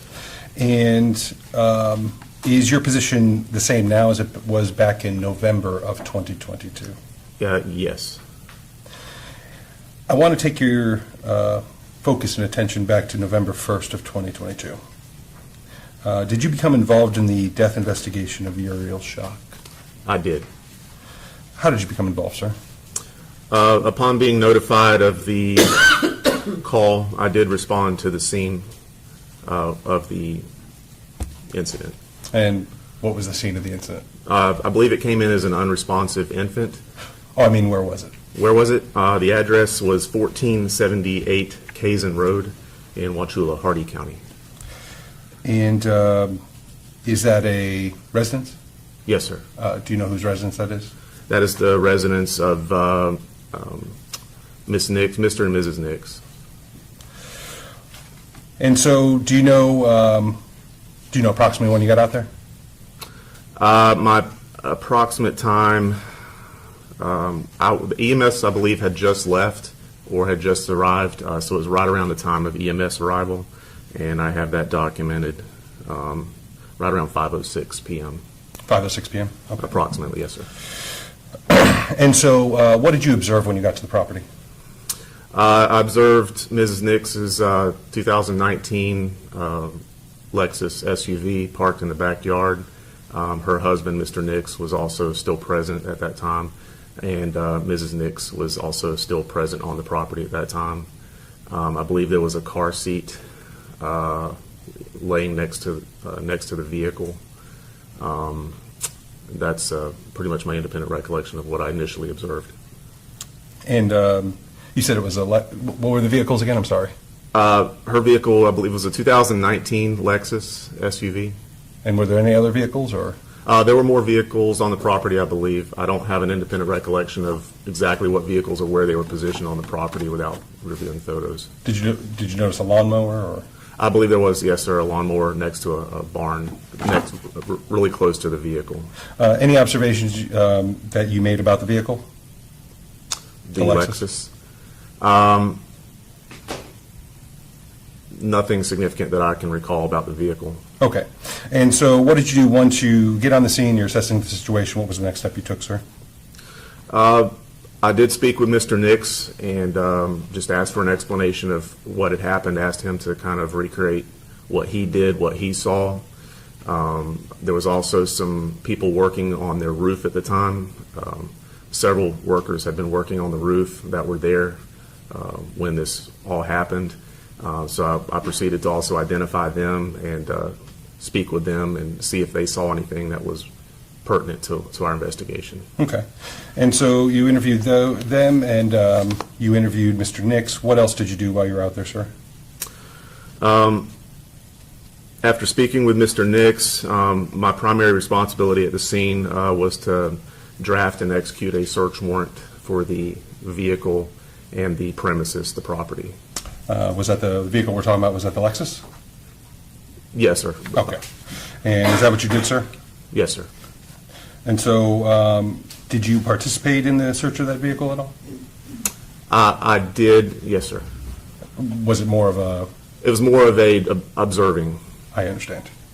And so you drafted the search warrant, you ensured the vehicle was provided, I guess, support in the search of the vehicle. What else, if anything, did you do after that, sir? We also, made sure that the vehicle, we did bring it back to the sheriff's office, secured it at the sheriff's office in a secure facility at the end of the evening when we were finishing up our search of the property. I also, in this case, I did draft and execute a search warrant for Mrs. Nix's phone, and I also assisted by obtaining surveillance video from the Beef O'Brady's restaurant where she was at lunch that afternoon with the victim. So I guess you received information that the Beef O'Brady's might have video of that? I did, and I believe Detective Simandl, Detective Fletcher actually, she requested that I assist her and get that video. And is she the one that was kind of leading up the investigation? She eventually was the case agent, yes, sir. Okay. And what is a case agent, just so we... She's the primary detective or investigator assigned to the case. So she makes sure that basically is in charge of the case, organizing the case, logistics and things like that. So following the video, any other further involvement in the case? Did you interview anyone else? I did. I believe I spoke with her daughter on scene that day, Rebecca Tucker. Okay. And so you spoke with her also? I spoke with her as well as Mr. Nix on scene. Okay, sir. Any further involvement? Nothing that I can recall. Well, in that case, sir, I have no further questions. Thank you. Okay. Cross?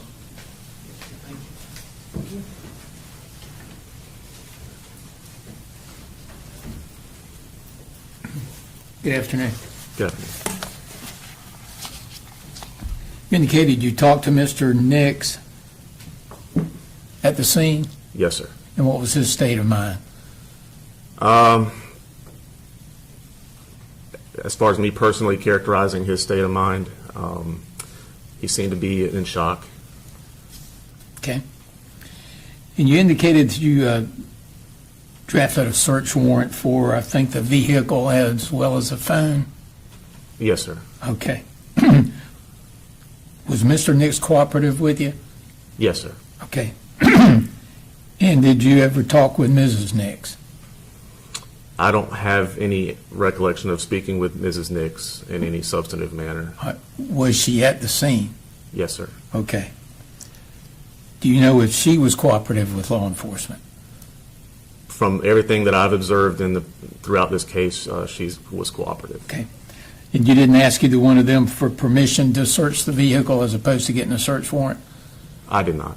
Okay. Is that for, say, safety reasons or just being extra careful? In a situation like that, we'll always get a search warrant. Because of the nature of the case? Because of the nature of the case. Okay. Yes, sir. And would that also apply to the search of the phone? Yes, sir. Okay, even though they were cooperative with you? Yes, sir. Okay. Let me see. You wrote a fairly long report. None of the people on the roof noticed anything out of the ordinary? They had been working on the roof all afternoon. They had not really been paying attention to anything going on the ground. They did not have anything pertinent to provide to the case. Very good. Thank you. Okay. Read your act. Over you, Director, Your Honor. All right, you free to leave? Yes, Your Honor. All right, defense, you agree? Pledge, do you agree to leave? I'm sorry, yes, sir. All right. Thank you, Detective. You're free to go. You're released from your subpoena. Thank you. And before the state calls the next witness, Your Honor, can we have a sidebar briefly? Let's have a sidebar.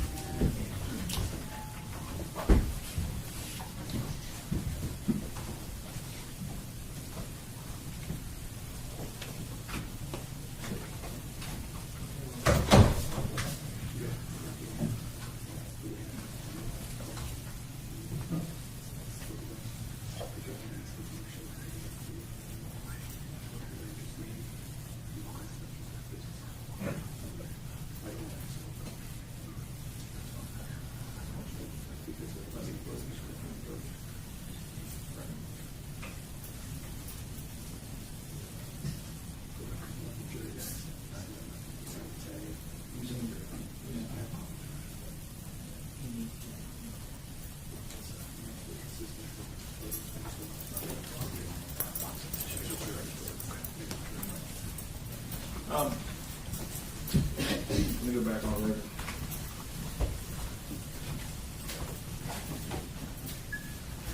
Members of the jury, we're going to take a 5-minute stretch break. Just very limited, okay? Just give us some time to get some things shuffled around. All rise. All rise. Step this way, please. Leave your notepads on your chairs.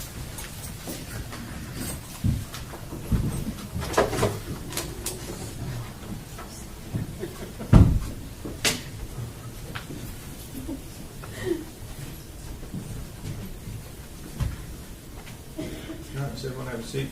Go ahead and do what you need to do. It should just be momentarily. When you're ready, we'll bring it right back. Thank you, Your Honor.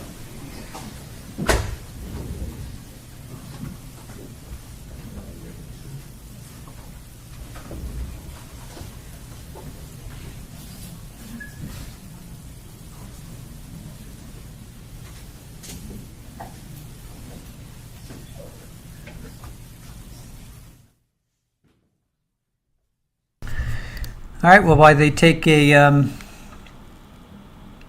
5-minute stretch break. Oh, wait. I have like 2 different controls. Normally, control for the courtroom.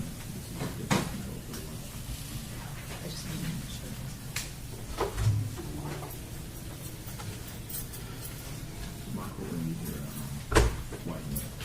And they went on the side.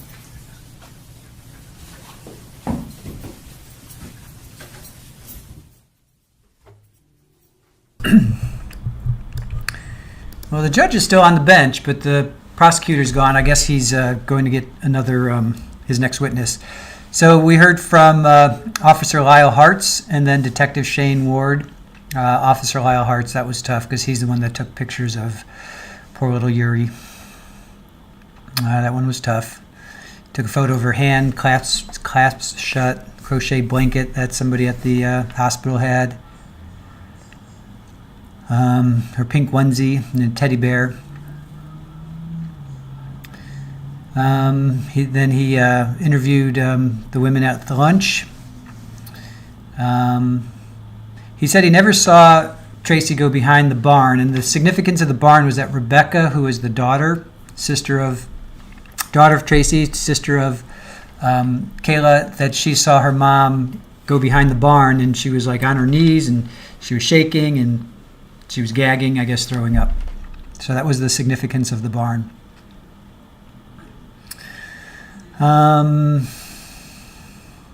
Detective Shane Ward, he responded to the call, got there around 5:06. I pushed the wrong way. I didn't know if you had to put a blank something in there, but it took it. No, I just replaced it. All right, all ready? Thank you, Your Honor. Yes, it seems right. National Grand Jury. All right. I'm gonna go blur on the screen. Mr. Coleman, I'm gonna blur the screen from the live stream, okay? Yes, Your Honor, and just to let you know, it's just property photographs. Okay, then I'm gonna leave it then. Okay. Yes, sir.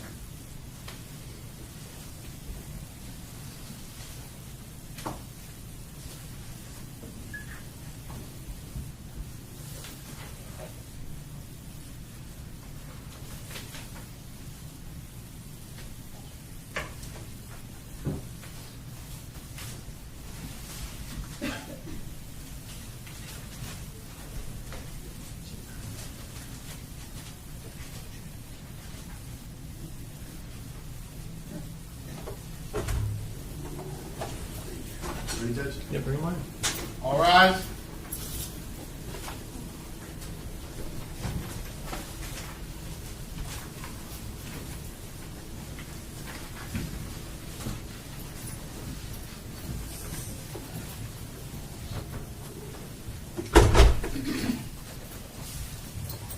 All right, everyone have a seat.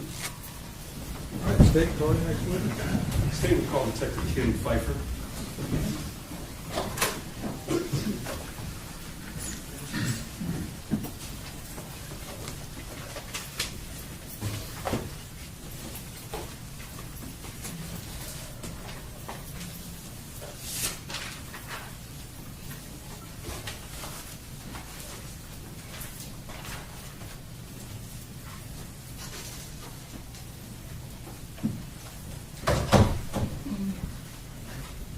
Go ahead, Detective, we're gonna get you sworn in. Good afternoon. Do you solemnly swear or affirm to tell the truth, the whole truth, and nothing but the truth, so help you God? You step this way. Step around and watch your step.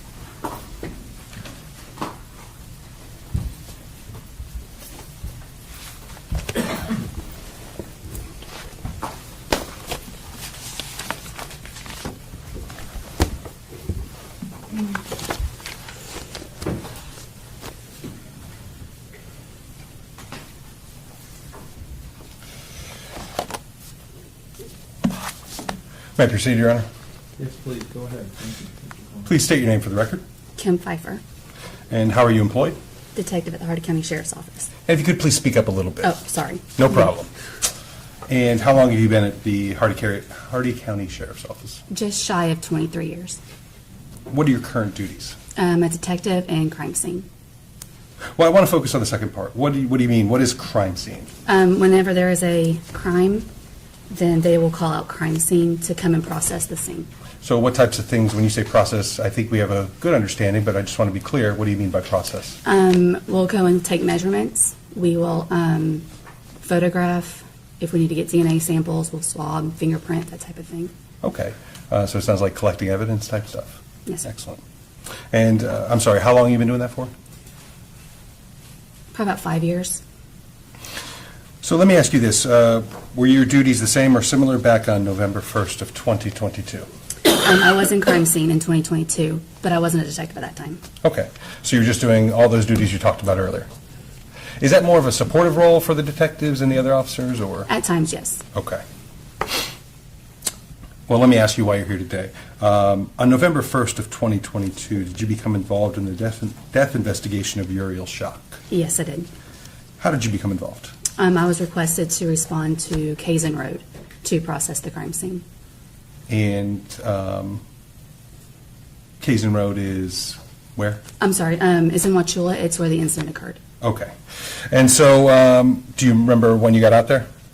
If it's okay, refer to my notes. Of course. Refresh your recollection and look up when you're ready. It was about 6:15.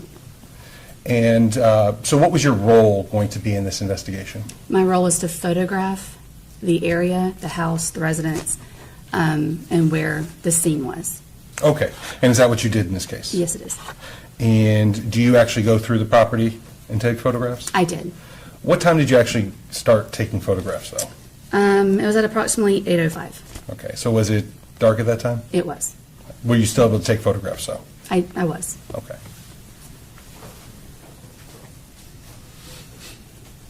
I'm showing you it's been pre-marked as States Exhibit 9 through 27. Okay?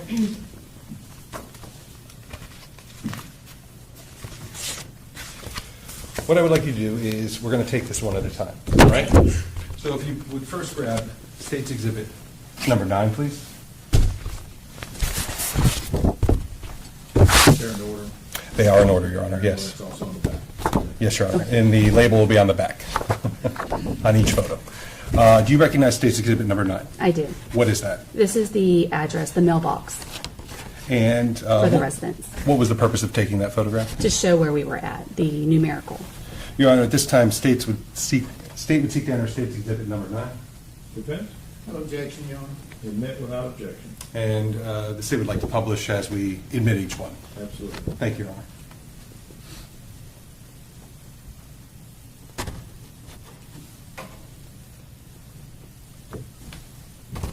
And you said this was?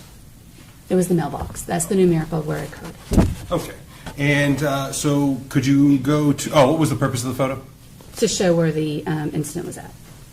And so would you turn to State's Exhibit number 10?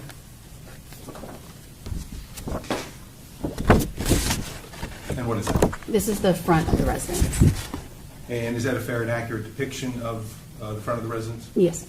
Your Honor, at this time, State would seek to enter in State's Exhibit number 10. Defense? No objection, Your Honor. Admit without objection. And now publishing, Your Honor. State's Exhibit number 10.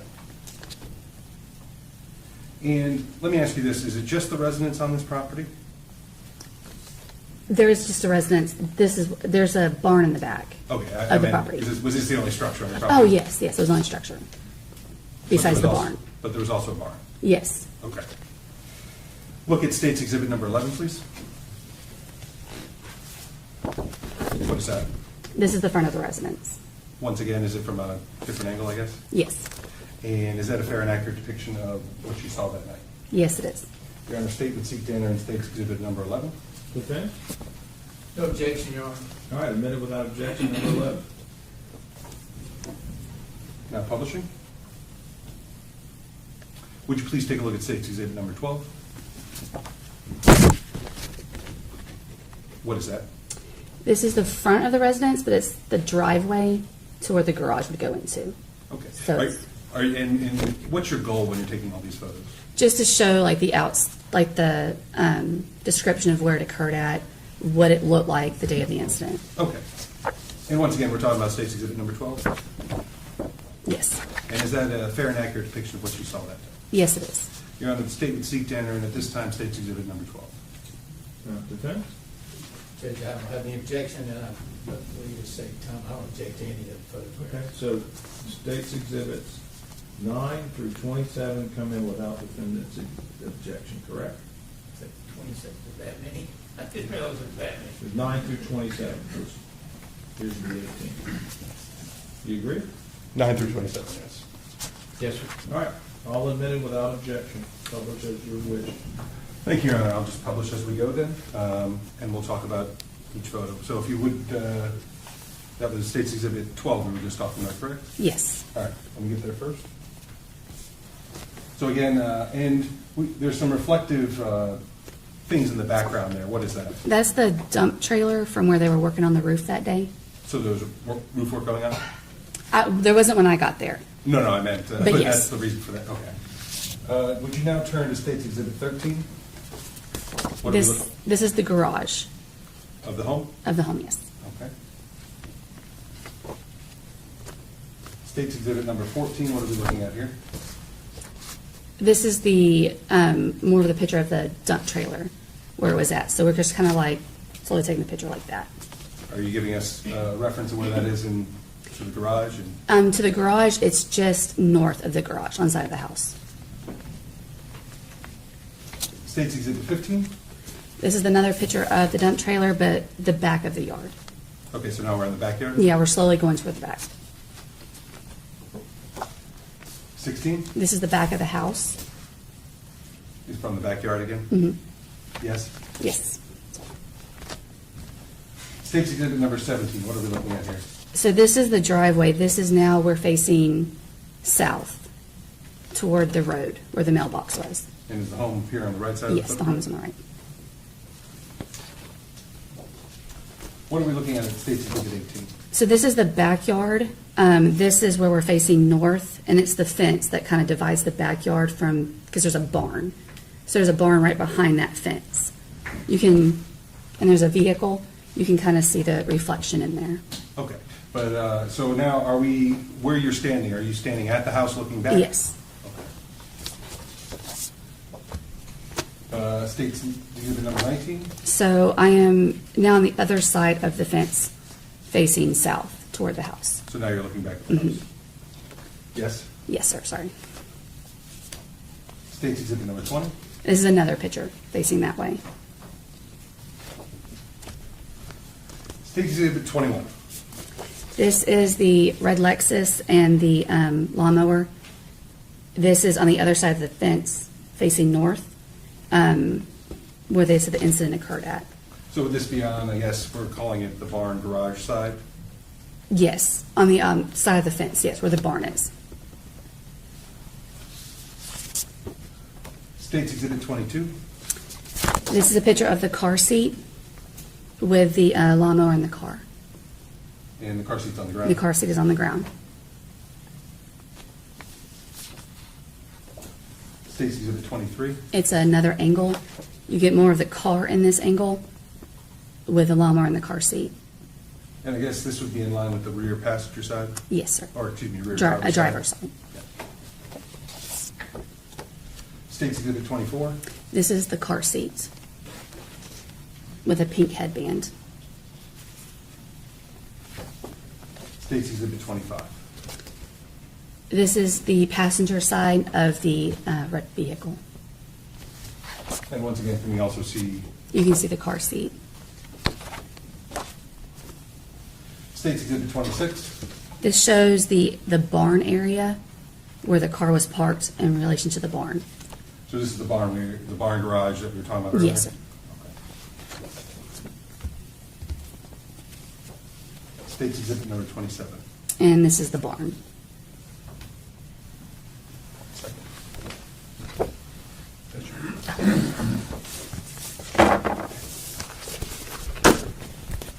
Does Your Honor want them? Thank you.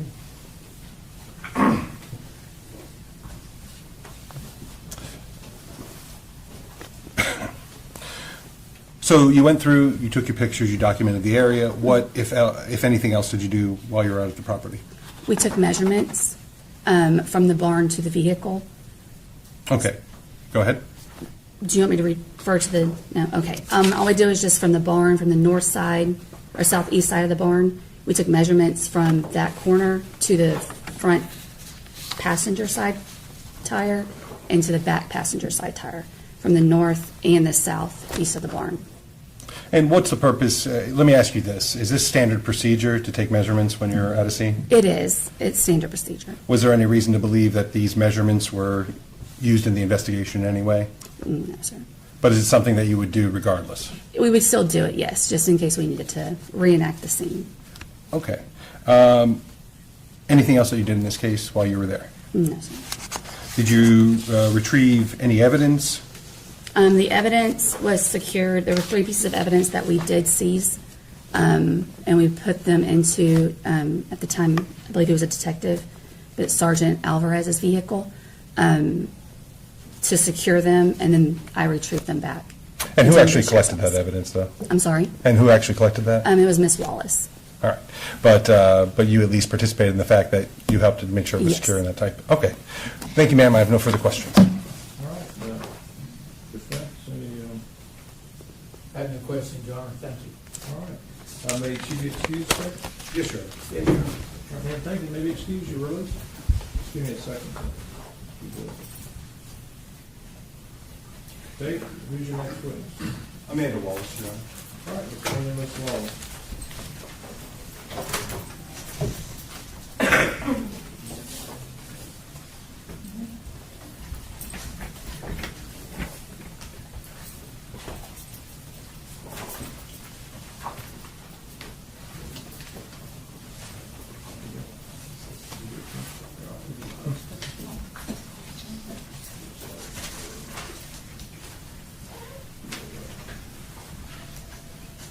Come on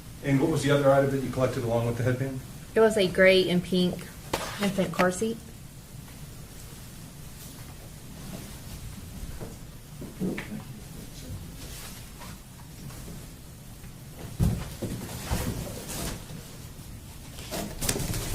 I'm showing you it's been pre-marked as State's Exhibit number 58, and I may need the assistance because we're not allowed to have. Right, we have scissors or a knife.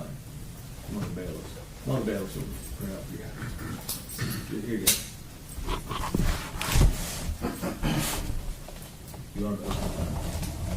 You want to open? Yes, Okay. absolutely, sir. Thank you. You put it down.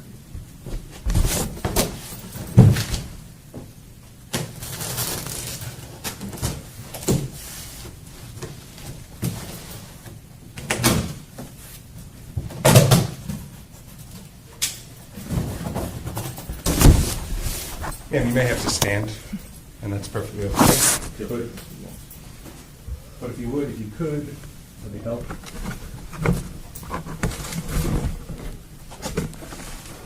Yes. You recognize that, madam? Yes.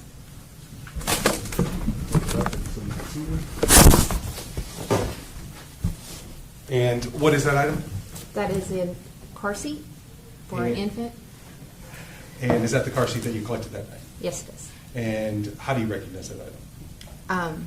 Well, I recognize the item from the way that it looks, and also on that box, it has my evidence label and my initials on the evidence tape. Does the car seat that you collected that night and we saw here today appear to be in the same or substantially same condition as when you collected it? Yes. Your Honor, at this time, state would seek to enter in State's Exhibit number 58. Defense, any objection? No, sir. Admit without objection, 58, car seat.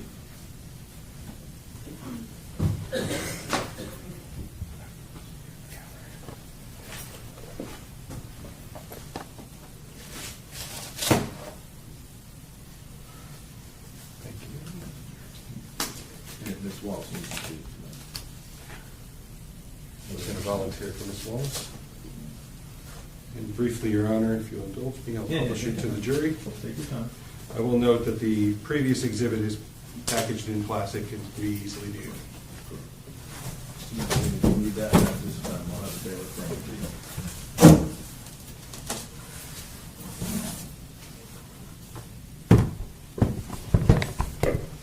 you. And this is the car seat that you collected? Yes. That was on the ground that we saw in Florida? Yes.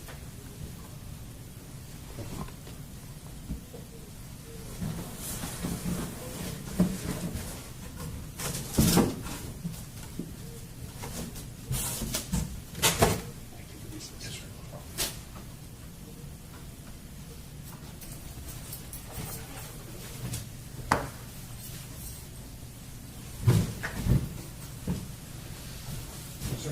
Thank you. And so what did you do with these items? Once they were seized, I secured them in Detective Alvarez's vehicle and turned them over to the custody of Detective Pfeiffer, and I returned to the Hardee County Sheriff's Office. And when you got back to the Hardee County Sheriff's Office, did you continue to perform some of your duties? Yes. What was the next thing you did in this case, ma'am?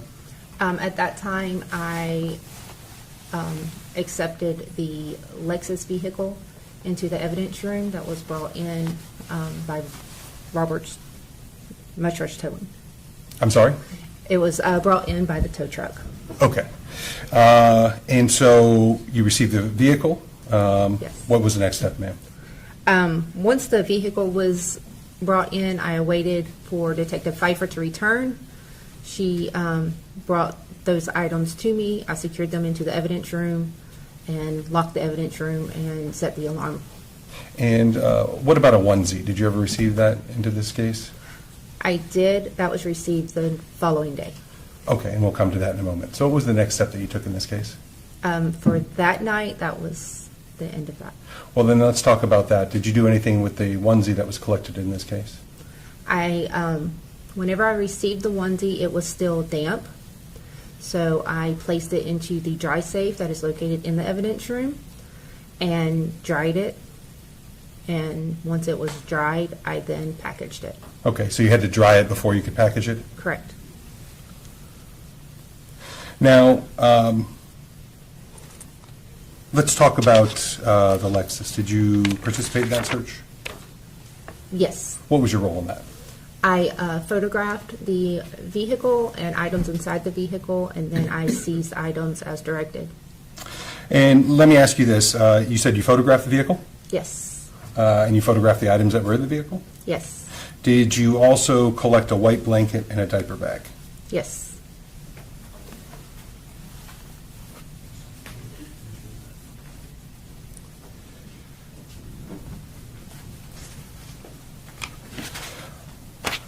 Let's start out with the photos. I'm presenting to you items that have been pre-marked States Exhibits 28 through 45. Okay?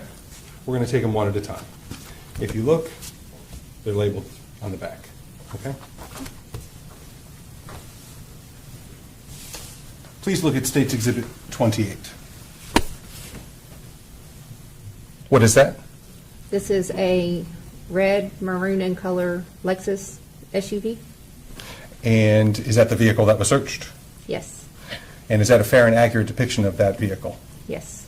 Your Honor, at this time, State would seek to enter into evidence States Exhibit 28.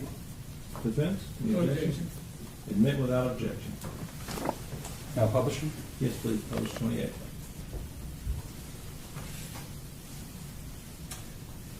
Please look at States Exhibit 29. What is that? This is the rear seat of the maroon and colored Lexus. Does that fairly and accurately depict what you saw that day? Yes. Your Honor, State would seek to enter in States Exhibit 29. I didn't understand what she said. This is the rear seat to the Lexus vehicle. No objection. All right, admit without objection, number 29, please publish. Publishing. Now, in this photograph, what do we see here on the floor on the driver's rear passenger side?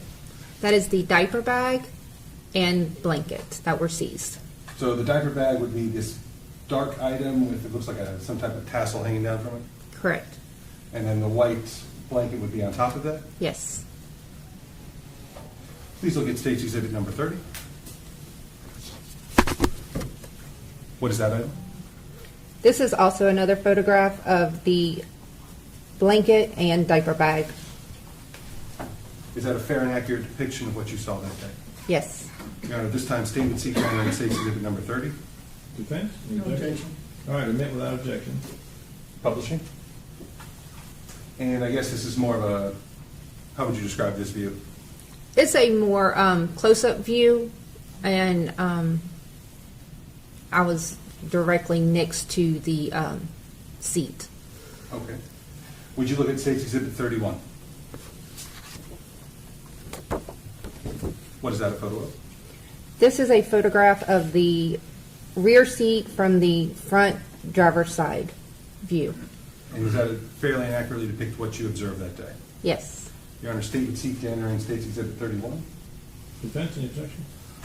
No, Your Honor. Admit without objection, 31s? Now publishing 31. Please. What was the purpose of this photograph? I believe it was just to be able to show the view of the rear seat, that there was nothing on the rear passenger seat. And so, from the photographer's position, where would this be? I was standing directly beside the driver's seat. Looking towards what part of the vehicle? That would be the rear passenger seat. Thank you. Would you look at States Exhibit 32, please? And what are we looking at there? This is the blanket that was seized from the vehicle. Does that fairly and accurately depict what you saw that day? Yes. Your Honor, State would seek to enter into evidence States Exhibit 32. Defense, any objection? No objection. Admit without objection. Publish, please. Publishing now. And I guess this is just a unfolded view or an uncrumpled view? Yes. Would you look at States Exhibit 33? What is that? This is a photograph of the gray diaper bag that was located in the vehicle. Does that fairly and accurately depict what you saw that day? Yes. Your Honor, State would seek to enter into evidence States Exhibit 32. Defense? Or, excuse me, 33. 33. Defense? No objection. Admit without objection, publish if you desire. Now publishing State's Exhibit 33. And now this is outside the vehicle? Yes, And what's on the side of the diaper bag there? that is a baby bottle. Please look at State's Exhibit 34. What is that? This is the diaper bag again with the top zipper unzipped, and you can see items inside the diaper bag. And is that fairly inaccurately depict what you saw inside that day? Yes. Your Honor, State would seek to enter into evidence State's Exhibit 34. Defense? No objection. Admit without objection, publish if you desire. Now publishing 34. And I guess what you're saying is what type of, how was this closed? It was zipped closed. Okay, and are we unzipped here? Yes. And what type of items are we looking at? There is there was multiple items inside there. In this photograph, you can see, I believe that is a baby diaper, and the top of maybe some wipes. So we're looking at baby-related type of things? Yes. Okay. Would you look at State's Exhibit 35, please? What are you looking at there? It's a photograph of 2 baby bottles that were located in the diaper bag, and one of them still had milk or formula in them. Is that fair and accurate to depict what you saw that day? Yes. Your Honor, the State would seek to enter into evidence State's Exhibit 35. Defense? No objection. Admit without objection, publish as you desire. Now publishing. I guess you said there were 2 bottles there? Yes. Please look at State's Exhibit 36. What are you looking at there? It is a more open view of the main compartment to the diaper bag, and you can see miscellaneous baby items. Is it a better view than the one we saw earlier? Yes. Is it fairly accurately depict what you saw, ma'am? Yes. State would seek to enter into evidence State's Exhibit 36. Defense? No objection, Your Honor. Admit without objection, publish as you desire. State? Now publishing. And it looks like we're looking at articles of clothing. Yes. All right. State's Exhibit 37, what is that? This is the other compartment of the diaper bag unzipped, and you can see an article of clothing. Is it fairly accurately depict what you saw that day? Yes. State would seek to enter into State's Exhibit 37, Your Honor. Defense? No objection. Admit without objection, publish as you desire. State? And it looks like it's almost in half at this point? Yes, the diaper bag had multiple zipper compartments, and the last photograph we looked at was the larger compartment. And this was like the front compartment to the diaper bag. When you unzipped it, it would lay down flat. And are we looking at what, more supplies? Yes. Would you look at State's Exhibit 38, please? What are we doing here? These are, it's baby medication and toiletry items that were located in the diaper bag. Okay, are the actual items that were removed? Yes. Is what's in that photograph fairly and accurately depict what you saw that day? Yes. Your Honor, State would seek to enter into evidence State's Exhibit 38. Defense? No objection. Admit without objection, publish as you desire. State? Now publishing. Please look at State's Exhibit 39.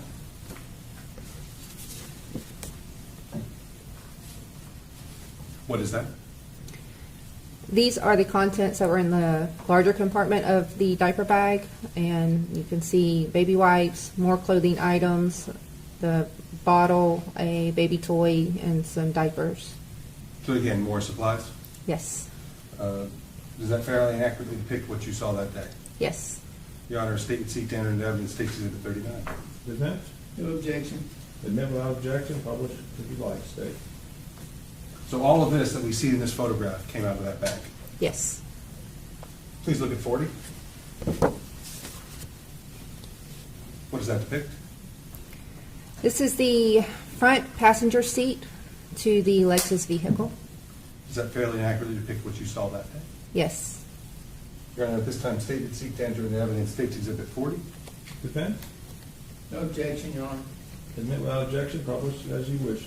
State. Now publishing. And these were the items that were just found in the front seat, passenger seat? I believe. Or just what you saw in the front Yes. seat? Okay. Go to 41, please. What is that? It's a photograph of the car seat in the rear driver's side seat. And let me ask you that. That wasn't found that way, correct? Correct. How did the car seat get into the rear seat? Detective Ward placed it there. And what was the purpose of that? He placed it there so that he could attempt to. He also sat in the driver's seat to see if he could see the car seat from the rearview mirror. Okay. And does that, once you placed, so that isn't, like I said, the car seat wasn't found in that location, but it was placed there. Correct. Was that for an investigative purpose? Yes. Okay. And does that fairly, once that car seat was placed in there, does that fairly accurately depict the scene the way it looked once the car seat was placed into that rear seat? Yes. Your Honor, state and seat to enter in evidence, State's Exhibit 41. Defense? No objection. Admit without objection, publish as you wish. State.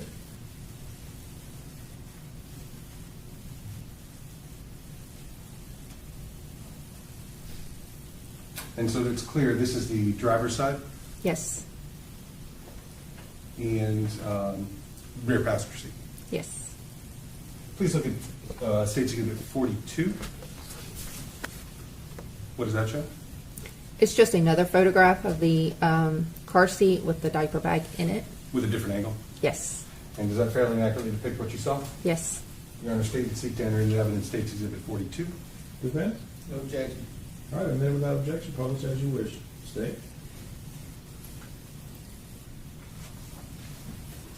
And where would you be standing as far as the car is concerned when you took this photograph? I was standing just outside of when the car door opens on the rear passenger seat. Please look at State's Exhibit 43. What is that? This is a photograph from the front passenger view of the car seat in the rear driver's side seat. And does that fairly accurately depict what you saw that day? Yes. Your Honor, state and seek to enter into evidence, State's Exhibit 43. Defense? Could the witness repeat? Yeah, please repeat, ma'am. This is a photograph from the front passenger side seat of the rear driver's side seat of the car seat. Thank you. No objection. All right, admit without objection, publish as you wish. State. Now publishing. State's 43.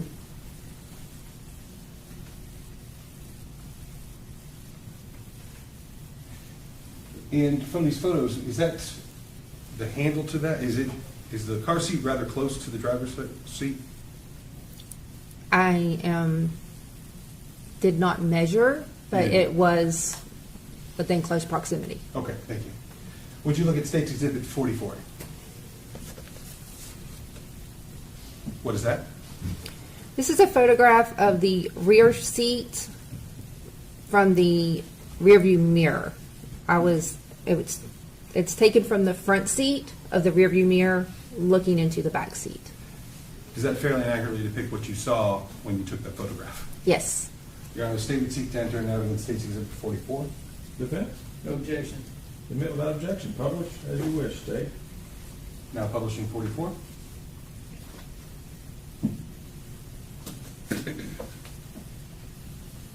And I believe you should have one more photo of that. Correct. Would you please look at State's Exhibit 45, and what does that show? It's just another photograph of the rear seat from the, or of the rearview mirror looking at the rearview seat. Okay, different angle again, or? Yes. Okay.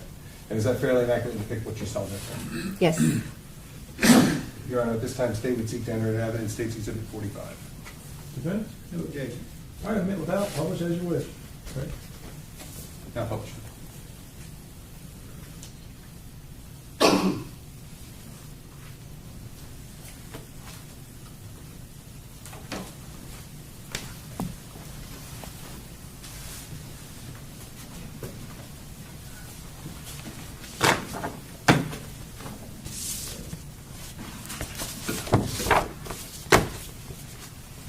you.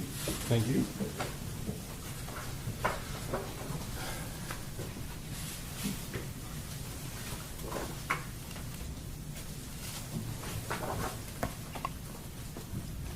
So besides photographing, you did collect some items also? Yes, I did. What were those again? I collected the small white blanket and the gray diaper bag. Okay. And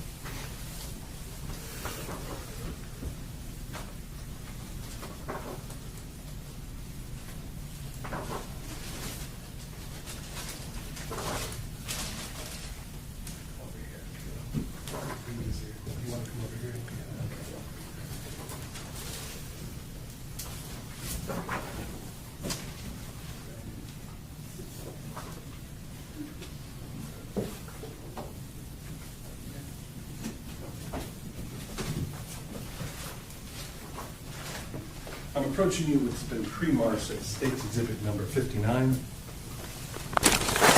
Would you please look at that?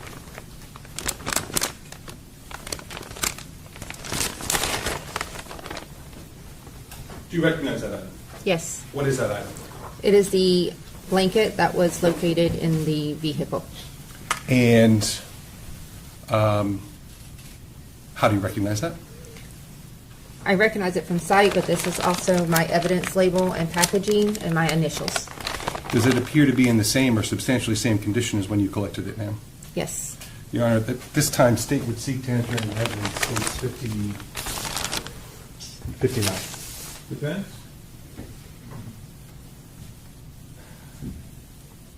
Could I board hearing just very briefly? One question? This blanket that's in front of you, ma'am, is that the same blanket that you took photographs of? Yes. No objection, Your Honor. Admit without objection, publish as needed.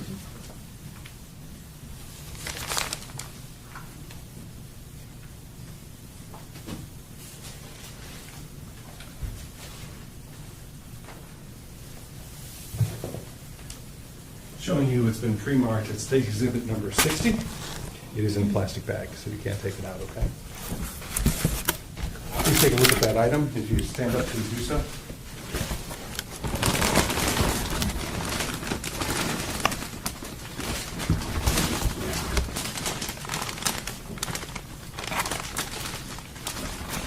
Do you recognize that item?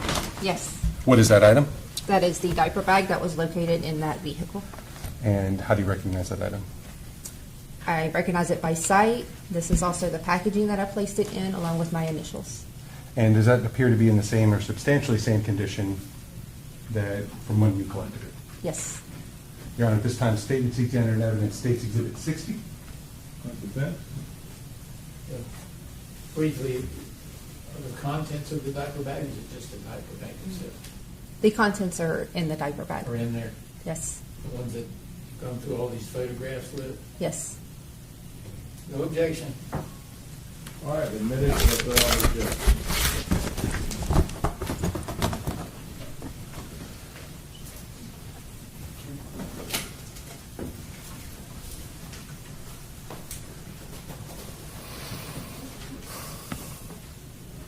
Other than that, ma'am, did you perform any more of your duties as far as this case was concerned?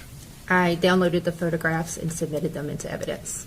Other than, it sounds more of an administrative thing. Other than that, anything else? No, sir. Thank you, ma'am. I have no further questions. Thank you. Defense? Charles? Yes. Ma'am, you had all the items you photographed you actually had over here. Sir? You had the actual items over here of those photos, the items depicted in those photos? Yes. Okay. When you took those photos, can you tell us about what time of day it was? It was approximately, the search warrant began at approximately 2:16 p.m. and I seized the diaper bag and the blanket at approximately 2:55 p.m. Okay, of what day? of November 4th. November 4th. Okay, and this incident occurred when? I'm sorry, The incident we're here about, what day did it occur? November 1st. Okay, so it was 3 days later. Correct. All right. So you don't know where any of these items were, we'll say at the time that all this happened? Those items were located in the vehicle. The vehicle came into the evidence room on November 1st. The evidence room was secured. When did you first observe these items? I noticed on scene that there was something in the car, but I cannot tell you exactly because we were dealing with the car seat. Okay, so you don't know what was where on November 1st? Correct. Thank you.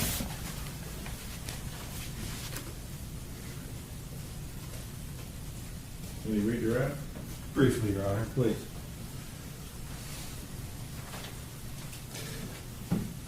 Just to be certain that the jury heard that the car was secured on November 1st, correct? Correct. No further questions.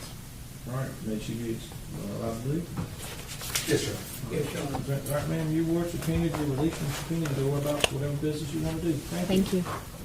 Let's take a 10-minute break for everybody that works for the jury. If I need to give you more or less, let me know. All rise. All right.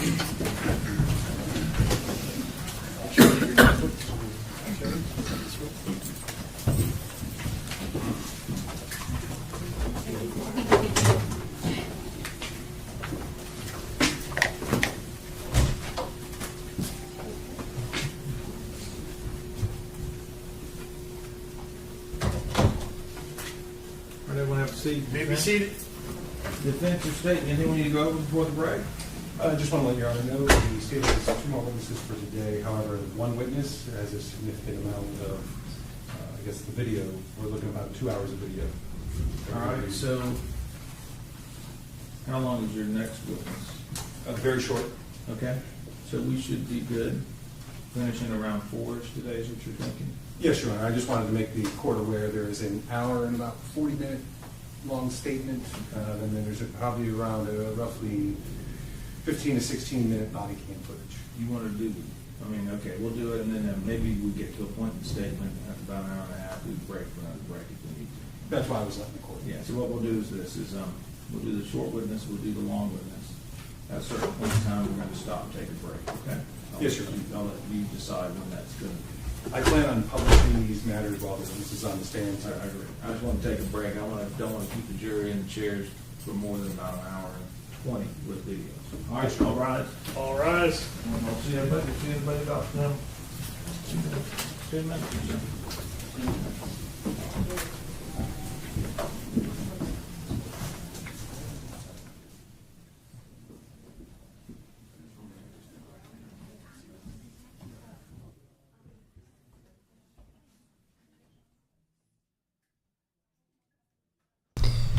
All right, while they take a 10-minute break, we'll go over what we just heard.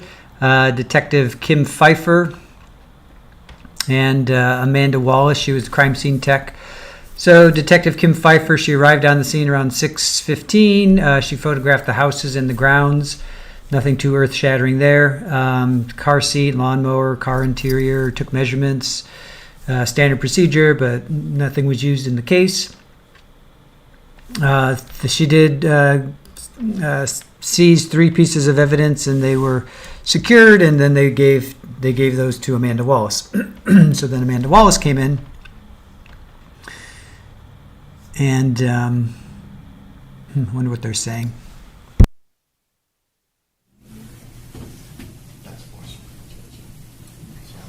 When he comes back, I'll have to ask him. Okay. So when he comes back, I'll ask him.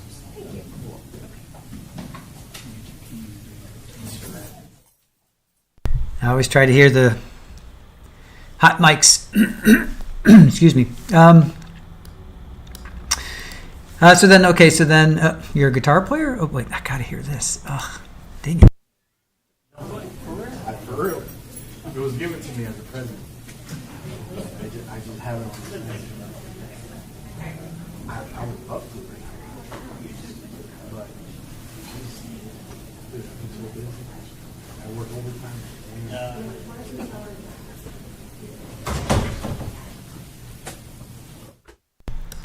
All right, I'll just try to focus on. I love hot mic moments. So somebody was talking about a guitar.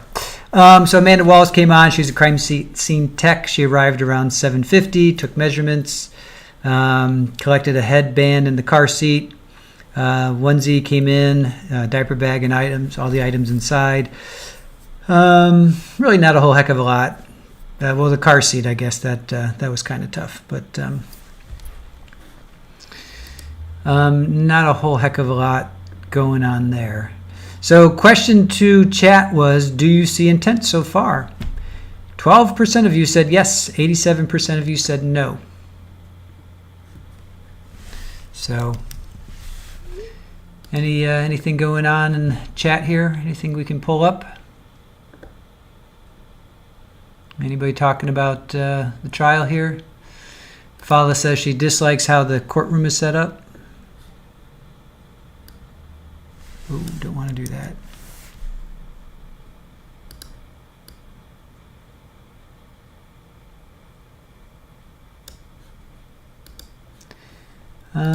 Let's see what else.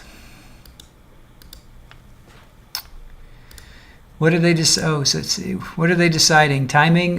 Yes, they were deciding timing. So I think he said the state said that he had about a 2-hour video, and he's got another witness. Let's see. Well, Kerviel, thank you. Thank you for that. I rely on you guys too. It's interesting. Sometimes I miss things, and I go look at the chat, and I like to see. Oh, chat! If there's anybody that's in the area, there's a couple of you that have said that you know the family. If you guys want to come on, and you want to talk about this, please let me know. Please email us. I guess you couldn't get a wood. Just trying to read the closed captioning. If anybody in the chat wants to come on and talk about this, please email us and let you can come on. Abe says, I don't think intent is required, just that she would have reasonably known it was dangerous, which she did. Now, I thought that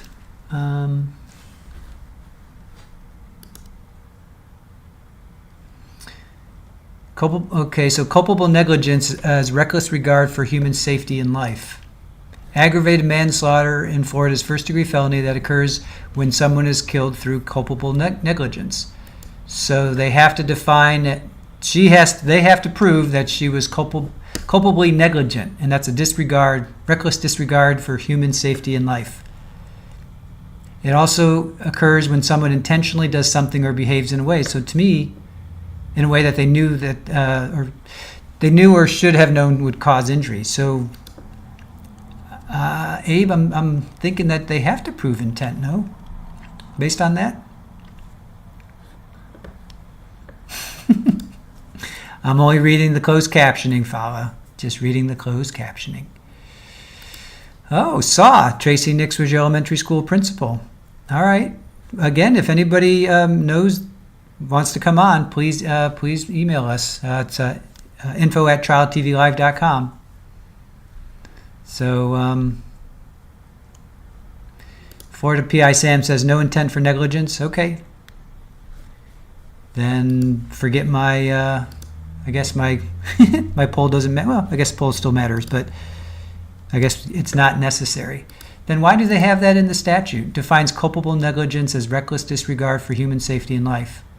It also states that culpable negligence occurs when someone intentionally does something or behaves in a way. All right, I'm not going to argue with you, but that doesn't make sense to me. But I will trust you, Sam, because you are definitely smarter than I am on these things. Let's see what else. Florida PI Sam, to see what they have to prove, look at the charging document. It should have the elements and then the jury instructions. Okay, easier said than done. Let's see if we can find the charging documents. This is in Polk County, eh? Let's see if we can find the charging documents. While we wait, Polk County courthouse. Polk County Clerk. All right, I am looking for Ooh, Stacy M. Butterfield, CPA. All right, let's see. Criminal. Where's criminal? Court services, records. Court. Where's court? Well, let's look up. I'm looking for criminal. Criminal cases. Marriage, tax deeds, court records. How about court records? You are now leaving our website. Awesome. I don't want to log in. Really? You're going to make me log in? Well, screw that. Not going to do that. All right. You make it difficult to find court records. What else is happening? It's not in Polk County. It happened in Hardee County. I think they moved it to Polk County. Pretty sure that's where it's happening. Let's see.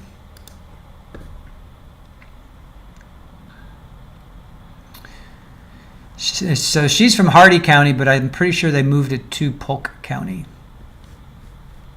Could be wrong, though.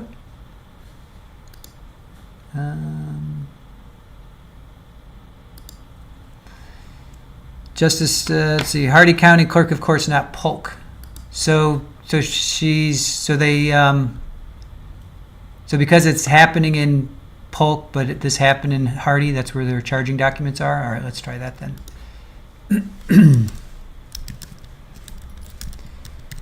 Hardee County, Florida Courts. Let's try that. Hardee County Clerk of Courts. Let's try this. Okay, they're going to be closed for Martin Luther King. Departments. I'm looking for criminal cases. Yep, showing 0 results for criminal cases. Awesome. Record search. All right, let's try record search. Public, why not? Yes, I agree. Last name, Nix. First name, Tracey. She is not criminal traffic. Felony? Is this considered a felony? I guess.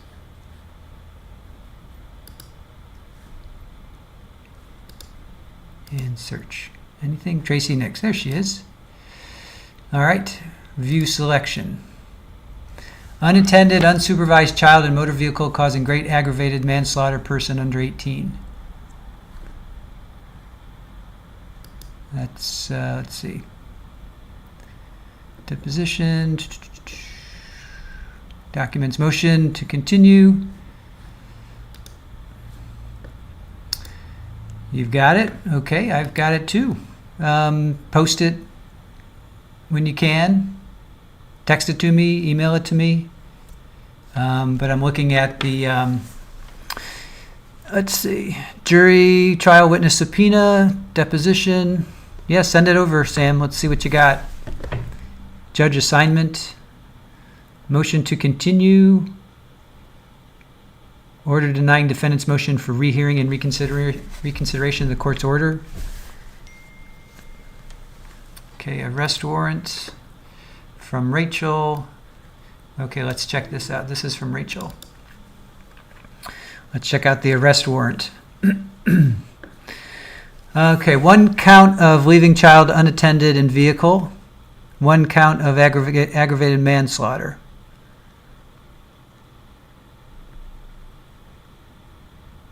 Place of birth, Ohio. Wow, she was born in Ohio. Did you know that, Sam?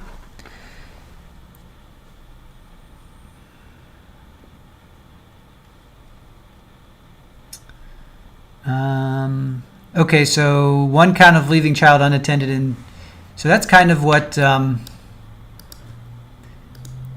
Rhonda was. Where's Rhonda? Rhonda Jewell.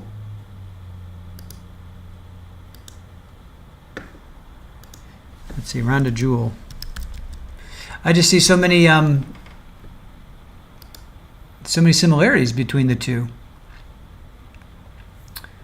Rhonda Jewell was 3rd-degree felony and leaving child unattended. So that's similar, leaving child unattended.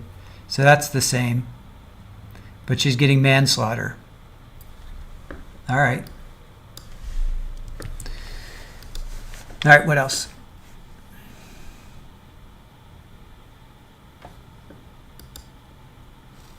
No, I didn't know that, and some of this will be redacted because it's a child. Hold on, I'm skimming for the elements. Okay. Abe says that's interesting that they have a specific charge for unattended child in a vehicle. Yeah. Help me, Rhonda.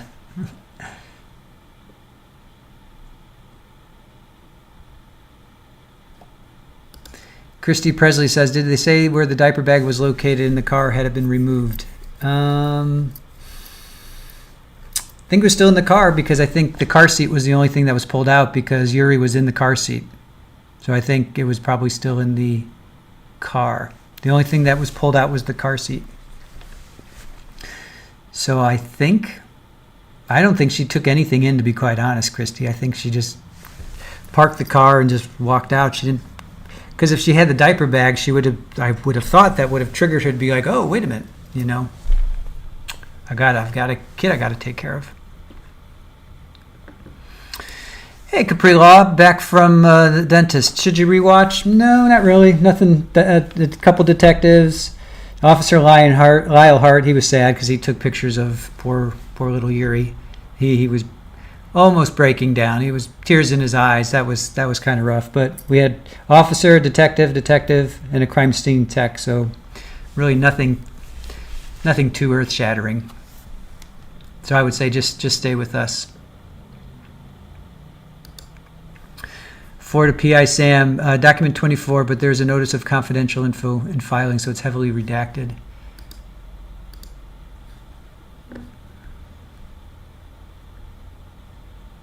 Oh, okay, gotta get back in. Okay, ready to state defense?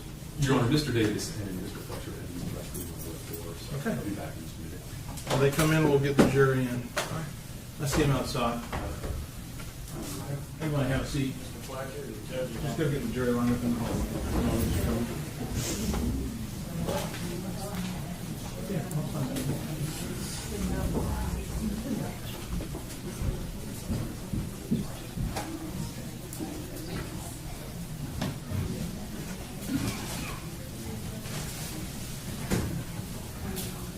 Thank you. Appreciate that.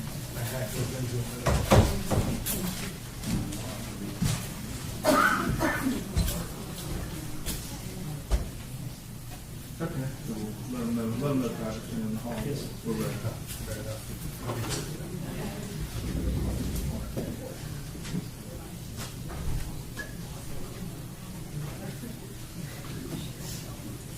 You ready? Yes. Come bring me. All right.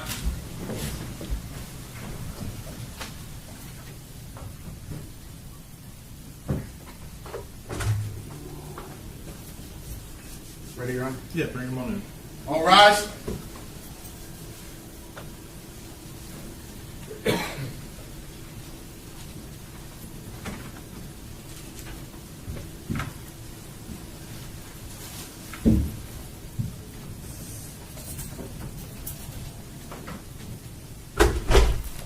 right, everyone have a seat. Members of the jury, everything's good? Nobody talked about anything while we're out about this case? No, sir. All right, thank you. Let's go ahead. State, you ready for next witness? Yes, Your Honor. The state would call it Detective Sergeant Octavio Alvarez. All right, bring him on in.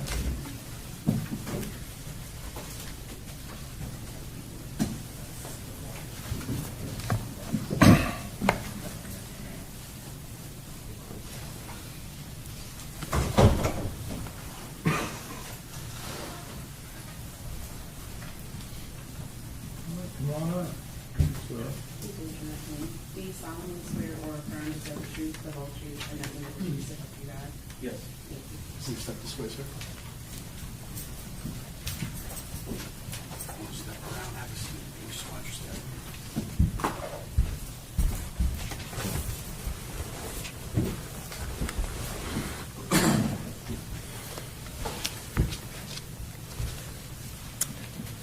Go ahead. Thank you, Your Honor. Please state your name for the record. Octavio Alvarez. And what is your employment? I'm a deputy sheriff with the Hardee County Sheriff's Office. And what are your current duties, sir? Right now, I'm a sergeant in the patrol division. And how about back in November of 2022? What was your duties then? I was a detective with our street crimes unit. On November 1st of 2022, did you become involved in the death investigation of the Uriel Schock? Yes. How did you become involved, sir? I heard across the radio the dispatch come out of this call for service, responded to the address on Kaysen Road, and upon my arrival, that's when I got involved with the case. And what was going on when you arrived at the scene, sir? When I arrived, I parked somewhere in the front yard, I can't recall exactly where, and then I walked towards the back, towards, I believe it was like a shed or a barn or something. And what was going on in that area? In that area, I seen a red SUV and a pickup truck. There was a gentleman that was distressed. He was upset. I walk around back and I see two detectives speaking to Tracey Nix, and at that point, she was upset speaking to the detectives. From there, I walked to the front and did other things at that point. Okay. What was the, as far as what other things are you referring to? So from there, I went and I was instructed to translate for Detective Ward. There were some workers on the roof that were working during this prior to our arrival, and I interviewed or assisted in interviewing for different workers. So as he's asking the questions, you're just translating, and I'm assuming, do you speak Spanish, sir? Yes, sir. And is that what you were doing? Yes. Okay. And were you translating for his questions to them? Correct. And how about their responses? Correct. Yep. I was translating back. Yes. Okay. And then what else, if anything, did you do in this case as far as the investigation was concerned? I also assisted in interviewing Kayla Schock, and Lieutenant Nicholson was also present there, and I just stood by the rest of the scene. And I believe maybe some items were stored in your vehicle also? I cannot recall that. I know it was in a report, but I cannot recall myself. Okay. Other than that, sir, did you have any further involvement in this case? Not that I recall, no, sir. All right. I have no further questions, Your Honor. Thank you, Ken. Briefly, Your Honor, please, the court. Thank you. Go ahead. Good afternoon. Good afternoon. You indicated when you got there you saw a gentleman who was upset, and who was that gentleman? I think it's pronounced Noon Nix. Last name was Nix? Correct. I'll say, at least compared to you, an older gentleman? Correct. Okay. And you said he was upset. Can you be specific for the jury? I do recall that he was crying, and I believe he was near a pickup truck, I think it was, or one of the vehicles that were in the back, but he was crying that I can recall. Okay. And had EMS gotten there then? I believe they were gone at that time. They're already gone? Yes, sir. Okay. And then I think you mentioned Mrs. Nix by name. Correct. Okay. And you said she was upset. Yes. Can you be specific? How do you know she was upset? I do believe she was crouched down as detectives were trying to talk to her, consult her, and she was, I know she was crying as well. And you know what detective who was trying to console her? Yes, at the time it was Detective Samandel, with now Detective Fletcher and Detective Ward.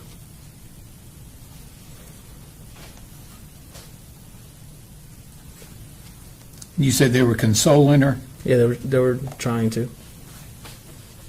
Okay. And I think you indicated you interviewed Kayla Schock, is that correct? Correct. That's not the mother of the child? Correct. That's not. Okay. All right. Thank you. Thank you. Any further direct? No, Your Honor. May this witness be released from the subpoena? Yes, Your Honor. Yes, Your Honor. All right, sir, you're released from your subpoena. Go back to whatever business you have. Yes, sir. Thank you. State, next witness. Statement called Detective Alice Fletcher. All right, so you have Detective Fletcher, come on in.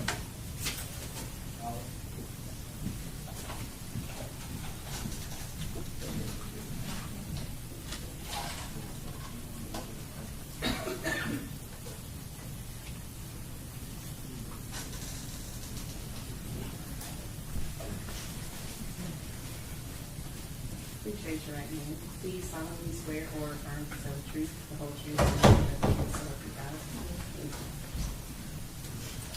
You step this way, man. Just step over. Watch your step.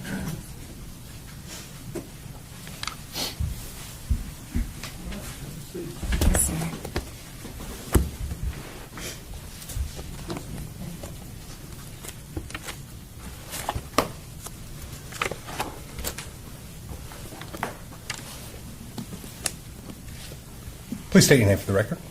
Alice Fletcher, And how are you employed? as a detective with the Hardee County Sheriff's Office, And how long have you been with the Hardee County Sheriff's Office? about 12 years. What are your current duties, ma'am? I currently serve in the Criminal Investigations Division as a detective. What's the Criminal Investigations Division? We investigate crimes, specifically more felonies, And how long have you been doing that for? about 5 years. Okay, sorry about that. I think I've already asked you that. And are you, so that would, it'd be safe to say that your duties now are very similar to back in November 1st of 2022? Correct. Is your name the same? No. Okay, what was it back then? Alice Samandel. So if we've heard Samandel throughout this, they're talking about you? Correct. What is your name now? Fletcher. All right. Now, on November 1st of 2022, did you become involved in the death investigation of Uriel Schock? I did. How did you become involved? A call came out over the radio of a cardiac arrest at 1478 Kaysen Road at about 5 p.m. on November 1st of 2022. So I jumped up and reported to the residents. And I think we've already covered this, but I just want to make sure that address is at where? What city is that in? Wauchula, Florida. And what county? Hardee County. Now, you said approximately 5 p.m. Is that what you said? Correct. When did you get out there? I got out there, as soon as the call came out, I responded. So shortly after the call came out is whenever I arrived. And were you working that day? I was. You remember what the weather was like back then? I do. What was the weather like that day? It was hot. I recall being on scene outside and sweating, and temperatures were reportedly in the 90s that day. Okay. Now, what was going on when you arrived? Well, let me ask you this. I think it's been covered, but I just want to make sure. Do you know whose property that was that you went out to? I later learned whose property that was. Well, after being there. Correct. Okay. Whose property was that?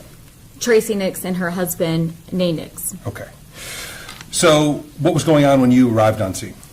When I arrived on scene, the ambulance was already there and several other units were already there.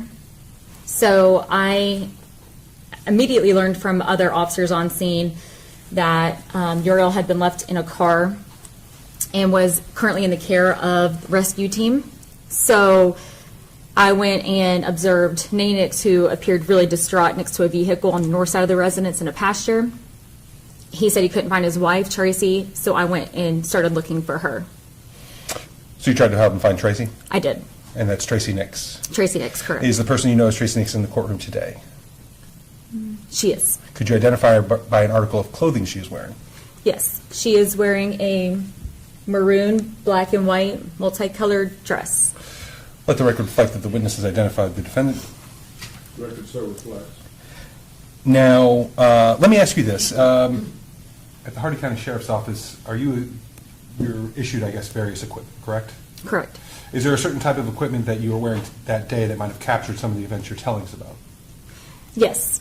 What is that? Body worn camera. And what is that? I think pretty much everyone knows what it is this day and age, but what is that?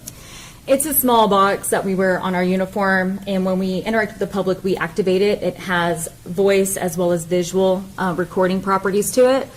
We typically leave that activated through our interactions with the public, and then we later submit those for evidence, just for record keeping. Okay.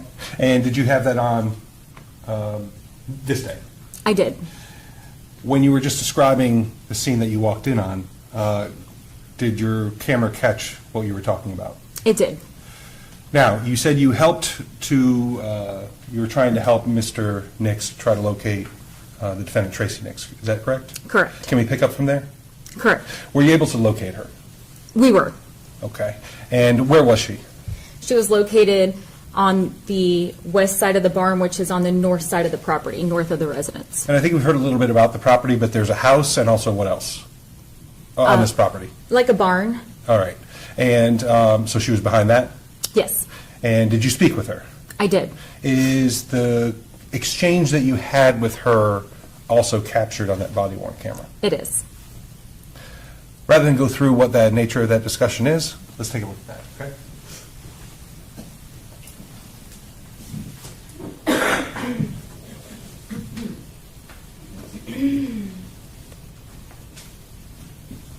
I'm showing you what's been pre-marked as State's Exhibit number 56. Do you recognize that? I do. And what is that? This is the evidence entry of my body-worn camera from that day. And does that appear to be and everything that's on here, is that a fair and accurate depiction of what you described and also your conversation with the defendant, Tracey Nix, that day? It is. Your Honor, at this time, the State would seek to enter into evidence States 56. Defense, any objection? No objection, Your Honor. 56 body-worn camera admitted without objection. Publish if you wish. And at this time, the State would request to publish State's Exhibit 56. All right, let's go ahead and publish. Thank you, Your Honor.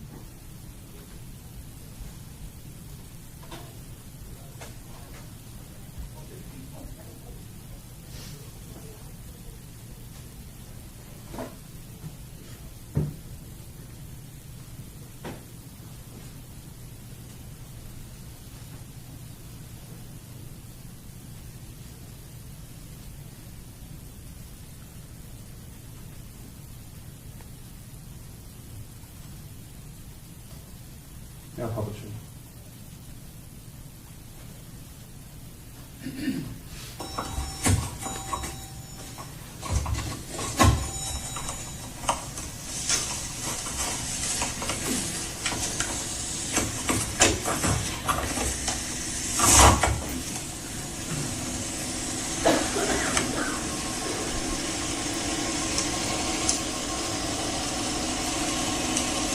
Hardee SO1.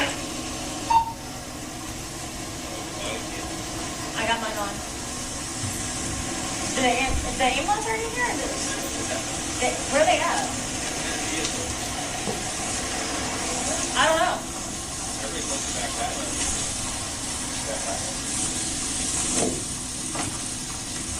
Oh, they're in the back, y'all. Well, what's right here?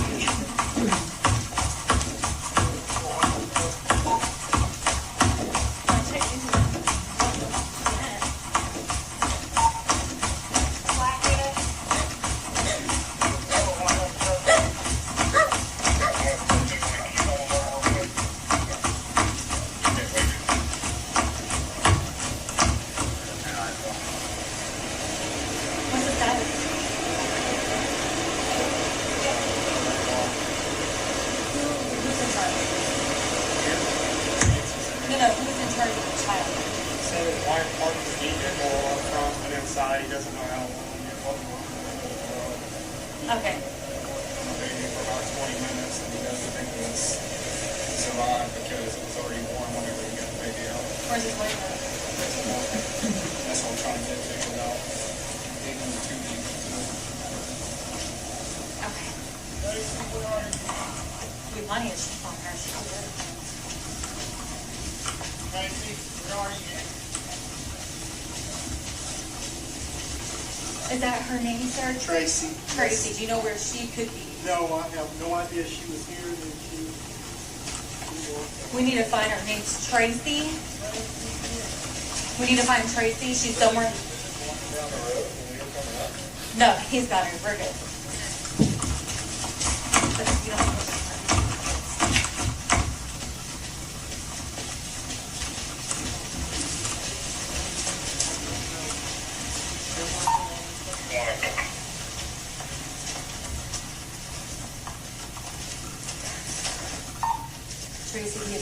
idea maybe how long it's been? It could have been up to 2 hours. I forgot I had her. I took her out to lunch with some friends. And when I got back, I don't know even what I had on my mind, but I didn't get her out of the car, and I didn't think about it again until I was getting ready to get my other grandson and take him out for dinner. And all of a sudden, they thought, I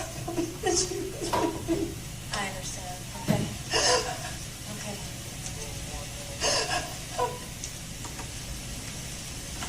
I need to drive in my car. I need to go somewhere. I can't do this. It's hard to be here. I cannot do this. I understand. Well, we also don't want to get in their way, so we're just going to stay right here for right now, okay?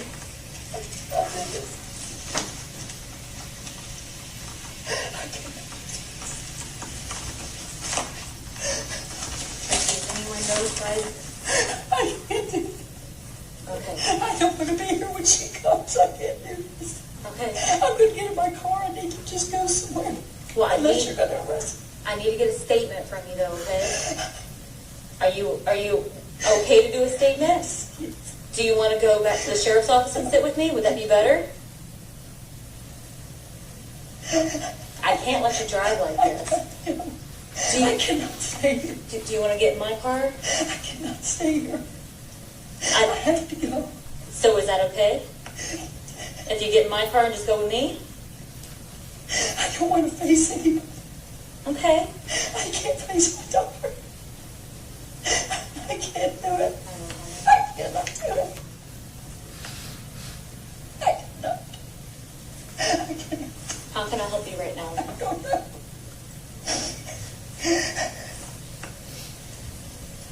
I need to get in my car and go somewhere. If you need to take a statement, do it now. Unless you're going to arrest me. Is your vehicle close by or no? Okay. Look, would it be easier then if you sat in Detective Ward's vehicle? I cannot be here when she gets here. I cannot do it. Do we want to sit at the table inside, or? I can't. She don't want to be here. So I'm here. She just wants to. In fact, we can't let her drive this. It would be irresponsible. Well, let's go back. Let me drive to the sheriff's office and you follow me. Can I take you and we'll bring you back? Yes. Okay. Yeah, we'll do that. I don't want you driving in this state. Not at all. Okay, but let's. But I may leave from the sheriff's department. Absolutely. But let's get you out of here for now. Let's do that. Okay? Is that okay? Let's do that. Come on, Tracy. Let's go this way. I cannot do this. I understand.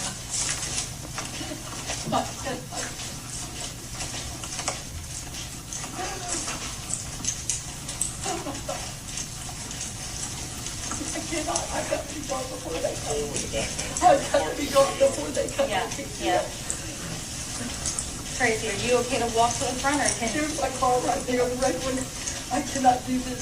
Tracy, please drive me. Take my car. I don't want to. I can't drive your car, Tracy. We're gonna leave your car, okay? I cannot. I don't want to come back here. Stay right here with me. I don't want to come back here. I get that, but I can always have your husband come get you. No, I don't want to come back here. Okay. I mean, I'm serious about getting in my car and going somewhere. Okay, yeah, do that. Okay, so for right this second, I've got to be gone when she comes. I cannot be here. I got you. Okay, I'm gonna have Ward take you, all right? We will figure something out for your vehicle. Don't worry about that right now. Right now, let's just worry about taking you out of here safely and take care of what we gotta take care of, okay? You can't go in your vehicle, Woody. You can't go in the vehicle. I cannot do this.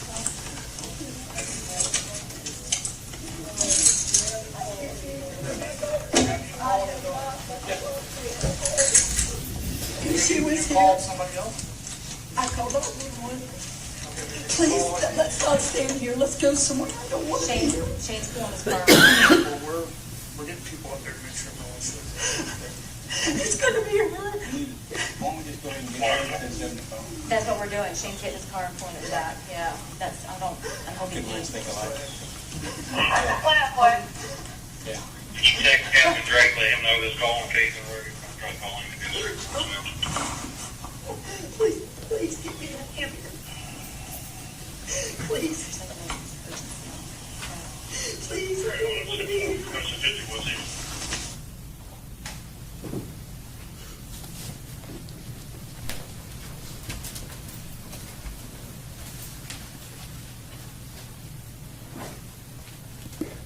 Status included publishing State Exhibit 56. All right, thank you. Your Honor, the parties approach briefly, please.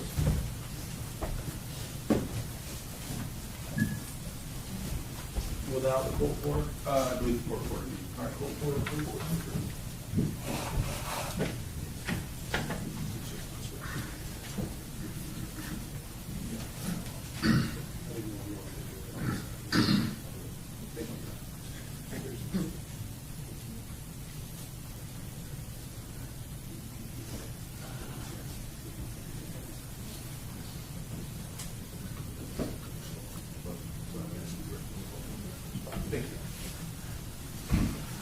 All right.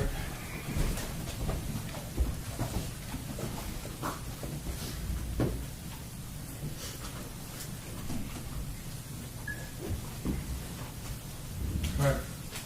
Members of the jury, you have heard and are about to hear more recordings.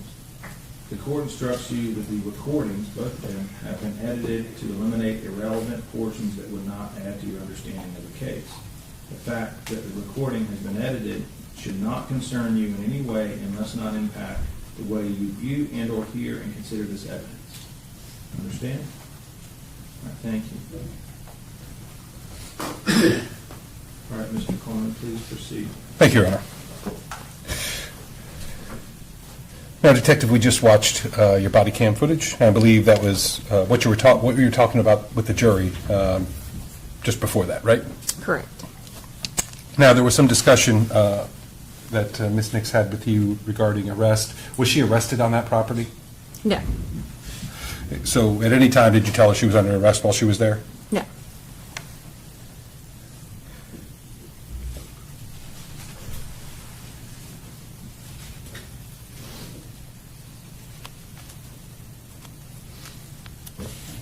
So when you were talking with her, other than some statements that were made, what was your goal when dealing with Miss Tracey Nix that we just saw? What was your goal there?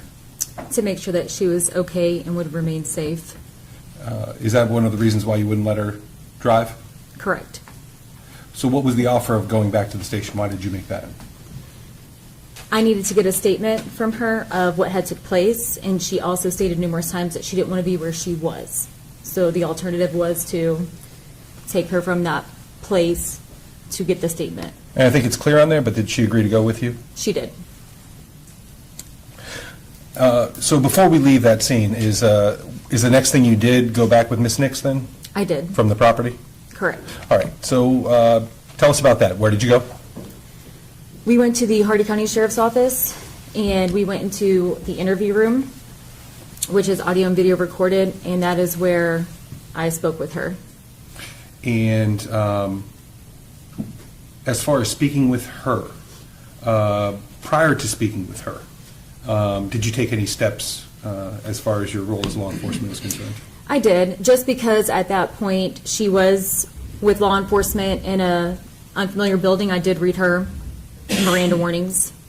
And are those, let me ask you this, we'll kind of foreshadow a bit. You said everything was audio and video recorded? Correct. Were those warnings that you gave her also recorded? Correct. So what you exactly said to her we'll hear if we hear that recording? Yes. Excellent.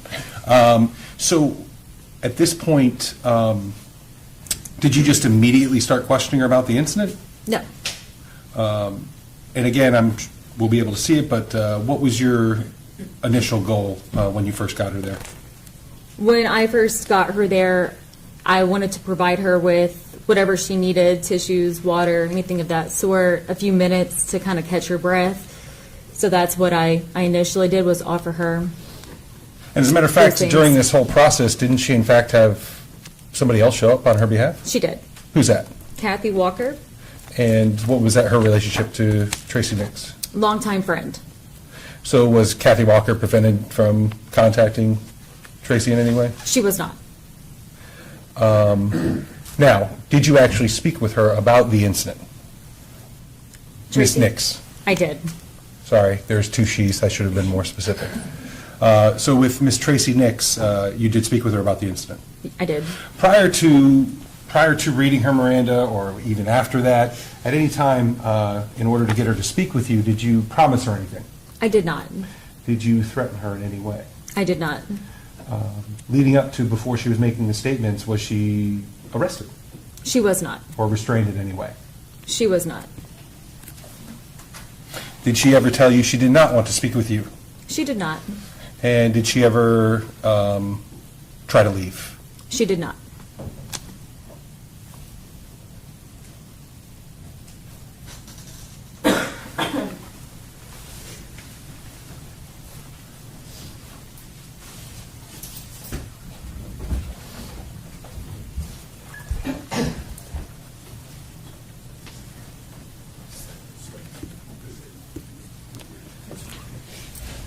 Your Honor, the state's now approaching the witness with State's Exhibit 55. Would you please look at that item?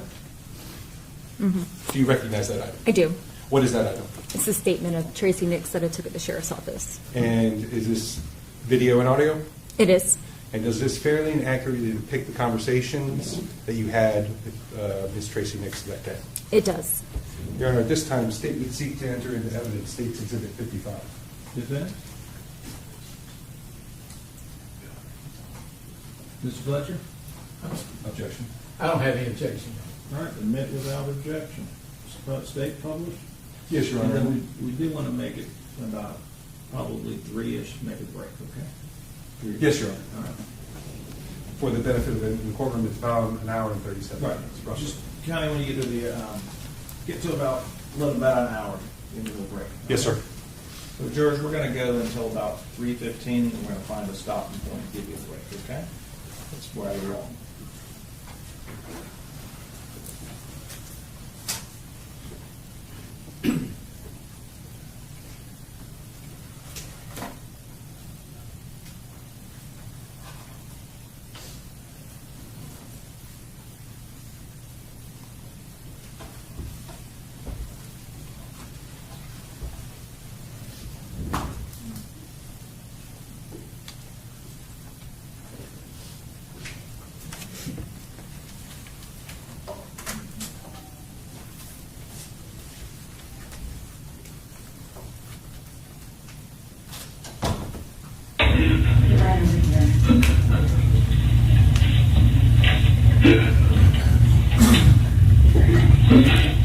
Is there anything I can get for you right now? Okay, let me grab you for the, I'm just gonna put you over for privacy, okay?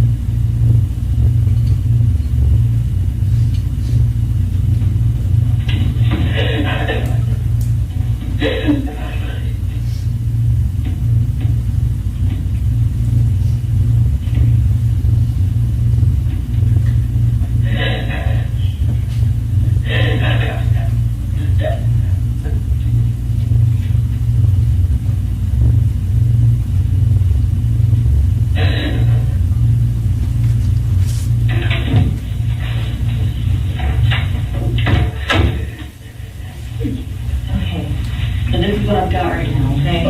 Okay. So, one of the other detectives was asking, were you in the maroon vehicle? I was in the red Lexus. Got it, okay. 206, 203, it was the red Lexus. I'm going to just answer you like this, if that's okay. That is totally fine. Now, what I do need to do is, I'm sorry, give me 1 second. She just put me somewhere, put me in the jail or something. Well, before we even talk, I want to make sure that you're aware of your rights, okay? So, I have to read them because you're in this room with me, but you have the right to remain silent. Anything you say can be used against you in court. You have the right to talk to a lawyer for advice before we ask any questions. and have that person present with you during questioning. If you can afford a lawyer, one will be appointed for you before any questioning. And if you decide to answer any questions without a lawyer, you still have the right to stop talking to me at any given time. And you also have the right to stop talking to me at any time until you have an attorney present. So I just want to make sure that you do understand those rights. Okay. So make sure, is there anything else I can get you right now? Some water or anything? Okay. So I want to make it very clear that you're not under arrest. I just want to be somewhere. Can I just give you a few minutes and then I'll come back and maybe we can chat? I'm going to do that. I'm going to step out and give you just a few minutes and I'll come back and check on you, okay?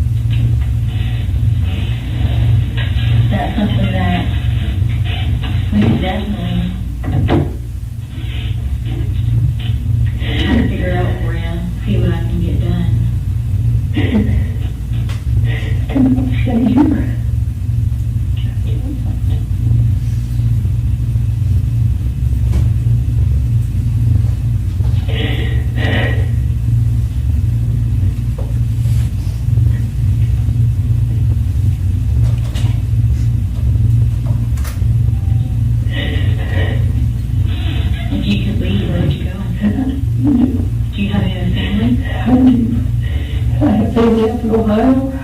Okay. What part of Ohio? Between Dayton and Cincinnati. Okay.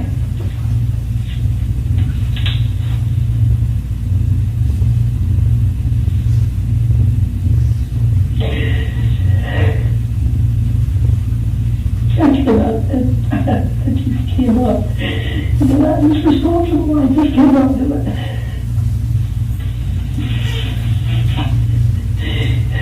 Do you keep her child often? Last week I had her 4 days out of 5. But typically I just have her once or twice a week. Was there anything different about today? No. Except that I didn't expect to have her.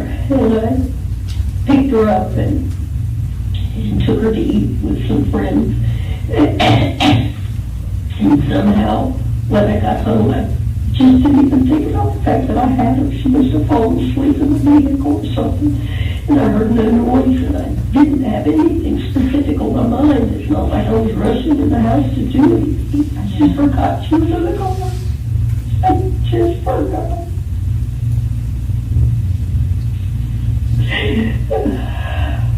God. I cannot do this.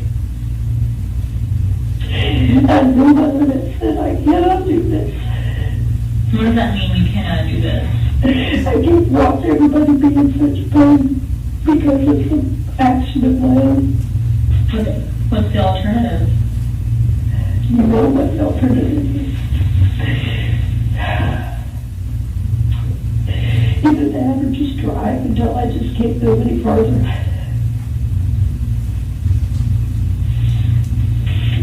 I just cannot face everybody. I cannot do.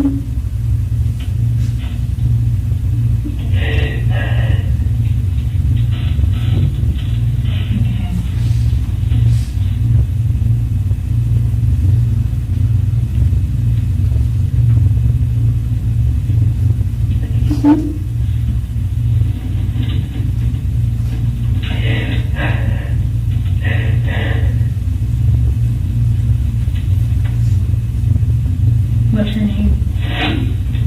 Uriel Jen. You called her Uri.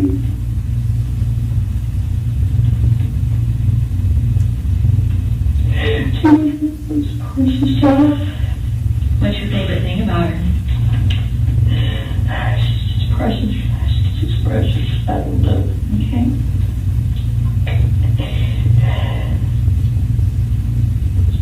I can't believe it. I cannot. I cannot believe this.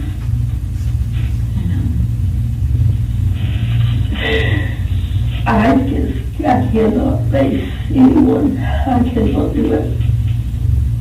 I can't.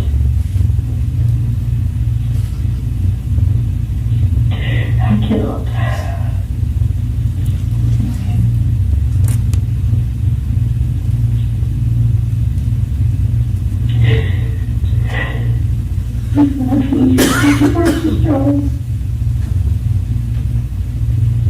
I can't imagine Kayla. Your daughter's name is Kayla? Yes. It was. Okay. But who could do that? Who could do that? Who could have? Who does that? What do you mean? Who could forget that a baby's in a car? Who could do that?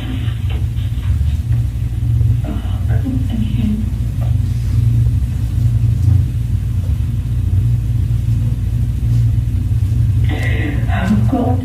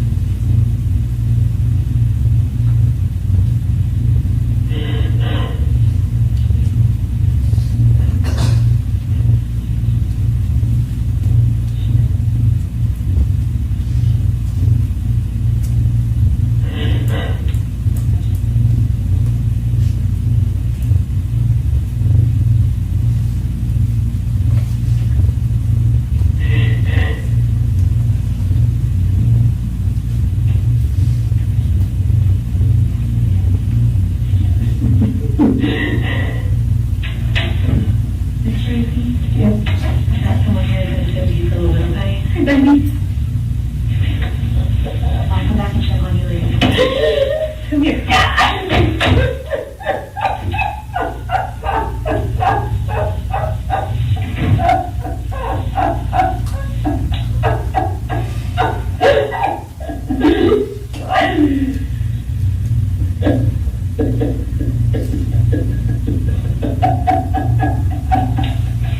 Raise your head up a minute.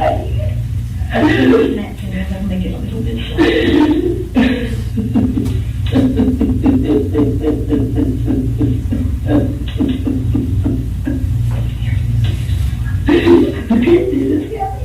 You got to get off. I cannot. I can't do it yet. I can't do it.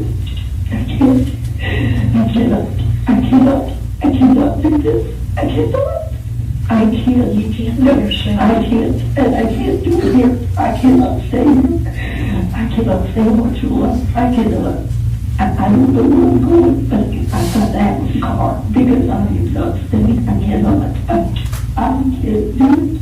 I can't do it. I can't do it. I don't know how to handle it. I don't know.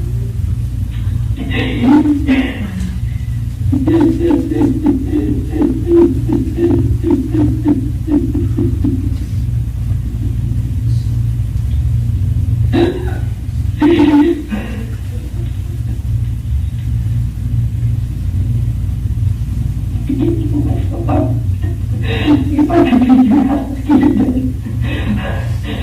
I can't do it. If I could just do something to get out of this wood. I can't do this. I cannot do this. You can't do that. You're not going to. That's on all of us then again.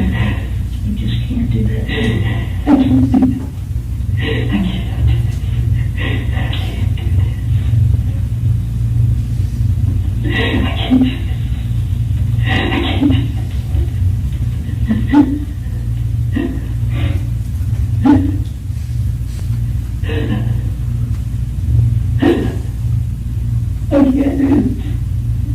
this. I can never do this, Kayla. I just can't do this. I can't. Somebody have to room without me here. Maybe a little old. Rebecca. Hayden. Yes, Helen David to call you. Rebecca called me. She came up on it somehow. She was there because I was supposed to take them and stop it. And they were late. And if they had been there an hour earlier, maybe it would have been too late.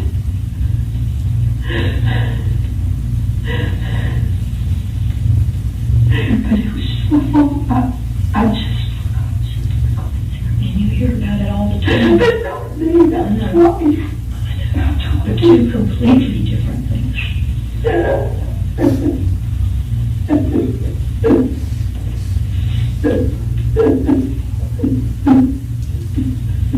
I can't do it.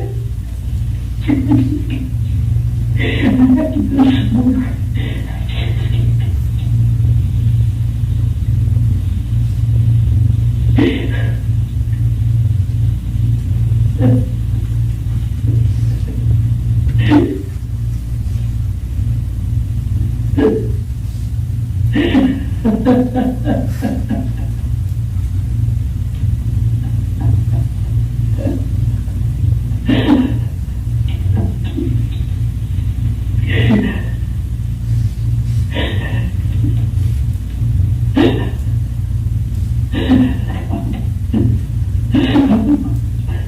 I begged him to just have a miracle.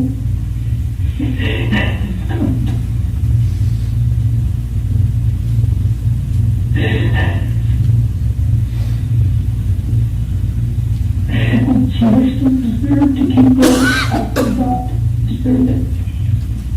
You don't deserve it. Nobody deserves it. Oh, God.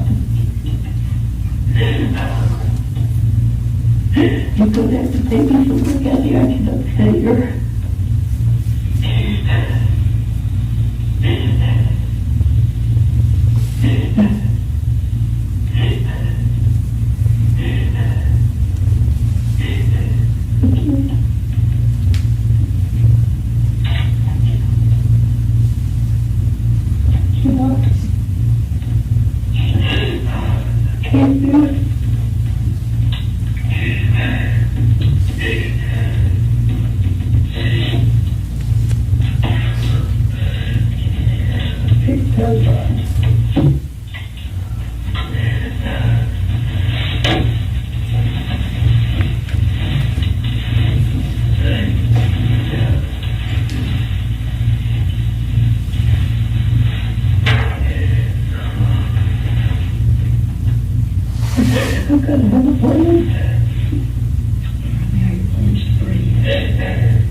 Who's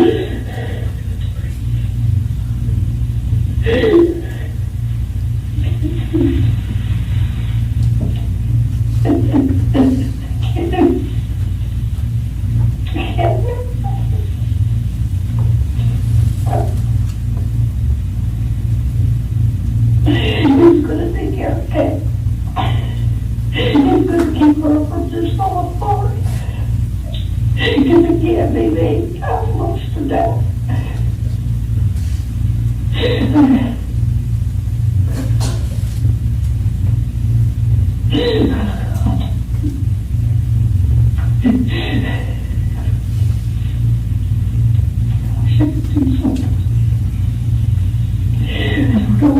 I don't have any idea what. But I cannot stay. I cannot.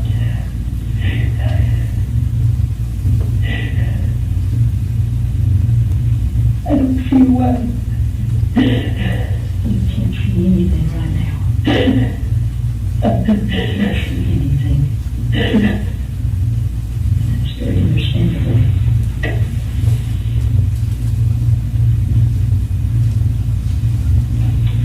I don't know what to call. See, I can't face any of them.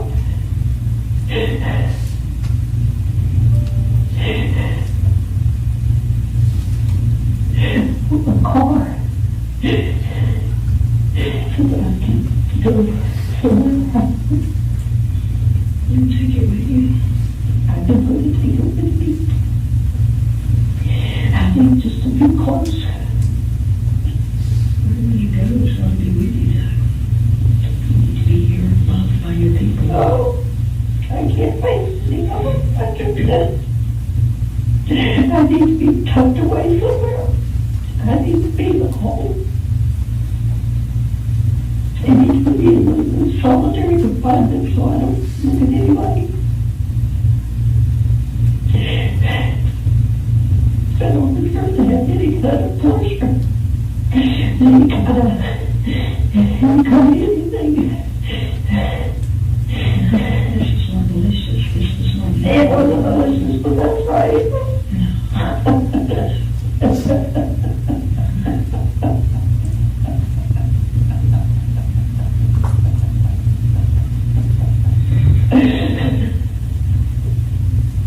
Can't do it. I just can't do it. I can't face anybody.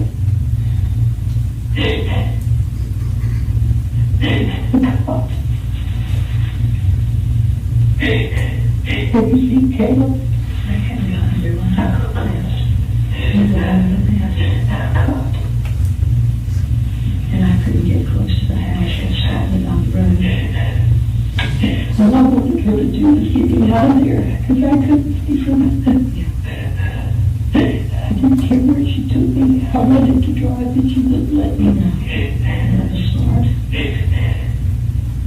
And that nice, I guess, investigator, that short guy, Toby. I didn't even look at it. Anyway, he came over and asked me who I was. And I had to sit with Tracy. I said, yes, I remember. I thought you were in the house. Something that took me to take me from there, because I knew I couldn't stand that again. I did. I told her she needed to arrest me some way somewhere. She's told me you're not under arrest. You're here for your own safety. I want to do something without hurting everybody else. So much to do, you will. You will. And you know that's a selfish thing. I do. People do. You say it all the time. I do. But I can't do it. Not right now. I can't. Not right now. I can't have a funeral. And Judy feels places in North Carolina. I've got to do something. I've got to go somewhere. I can't stay here. You're going to take this with you. You're not going to just escape it by going up a mountain. It's something you have to do one millisecond at a time.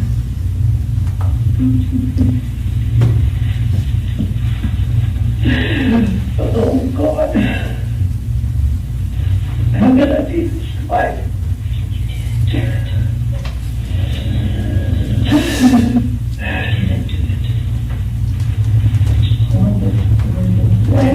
It's been how many times? How many times? This is too many. But we don't get that choice.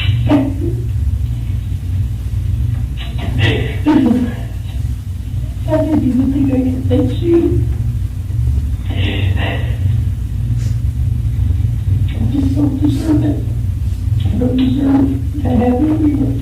Yes, you do. Yes, you do. I need to go somewhere.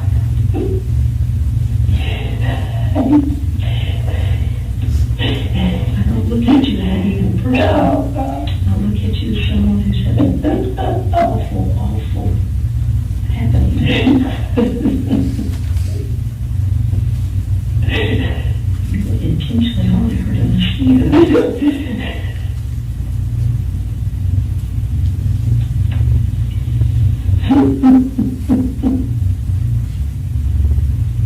I can't stand people feeling sorry for me for eating food. And I love you. I do. I don't think I can do it. Oh, yes. Yes, thank you. Thank you. I don't think I can. I don't think I can.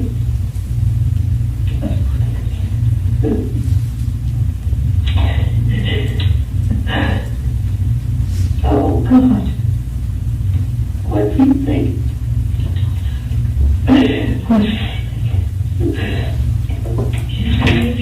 You don't know. You don't know what his ways are. Open up God's thinking. It's just terrible, terrible. There's no violence, no reason. And they don't hear this, that's what they call that. No. You hear them a little bit slow.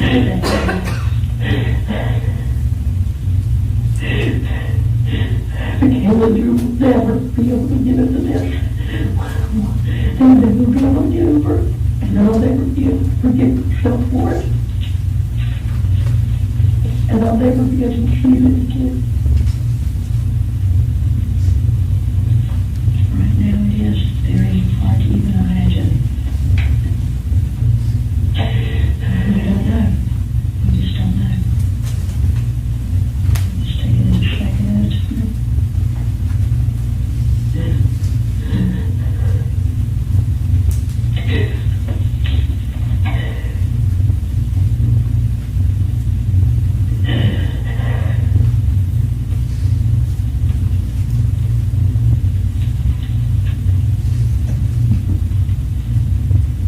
Ms. Tracey, you still have to answer a couple questions for me?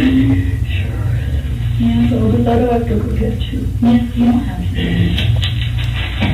Tracey, you know about what time it was you picked up Uriel?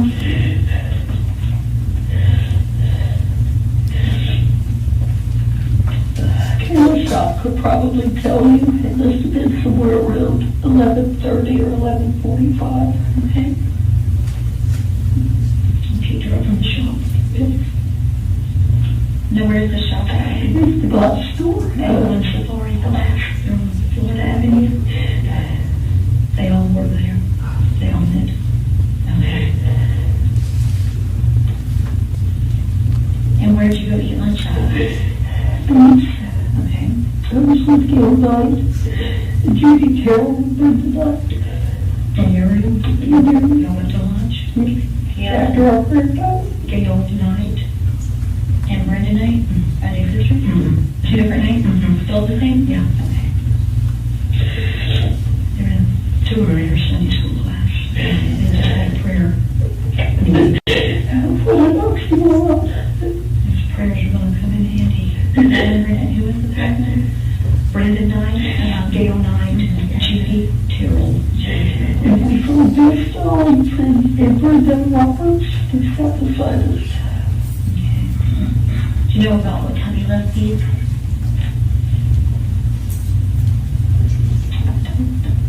Maybe 12:30, 1 o'clock.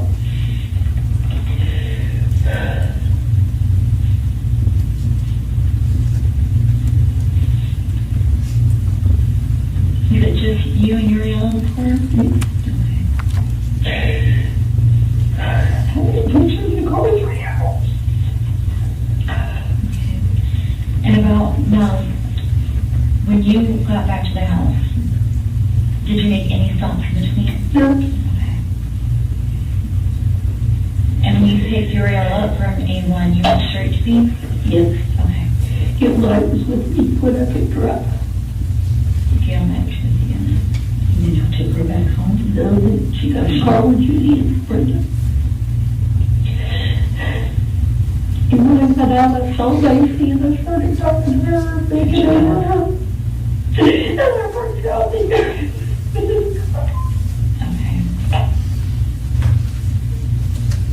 And I played my piano. I practiced for a long time. I can't believe I didn't even think of. So you went straight home and you started talking to your dog? Yes. Okay. And what's your dog's name again?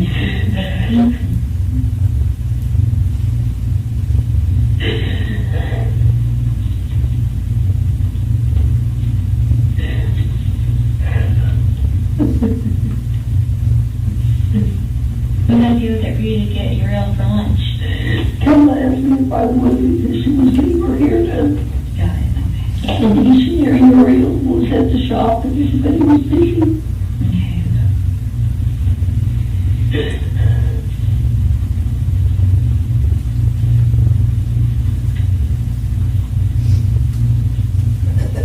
And where was your husband at? Home. At home. He was just working out in the yard. Did he know that you got the baby? Probably not. So you hadn't told I him? hadn't talked to him. Okay. I didn't know until the prayer time. I told her I could. When I left there, I could come by and pick her up. Okay, so you went from prayer to get her to go to lunch? She was at Brenda Knight's house, yes. Okay. And we decided to get lunch, and that's the first time we've ever gotten lunch. And I just wanted to show to take her out the front. I didn't know she was there, and we could talk about it. Okay, and you said the prayer was at Brenda Knight's house? Yes. Okay. Where does she live? She lives on Crosby. On Crosby? About the fourth or fifth house down on the right.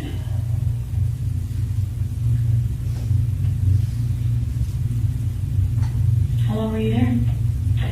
Probably an hour and a half. Okay. We started at 10 and we didn't leave till at least 11:30.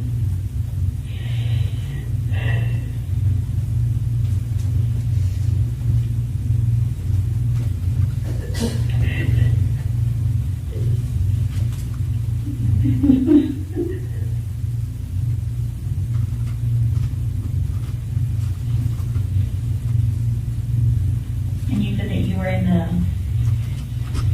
red Lexus? Yes. Okay. And it was just you and Uriel on the way home in that vehicle? That's right.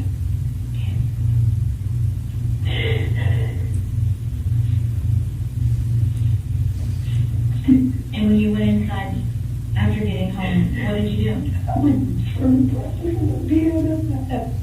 I take lessons. I have one on Thursday, and I need to just put in some time on it. Okay.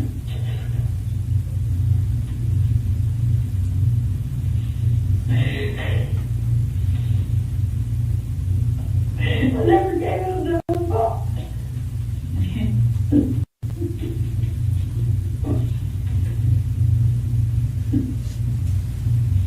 It was so quiet, I didn't even.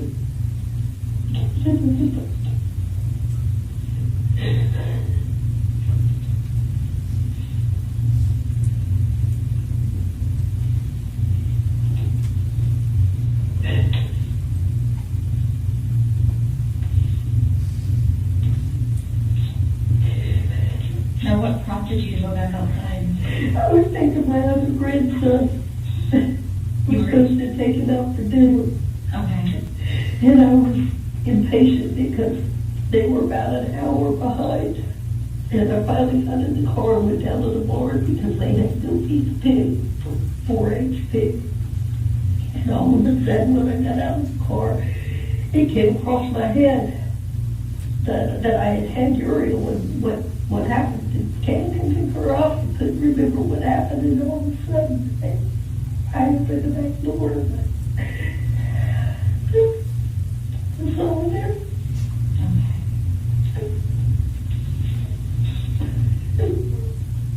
So when you got home after eating lunch, where did you park your vehicle? In the garage. No, I didn't either because the workers were there. So I parked in a tree.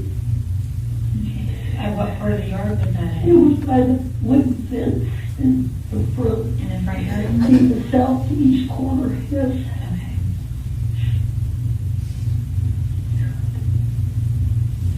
Okay.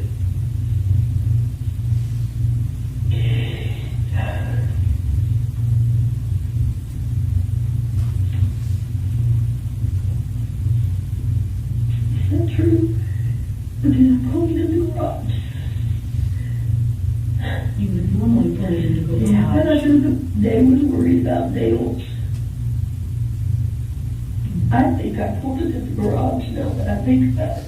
Okay. That would be your perimeter. I think that's what I did. Do you have any cameras at your home? I don't know. We do have one in the garage. I don't know if he has it working. Is that the only camera you have is the one in the garage? Yes. Okay.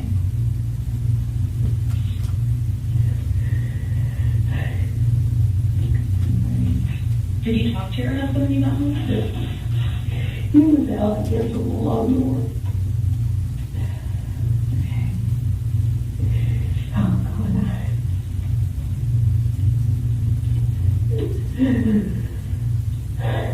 How was Uriel during lunch? It was great. Okay.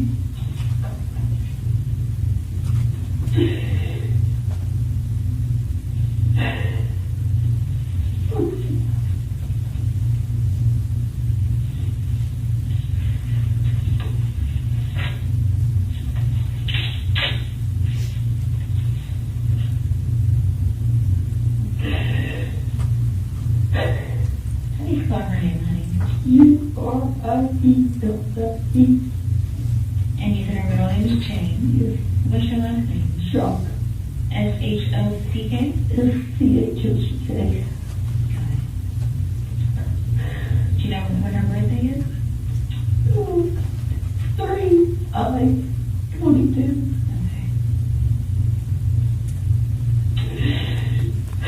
There's something planned out. Now, just so I understand correctly, Ms. Tracy, you said that you were going to get your other grandson for dinner. Okay. That had been planned for several days. Okay. Now, is this Kayla's son or? No, it's Rebecca. Rebecca. And is Rebecca your daughter? Yes, I have 2 girls. Got it. What's Rebecca's last name? Tucker. Tucker? Okay. You want to just pause at that point? I didn't know if there was a good stopping point. It's kind of out. Yeah, let's take a 15-minute break, okay? All right.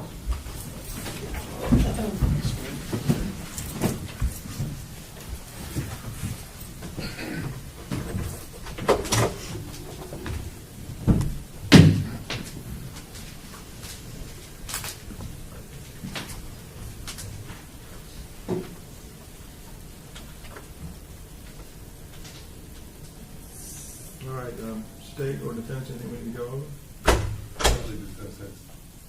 Okay, go ahead, let's see. Sidebar. There's no jury here, you want? Oh, I think that's what he does. You want to go outside? Yes. All right, let's go outside.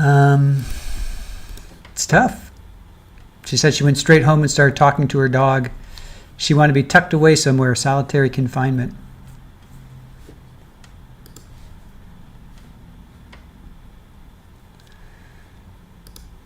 Let's get to some comments. Long-suffering Vikings empath forked again. Y'all wouldn't be able to see me being a puddle on the floor. Yeah.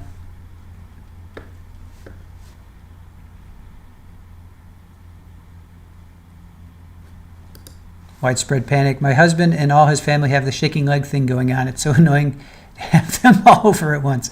I can imagine. Curviel says she should have gotten that last pleading. She should have gotten that. She should have gotten that just pleading guilty.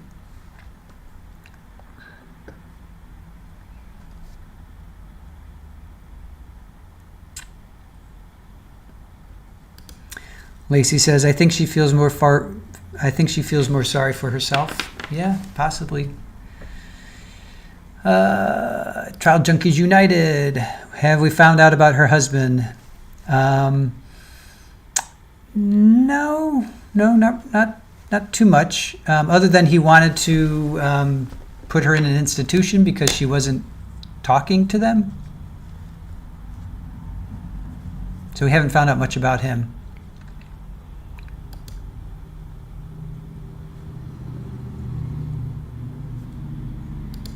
Oh, the solitary confinement. That was in response to that. Okay, what? She should have gotten that just pleading guilty. Solitary confinement. Oh, okay, I gotcha. So she should have gotten that just pleading guilty. Solitary confinement. Yeah. Yeah, seriously, no head down anymore without the jury. Well, she's not listening to herself, falling apart, crying. Oh, Trial Junkies United. You want to know if they're still together? Well, at that hearing, she's talking to somebody. Oh, wait. Are they saying something?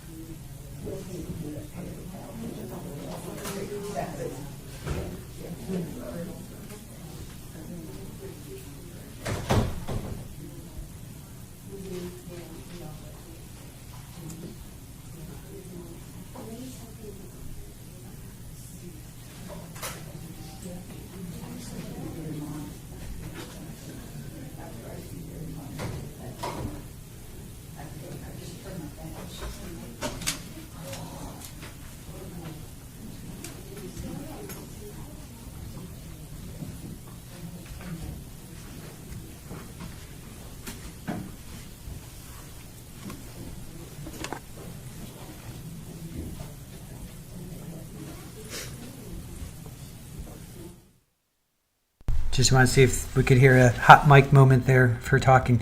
So Ariana Scranton said they are still together.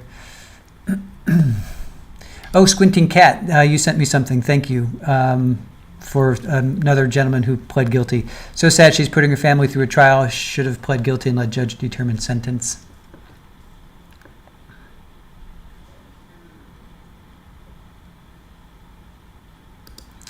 Special K says, seems selfish to put her daughter through this trial. If she felt guilty, why wouldn't she plead guilty? Good point. Therapist, I suspect she felt they overcharged, so she didn't plead guilty. My bag is out there, thank you.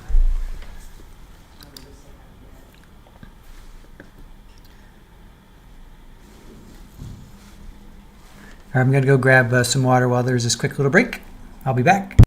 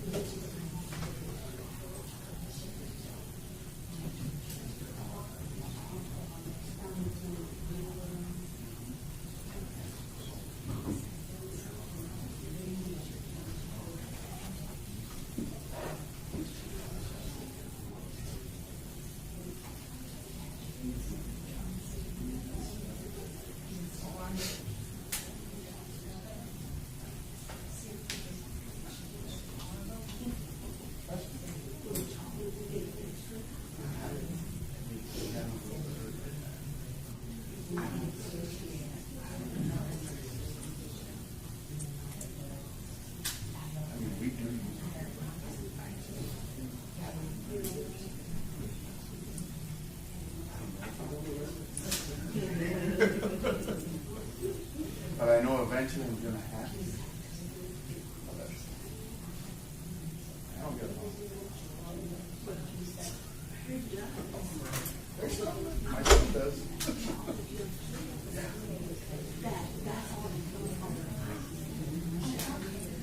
Rub thing outside, go around in the dirt.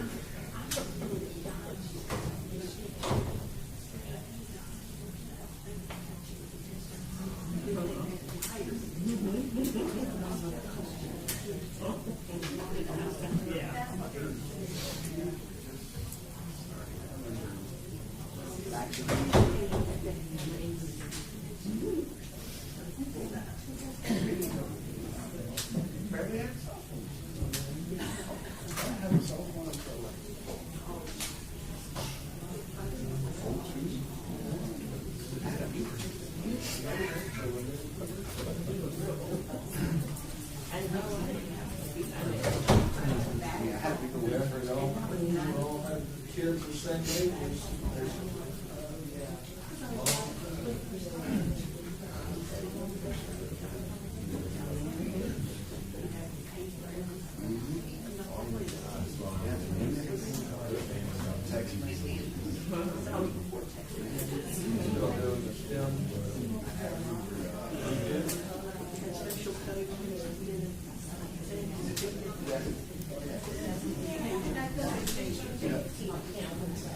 I still remember some of the bad ones.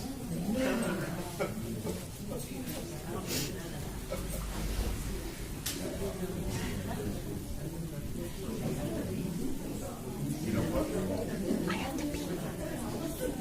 I figured he's from that area. That's my brother.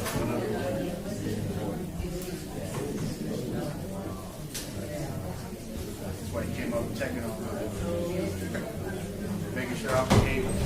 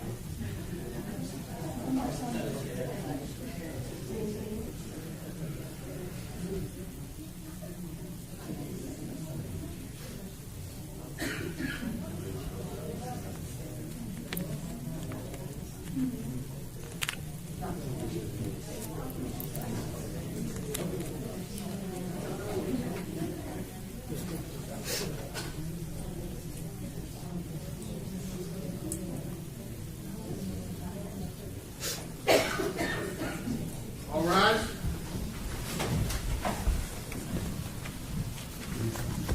All right, everyone have a seat.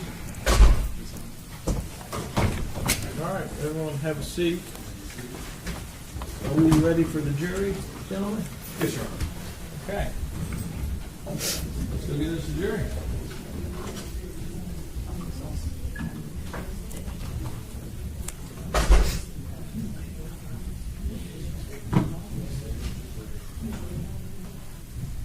What's the time on that one? 10, 19, 8, 19, 6, 19?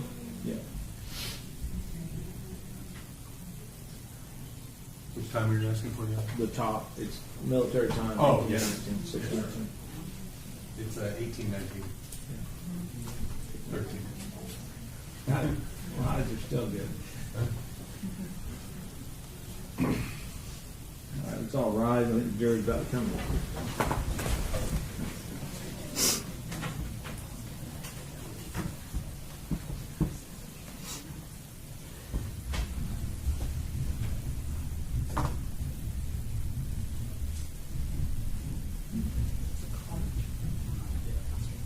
One time we had a phone, and they left us to stick it on the jury deliberation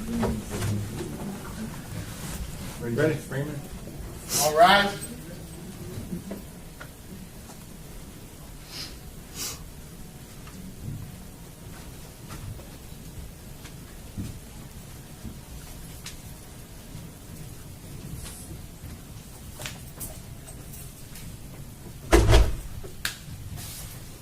All right, everyone have a seat. Members of the jury, did anything happen in the interim where y'all discussed or did anything you weren't supposed to? No, sir. All right, I didn't think you did. I just got to ask it. We're going to get you out of here probably a little over an hour, okay? So we're going to knock out this remainder of the testimony and then call it a day. State, go ahead. Thank you, Your Honor.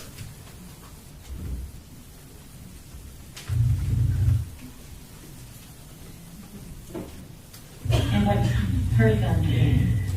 The oldest is Aiden, A-Y-D-E-N. Okay. And then there's a younger one, Cooper, C-O-O-P-E-R. Were you getting both of them? No. Which one were you? Aiden. Just Aiden? Okay. And so you said that they were behind an hour. What time are they supposed to? I was hoping to leave around 3:30. Okay. Someone told me 3:30 and 4, and it was after 4:30, and the got in the car and said that I would be there when they were feeding the pig and we could go. Okay. Okay. He was back behind the bars. Yes, ma'am. Okay. So they were coming out to your house to meet you. Okay.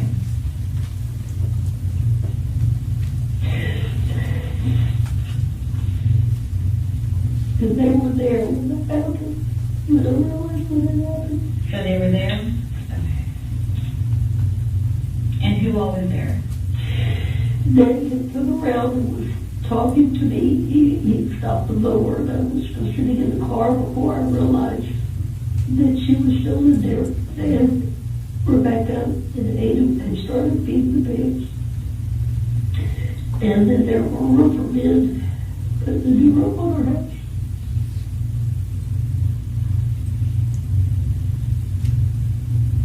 Okay.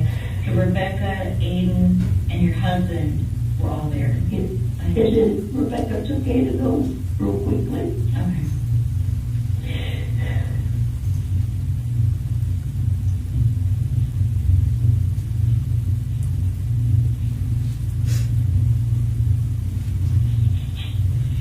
Okay. So about 4:30 is when you went out to your vehicle. Yeah. About how long after 4:30 did you realize that she was in the car? I sat and talked to Dave for probably 5 to 10 minutes with him sitting on the mower and me sitting in the car. And then I got out because Rebecca Aiden had come up, and I was going to see if I could help them, and all of a sudden I realized I just had that flash of what had happened to Uriel. And then all of a sudden I realized we opened the door. Thank you. Maybe like 15, 20 minutes? 10, About probably. 10, okay.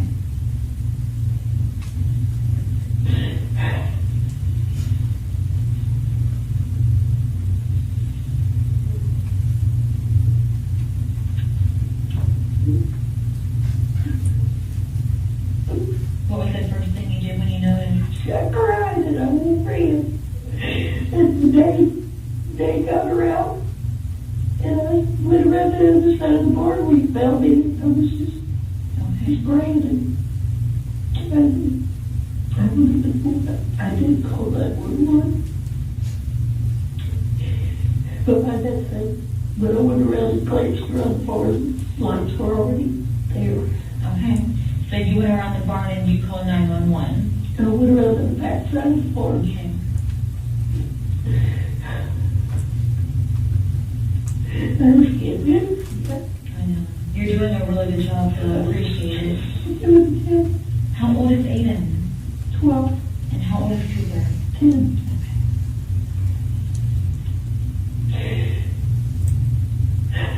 And does Kayla have any other children? Ezra. Asher. How old is Asher? She's 3. She's 3.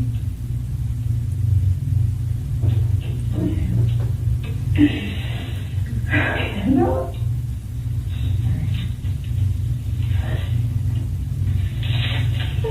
So your husband and who got Uriel out of the car? Yes.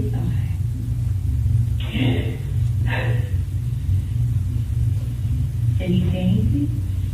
He panicked like I did. He started giving her CPR. And begging her to breathe.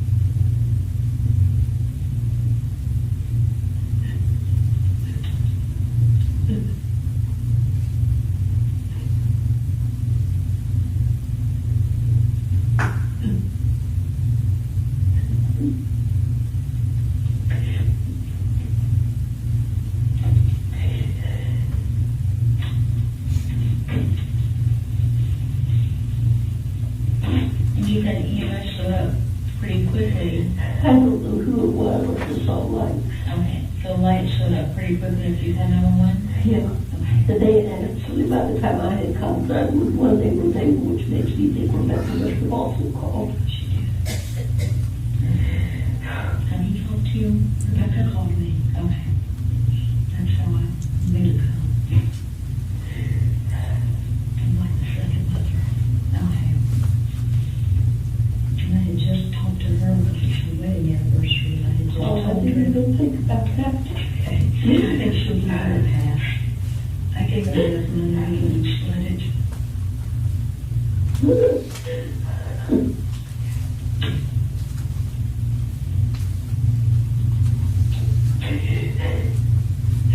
So I always looked at her crazy.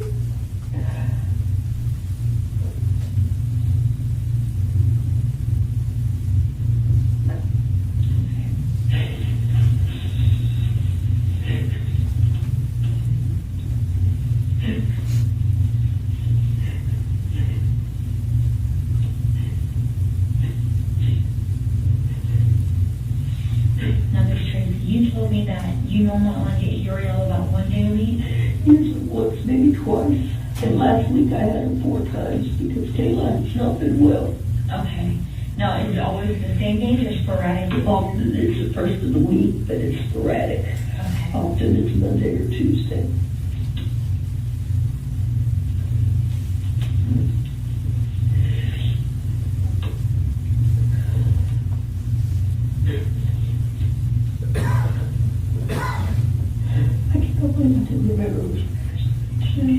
It's okay. I wouldn't either if I write it on my calendar. I look at it every day, or I wouldn't even anything. Oh, they even put how old they are each time it's their birthday. They can never remember how old they are.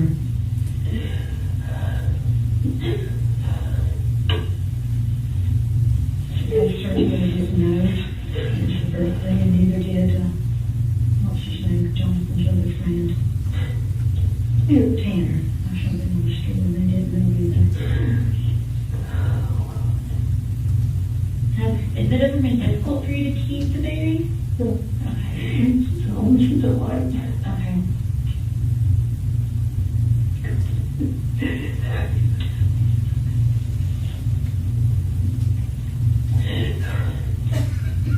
Do you think there's anything else that might be important for me to know? Okay. Okay.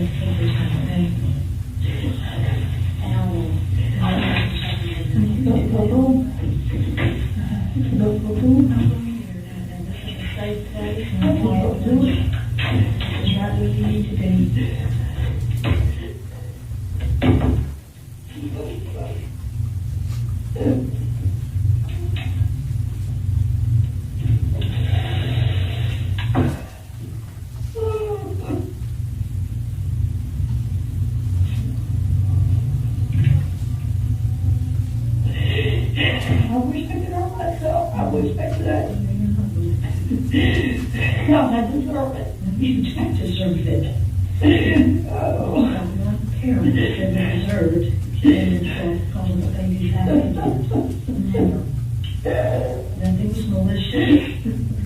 Nothing was premeditated. Nothing.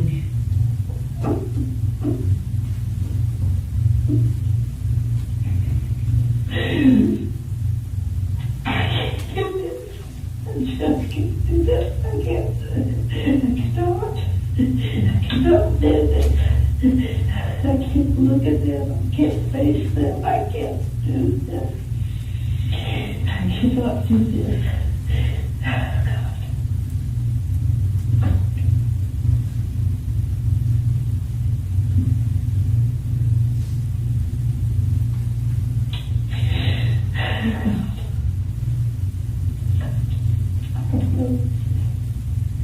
I have never not known what to do anymore, and I don't know right now what to do.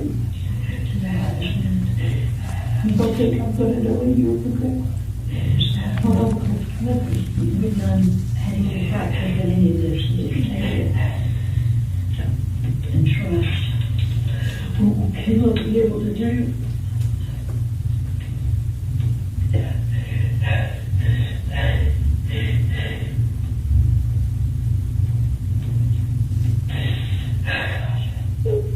I cannot do this.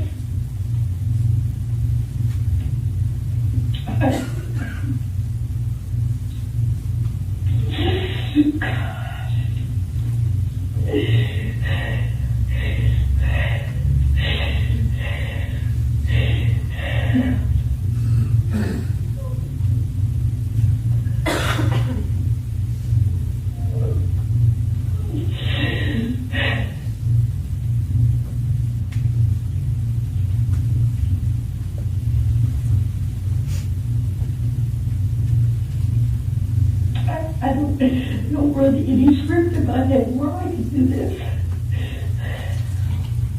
I don't run any script in my head where we can be a family, where it can work out.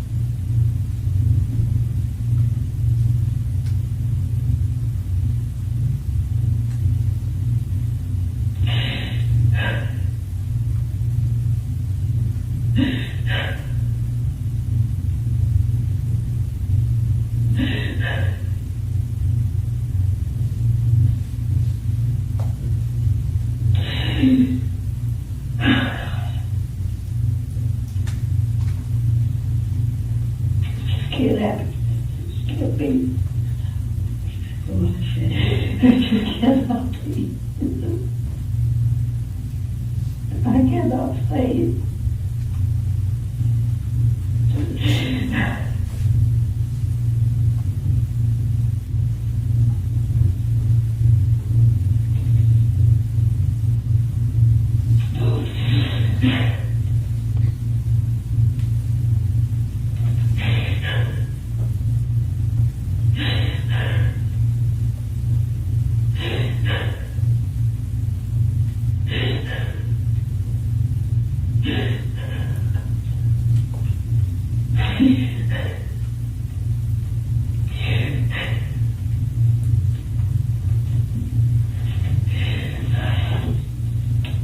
I can't even see myself going back to my house.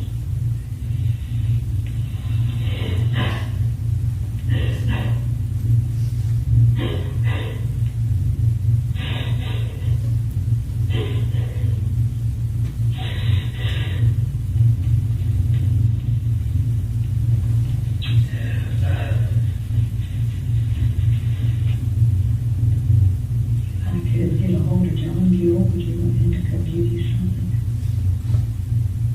God doesn't look at me that mercifully like you do a dog. That would be very kind to speak to do.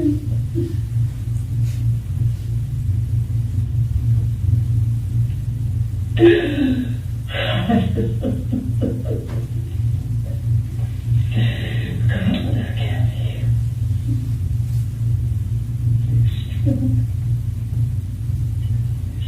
Yeah. You still know we don't feel it. We don't feel it. Oh, God. Kayla, I can't even imagine. I can't even imagine. I can't imagine. I don't know what to do for her. I can't do anything. I'm completely, I don't know what she is. Poor Rebecca. She's always in the middle.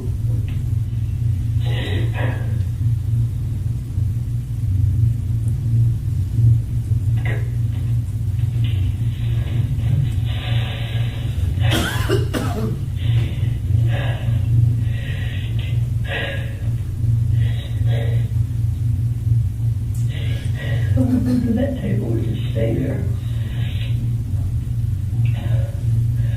Oh, God.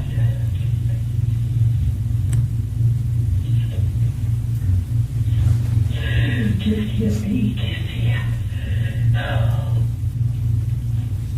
oh, God.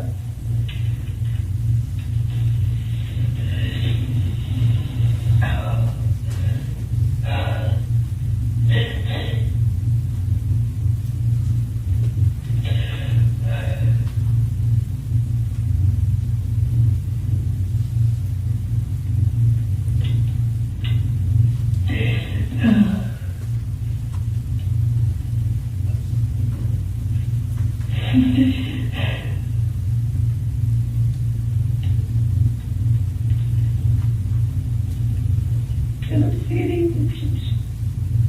No, you don't. I don't see a way out. You've got one big cobweb right now. I don't see a way.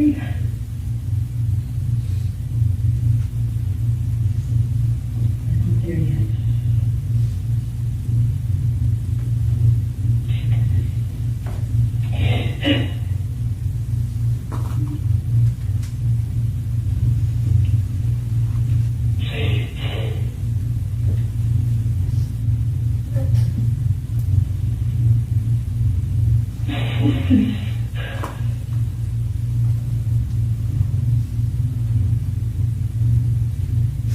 Kayla says I've always run from things I think she's right.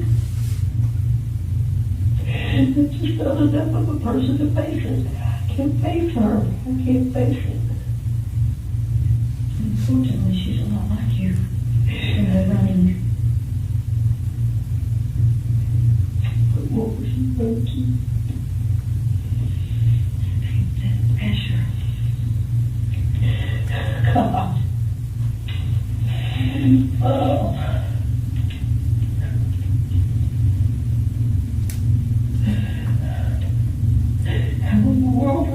going to survive.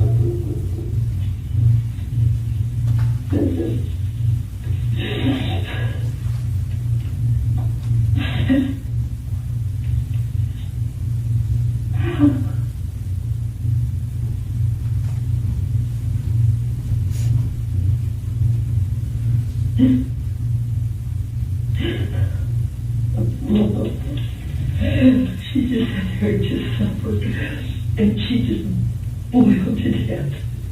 She just wanted to sleep. She was taking a nap, and she was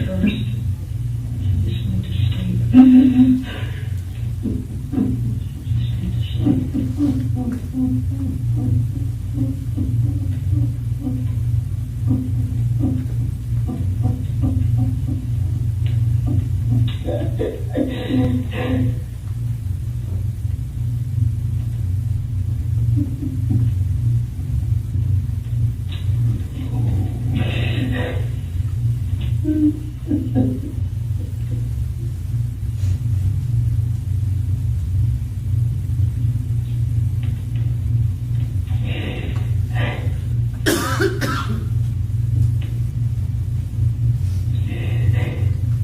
don't know what to do, Gail.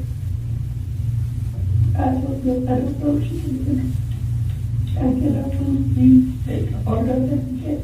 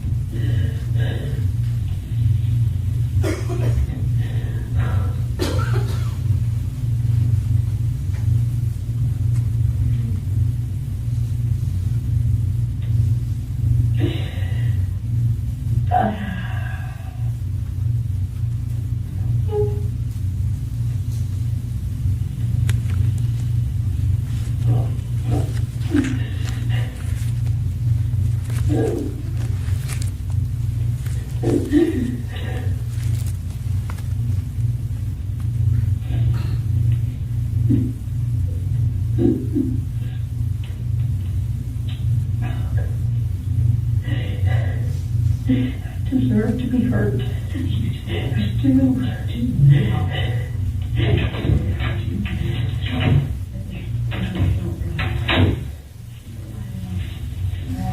Tracey, I got one more question for you. Well, I have like 3 more questions for you, okay? All right, so when you came out of the house and you were going to get in the car to go around back, did you carry anything outside with you? Not that I can think of. My purse was already in the car. I had my cell phone in my back pocket. Okay. Did you take any type of food, beverage? Oh, I did. I had 2 teas. Okay. One for me and one for Aiden. Okay, so one for you and one for your grandson. Yep. My phone was in my pocket.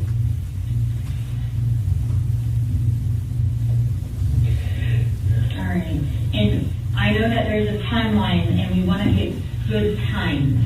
Did you talk to anyone on the phone during any of this time? After I realized what was going on? Before? No.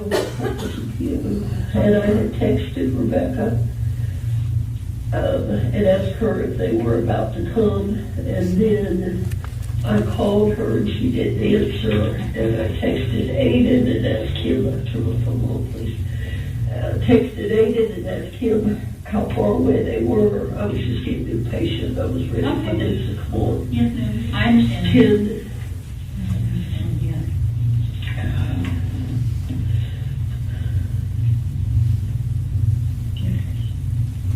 His mom's birthday, 10/02/18.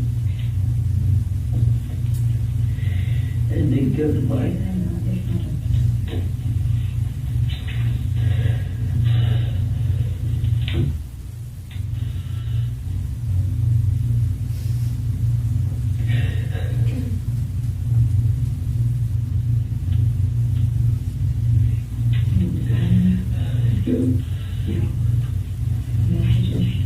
Rebecca and Aiden both. Okay. I'm just going to take a couple of snapshots real quick, okay? Okay. Very end. But that's, I just want Now, to. who is that? Today. That's Jade. JD. Who's JD? Jade Dorado. She texted me and asked me. So we need Aiden. Yeah, Okay. Aiden and Rebecca. All right.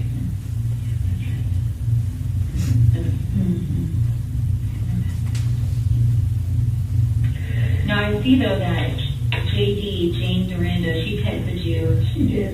And And I read it, but I don't think I responded to her. Okay, and I see in the first text that 7 in the morning. I understand. Okay, so just for, I'm going to put on there and didn't see it. All right, and then I'm just going to go into your call log because you said you called, right? I did call Rebecca, and she didn't answer. I see that. Okay. I'm just going to do that.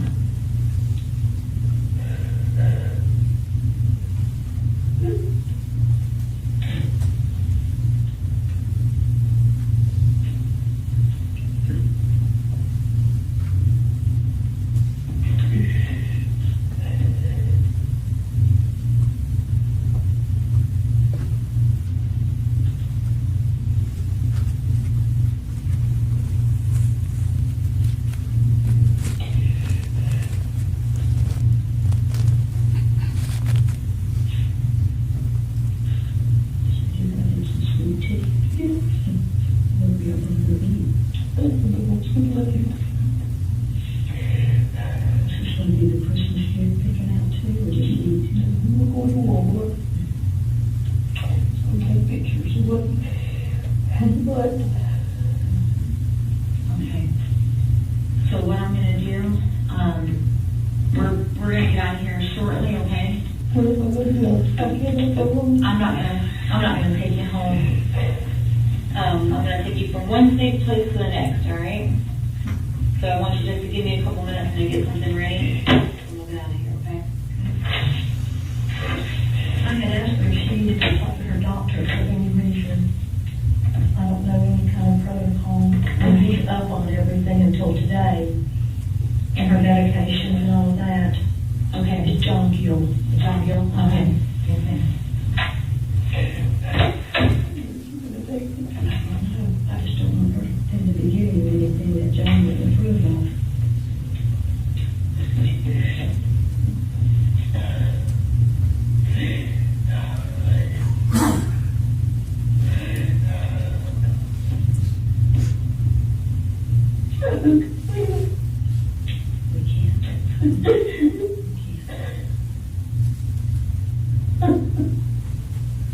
She was awful.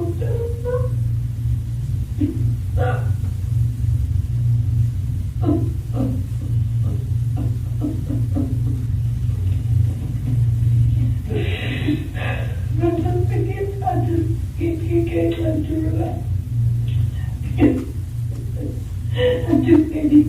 make it better, including giving my own self. I don't want to be in communication with anybody. You can turn it off.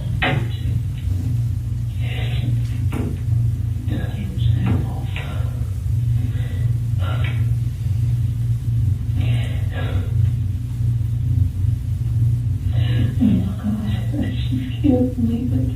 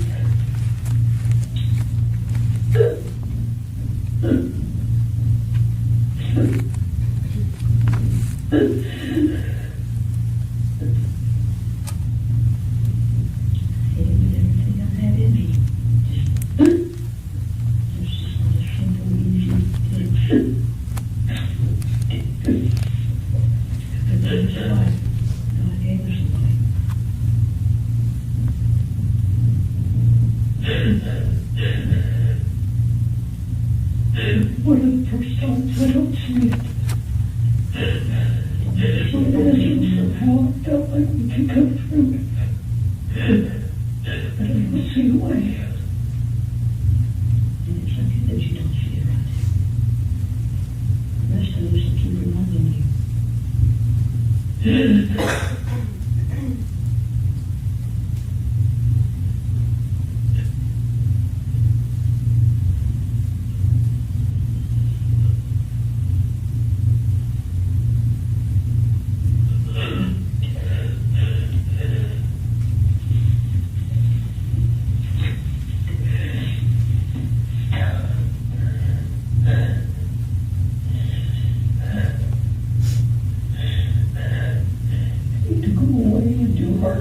Somewhere, just break rocks or hide, just work, but see.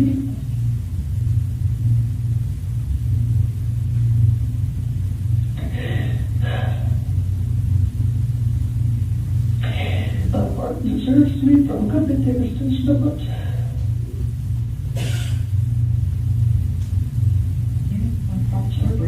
I know, but I don't think so, but that's okay. It's happened. It has happened.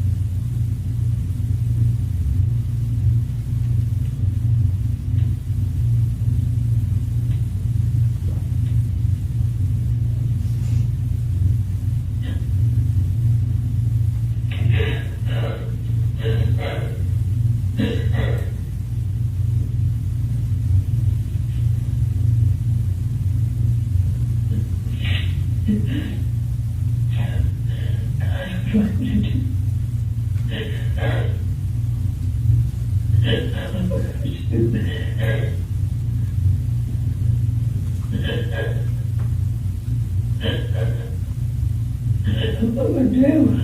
Trust the person that died on that bus. That's all we have. He says it's enough.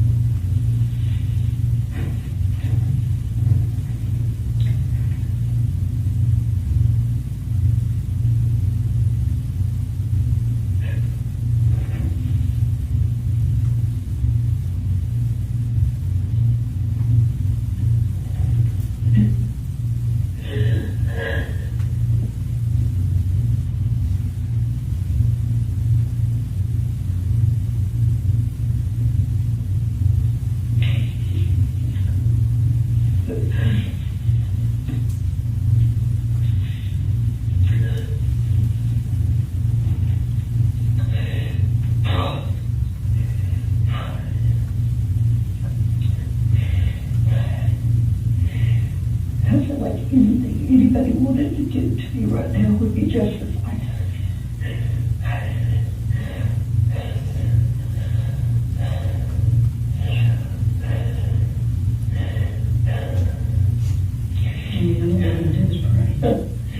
You're going to have to pray for me, because I can't.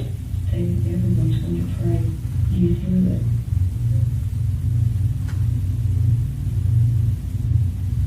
We all feel helpless. That's all we do.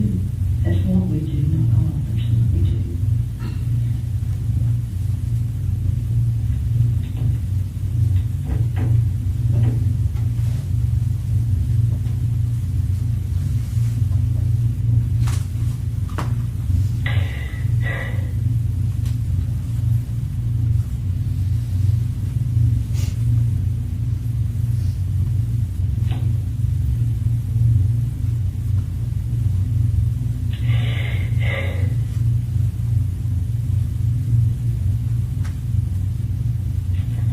Anybody.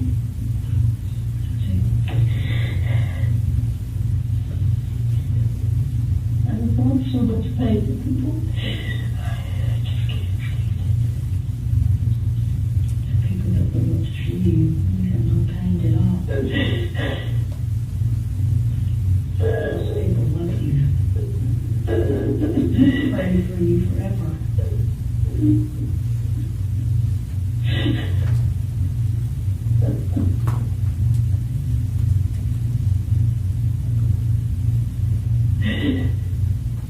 I don't know what I'd do if you were in the jury.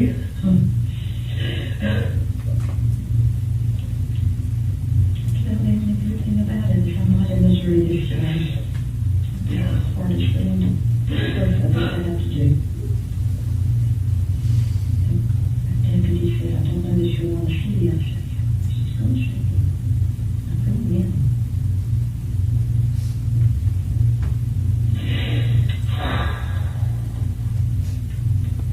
And it was the deputy that told me to come.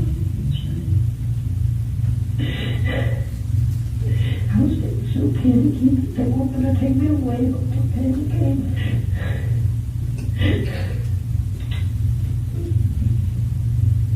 Didn't fear yet. You know that. I was up there and pretty that poor day that he was there. He's just a different animal than you are.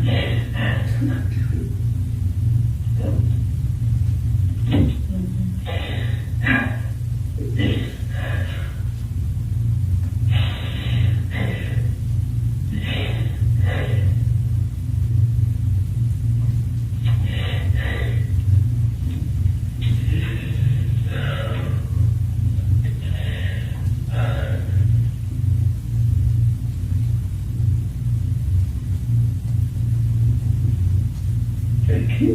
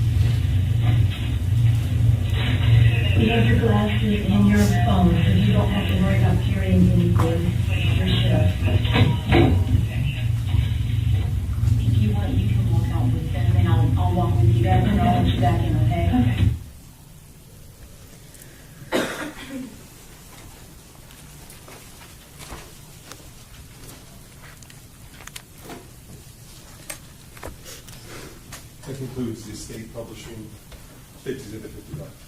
All right, it'll be admitted into evidence subject to my prior ruling. May I continue, Your Honor? Yes, please. Thank you. Now, I think we all heard the conversation there. I do want to touch upon a few things that were in that conversation. I want to point your attention particularly to when you were talking about a timeline. Do you recall that? I do. And I believe you were looking through Tracey Nix's phone. Correct. And you took some photographs? I did.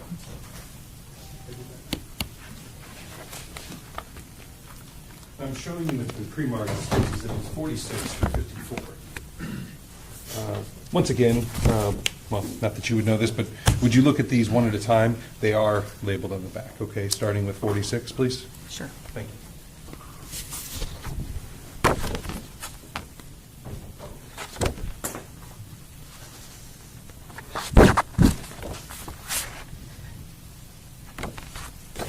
And do you recognize State's Exhibit 46, ma'am? I do.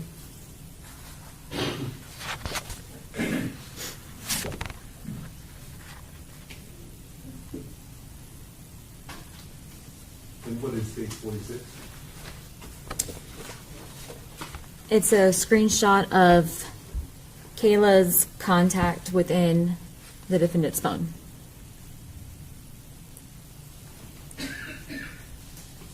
And does that fairly and accurately depict what you observed on her phone when you took that screenshot?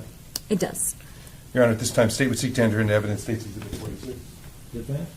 Your Honor, I don't object to State's 46, and I don't object to the rest of it. All right, I'll admit. stipulate. All right, admit without objection, 46, 47, 48, 49, 50. Is that new? What of them? 51, 52, 53, 54. All are admitted into evidence, published as you so deem appropriate. State. Thank you, Your Honor. So what was 46 again? It's the screenshot from the defendant's phone of Kayla Schock's contact, as well as showing a missed call at 11:08 a.m. Thank you, ma'am. If you wouldn't mind, would you go to State's Exhibit 47? What does that show? It shows, again, it's Kayla's contact in the defendant's phone showing an outgoing call lasting 2 minutes that occurred at 12:14 p.m. Would you please go to State's Exhibit 48, please? What is that? It's a contact within the defendant's phone, Brendan Knight. It's showing a missed call at 12:25 p.m. State's Exhibit 49.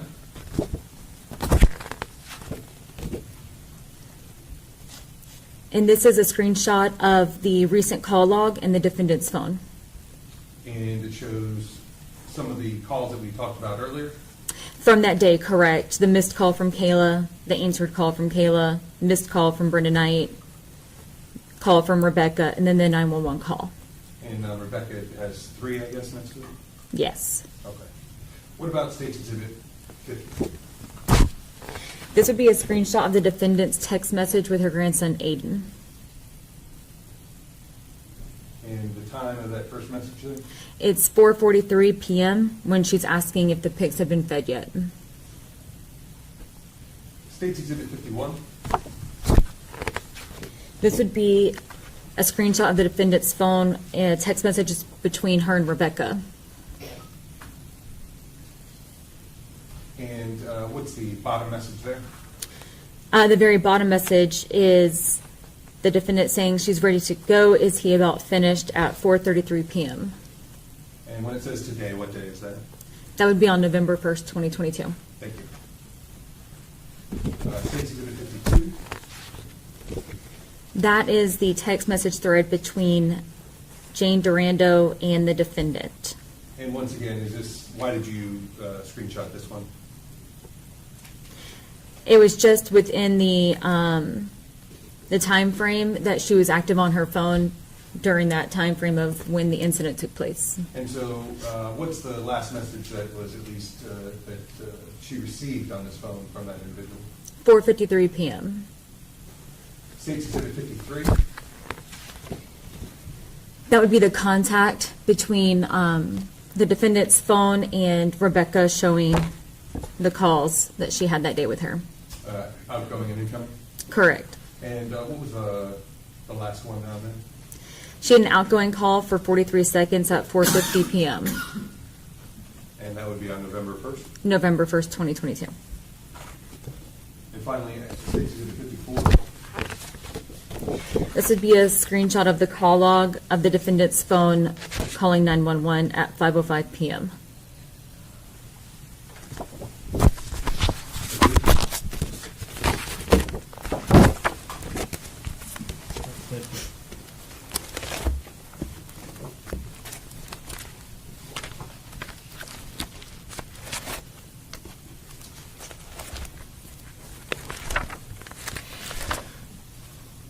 So after finishing your interview with her, what was the next step that you did in this case, ma'am? I briefly spoke with Kathy Walker privately. And is that the individual that we saw on the video? Correct. After speaking with her, did you speak with anyone else? I then reported to Beef O'Brady's. Okay, what was the purpose of that? I reported to Beef O'Brady's to see if I could obtain video footage of the events that had taken place earlier in the day with Tracey Nix. Beef O'Brady's. And were you able to discover if there was a video? I did discover a video. And was that taken into evidence eventually at one point? It was. Following, speaking of the Beef O'Brady's, how long have you been with the Hardee Sheriff's Office again? About 12 years. Are you rather familiar with Wauchula? I am. How far is the Beef O'Brady's from the defendant's house? Approximately between 3.5 and 4 miles, depending upon route. Sure. Average amount of time? In between 7 to 9 minutes. So, following obtaining or at least discovering the existence of that video at Beef O'Brady's, what was the next step in your investigation? The next step was the next day. I went out the following morning and spoke with Mr. Nix. Mr. Nix, is that, how do you pronounce that? Is it Noon Nix? Noon Nix. And so, so you went out and spoke with him? I did. And did he speak with you? He did. And I guess you might have spoken to some other people also. Who else did you speak with in this matter concerning the investigation? I then reported to the victim's residence and spoke with her father, Uriel Schock. And he spoke with you? He did. And so you've spoken with several people at this point. What was your next investigative step in this case? I then reported to the medical examiner's office to speak with the ME. And what was the purpose of that? To collect evidence and for her to brief me on her investigation. And did she do that? She did. And when you got there, did you collect evidence? I did. In particular, what items did you collect? I collected photos of the victim, footprints, x-rays, the onesie that she had on, multicolored blankets, multicolored teddy bear, and other biological evidence. Okay. I want to focus on the onesie and the blanket. Okay? Okay.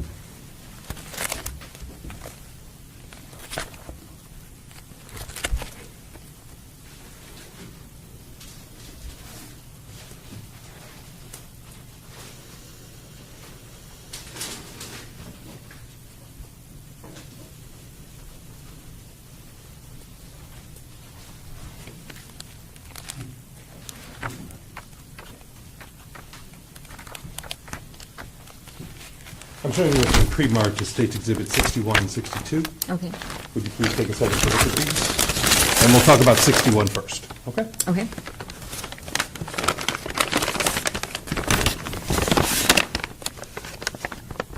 You good to proceed? Yes, sir. Do you recognize State's Exhibit 61? I do. What is 61? It is the multicolored maroon floral onesie that the victim was wearing. And how do you recognize that? Whenever I picked it up to the medical examiner's office and photographed it. And on the packaging also, do you have some demarcation on it? I do. It shows that I was the seizing agent of this from the medical examiner's office. And does that appear to be in the same or substantially same condition as when you collected it? It is. The statement seized in evidence, State's Exhibit 61. Okay. All right, admit without objection, publish as you see fit. Yes, Your Honor. And if you would, turning to State's Exhibit 62, what is that item? It's going to be a multicolored crochet blanket. And how do you recognize that item? I did seize this item also from the medical examiner's office, and I did collect it and seize it according to the label. And does that appear to be in the same or substantially same condition as when you collected it? It is. Your Honor, State would seek to enter into evidence State's Exhibit 62. Okay. Without objection, state published as you see fit. Thank you, Your Honor. I'll go ahead and initial when you're done. I'm sorry. I'll go ahead and initial when you're done. Yes, Your Honor.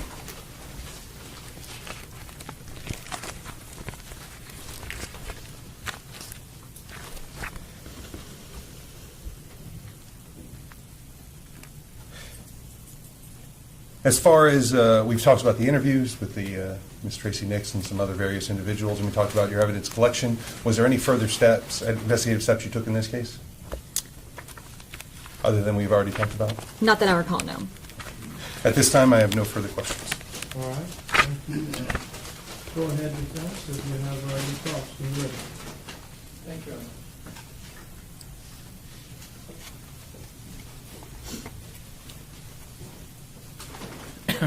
Good afternoon. Good afternoon. This first question's for your benefit. We're no kin, are we? No, sir. Okay. Did your investigation reveal that Uriel passed away shortly after being left in the car? Correct.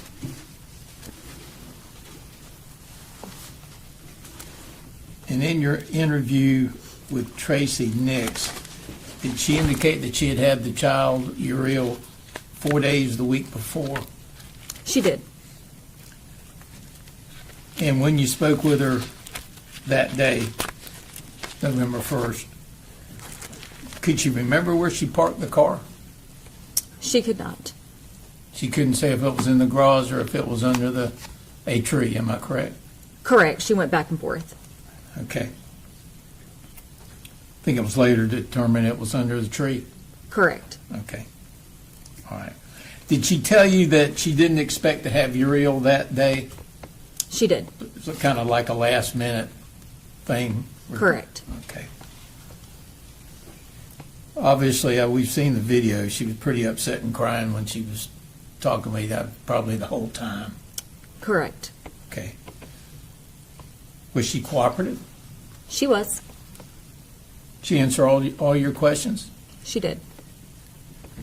Any reason to believe that she told you anything other than the truth?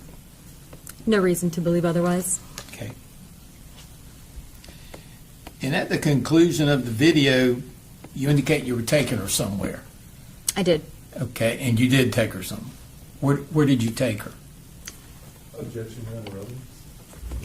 Sustained.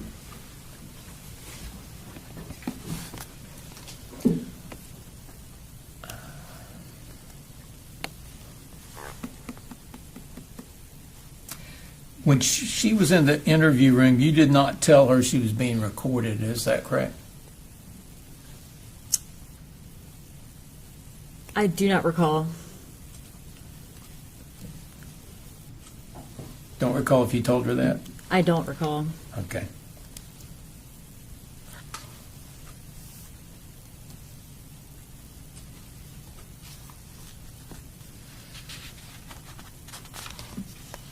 Can I have a moment, Your Honor? Please.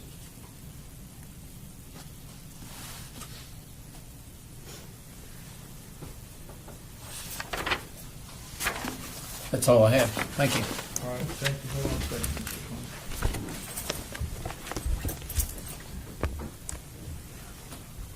All right, Mr. Coleman, any redirect? No, Your Honor. All right, no redirect. May she be excused and released from her subpoena? Yes, Your Honor. Defense, you agree? You do agree, defense? Yes, sir. All right. Detective Fletcher, have a nice day. You're released from your subpoena. Go about your business, whatever that may be. Yes, sir. Thank you so much. Okay. At this point in time, I'm going to end the proceedings for the day. So we're going to give y'all, the ability to go home. Let me go over a few things with you.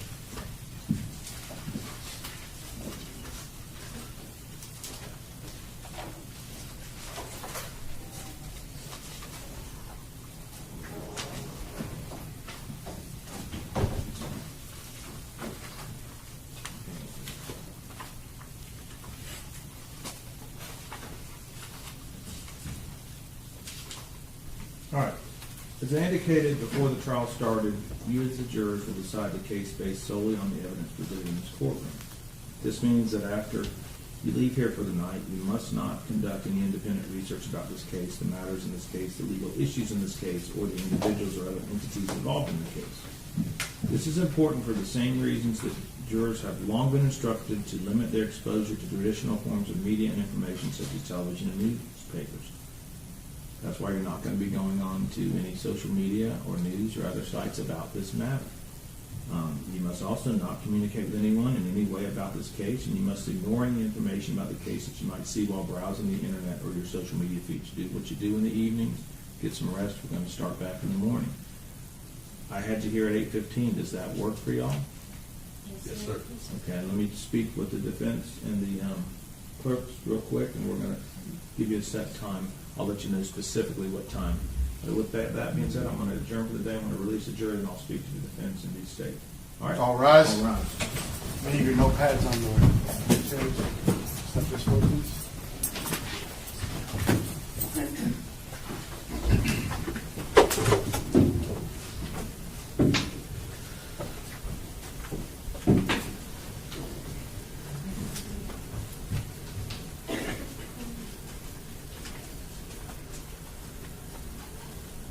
You may be seated. Okay. All right. State, what, I know you're going to have the ME here at 8:30. And I'll talk to the clerks. Do we want to start at 8:30? Okay, I think we're going to have a pretty good morning tomorrow, so we can start at 8:30. Does that work for the state?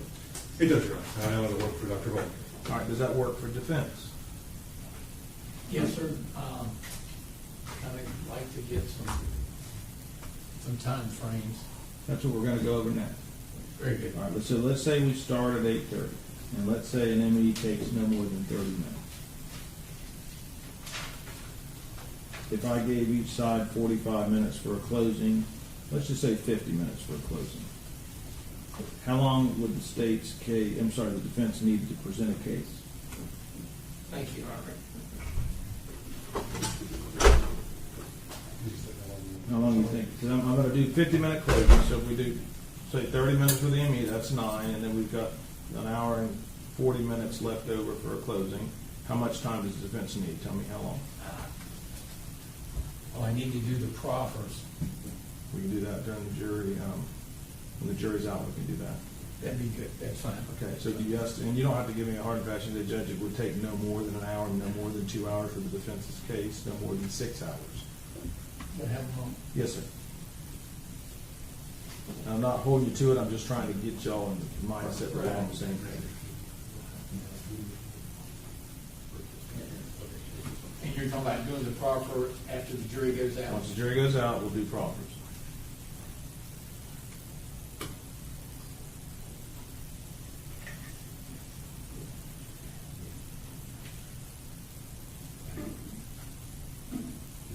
Hour tops. Okay, so I'll look at the defense case for 1 hour. So the way I look at it is we go to 9, we go to 10, we do closings. Then I would, charge the jury, send them to lunch in here to start deliberations while they eat lunch. Unless y'all want me, if it goes longer than that, then we'll reevaluate and decide do we want to do closings on Thursday. Can you all be prepared for closings tomorrow? Yes, sir. Absolutely. Okay. So if it goes 2 in the afternoon, then we may call it an early day and just do closings Thursday. But if it looks like we're done with everything around the 12:30 mark, then we'll start. Okay? Is that agreeable to the state defense? I'd like to be able to call the experts tomorrow, have them maybe at 1 o'clock. That's fine. I got to work with their schedule. I understand. Let's see where we end. Let's see where we end up and go from there. Regardless, if we're still going at 2, then I'll just probably adjourn you and let you do the closings on Thursday, and then you can do your experts Wednesday afternoon. But if we're done in the early, 12ish or so, then we'll get them into the jury deliberations room with lunch and let them get started. All right. Yes, sir. And I think the NE will be well under a half hour. So I wish She's usually planned about that long. 15 minutes. Yes, Your Honor. I would say that 15 minutes is probably a more appropriate time. I did it. I've dealt with it for years. All right. That point in time, there's nothing further for the court to deal with. I do want to go over some of the charging instructions. You ready for that? You want to do it in the morning? Prefer to do the morning. Okay. Let's get here at 8 o'clock. Okay. All right. Lawyers get here at 8. We'll go over the charging instructions in the morning. Okay. Do you want to do the charging conference before the state's case? I was just saying, I think we're going to have a lot of time. I didn't know if he said his witnesses were going to be here. The experts are going to be here. The experts are prompt. Well, the proffers, but I thought he said only they were going to be here at 1 o'clock in the afternoon. But I got to do the charging before I send out the jury. Oh, I understand, Your Honor. I just know we were going to have a time frame between if the ME is done in 15, 20 minutes, we're going to be done before 9 a.m. His witnesses aren't going to be here for like 4 or 5 hours. Yeah, but if the ME is done at 9 o'clock, let's say that, and he has no witnesses, but you're saying, the witnesses you're talking about are the proper witnesses, but you have another hour of other witnesses. We do have one. Correct, so he's going to have an hour for his witnesses. Okay. I just didn't know if you wanted to do the proffers before the jury was instructed or work. No, I'm going to do the proffers once the jury's instructed in the deliberation. Okay, then I take back what I said, Your Honor. Okay, because what I'll do is, I just get here at 8, and then I know what your instructions are, and I know what your instructions are. I just need to go over a few of them. It's not going to take 5 to 10 minutes, I don't think. I agree. All right. Thank you. Thank you, Your Honor. Thank you. All rise, please.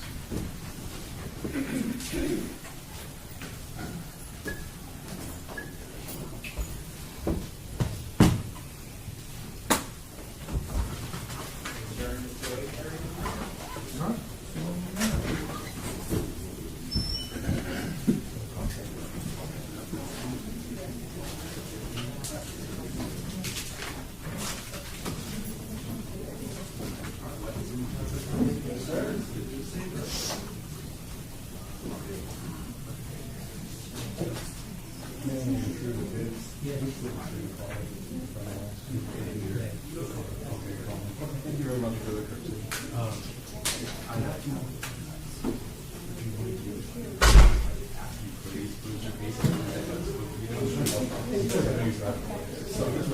We'll also like to know that normally the charging conference you guys close your case.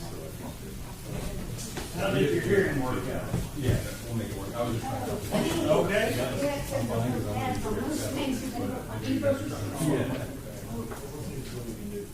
Okay, thank you so much. Well, that's what I'm saying.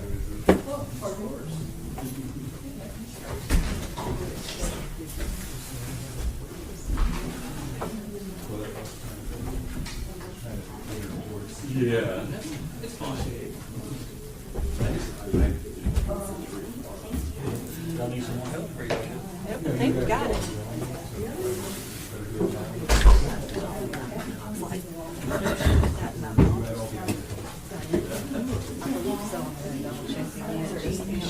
Ma'am, give me 1 minute. Barely heard it.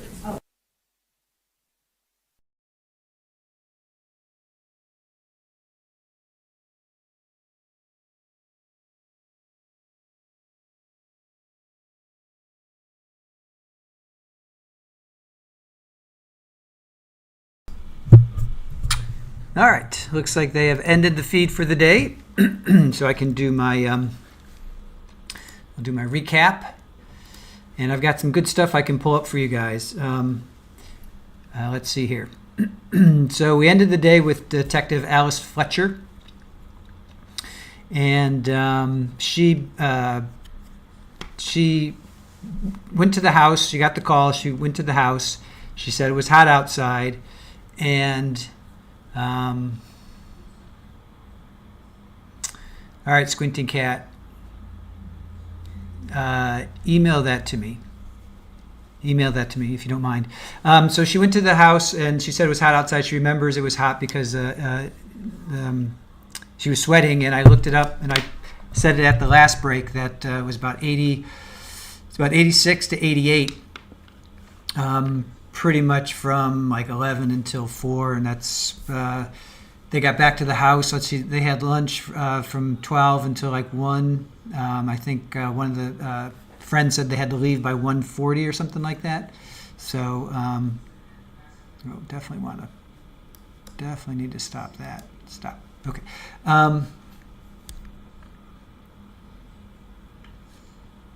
So yeah, it was hot. Sorry, I got a lot of things going on in my visual right now. Let me just focus on this recap. So she brought Tracey back to the police station. She found her located behind the barn. She spoke with her. So they aired she had it on body cam, but we didn't hear it. They're not showing us any of the evidence, unfortunately. But we did hear it. So on body cam, we heard Tracey saying, "I don't want to be here when she gets here. I just want to get in my car and drive. I cannot stay here. I don't want to face my daughter. I need to get in my car and go somewhere. I can't be here." So she wasn't arrested on the property, but the police, she took her back to the police station because the police are saying, both Detective Fletcher and another officer were saying, "We're not going to let you drive. There's just no way we can let you drive in this condition." She sounded really distraught. So she was not arrested on the property. She took her back to the police station and let her catch her breath. And then Kathy Walker, who was a longtime friend, showed up. So a lot of what we heard throughout the afternoon after the break was Kathy, it was Kathy talking with Tracey. I thought I heard something about medication. She talked about Aiden and Cooper, who are Rebecca's kids. That's her other daughter. That would be the sister to Kayla. God, sorry. I should know this by now, you guys. I've got too many things going on in my head right now. Sorry. Kayla. So Rebecca and Kayla are sisters.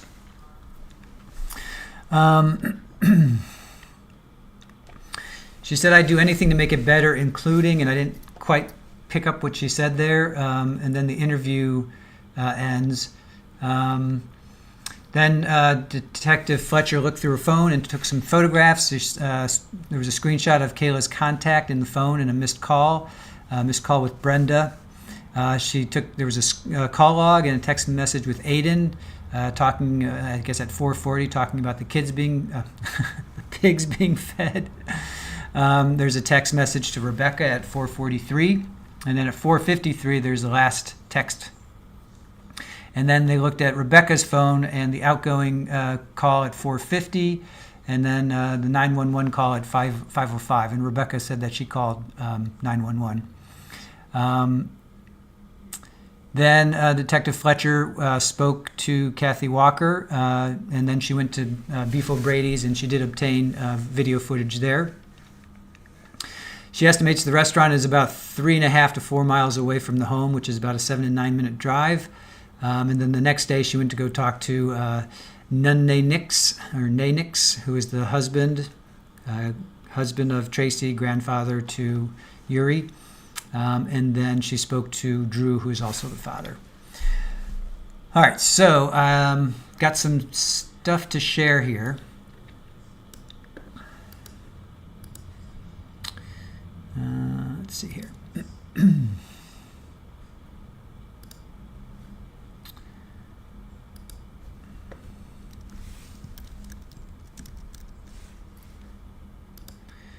Just bear with me for a moment.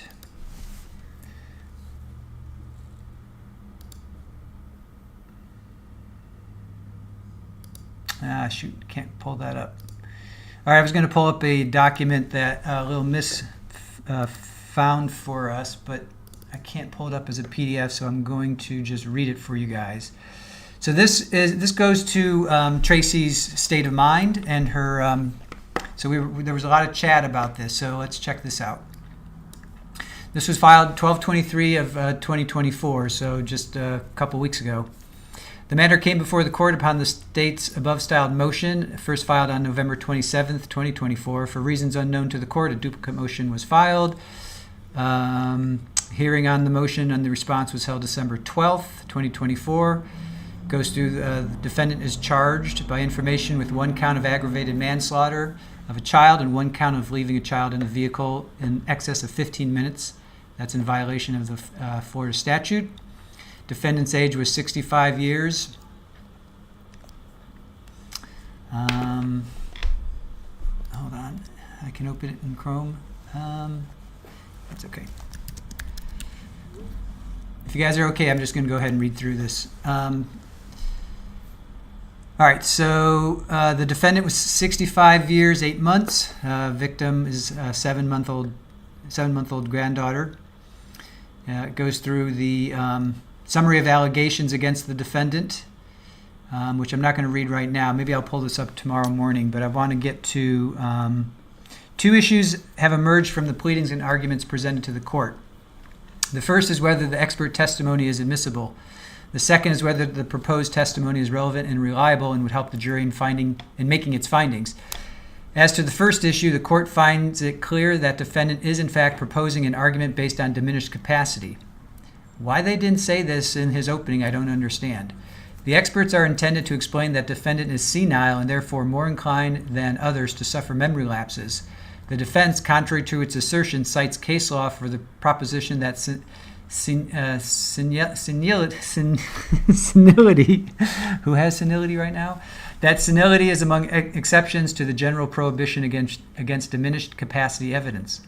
The defense has also argued in a proposed order the negligence involved in this case was of the prescribing medical profession who placed the defendant on medications that a person her age and with her conditions should not have been on, or in doses that were also not appropriate.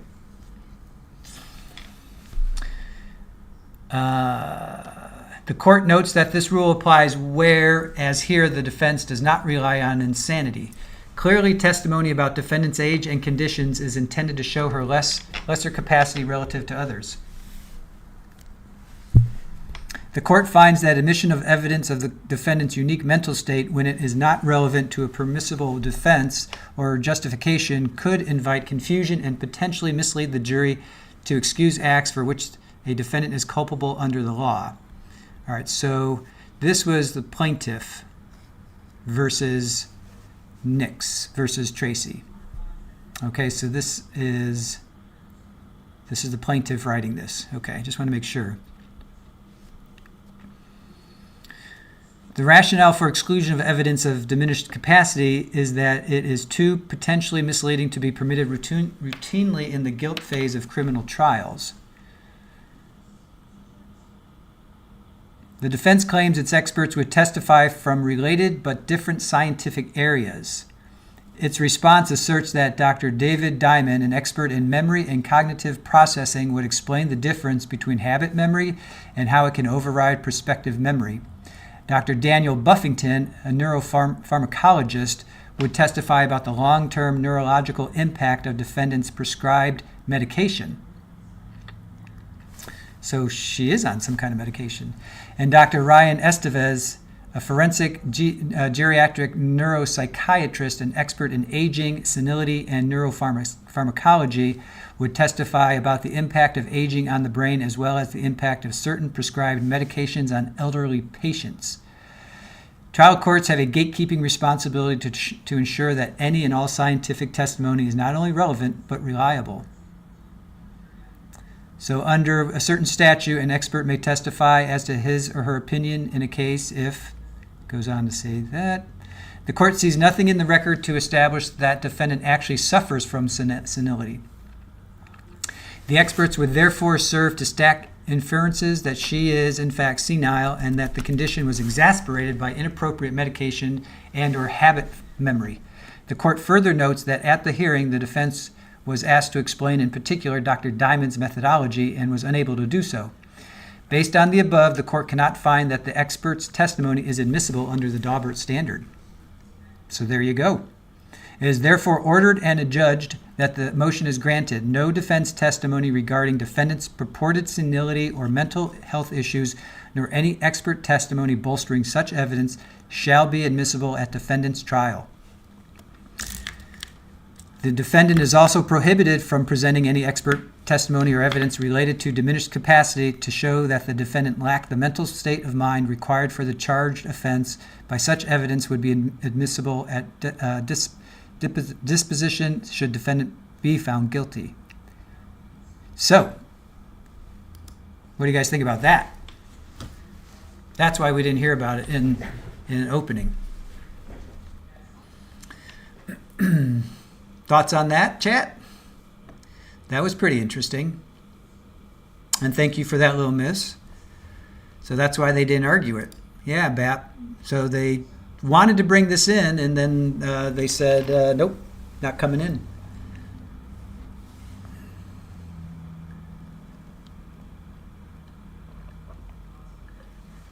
Oh, Ken, you think that's where the proffers are coming in?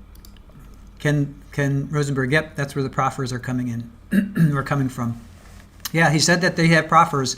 So, okay, so tomorrow there's going to be the ME starting at 8:30, and he said he'd be done at 9, which is pretty quick. We all agree that's pretty quick. And then he talked about proffers.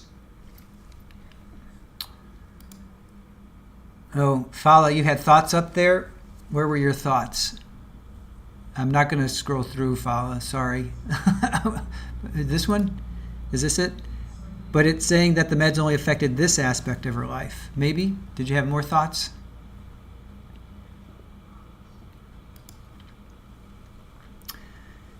She hadn't taken the other kids out at the time she was getting ready to when they remembered the baby. Yeah. The kids were coming over. Aiden was coming over. I think, is he 12, 10 or 12? He was coming over, and that's when she was texting him about feeding the pigs. And then that's when she remembered. Oh, kitty. Kitty on the keyboard. Kitty. And she's gone. Father says, because they were in a way saying she was senile for this incident, but fine otherwise, not how senile works. Yes, that is true. All right. I've got something else to read now. This I can actually pull up. I think I can pull this up. Let's see. Okay, not that one. All right, let me pull this up. Okay, this is pretty interesting. I'll pull this one up, you guys. Let's go back to this.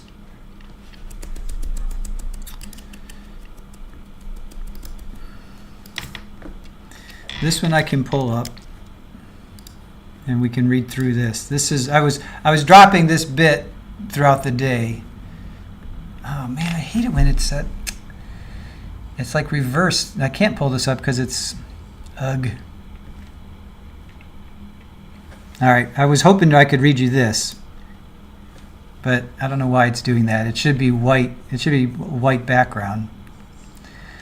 All right, so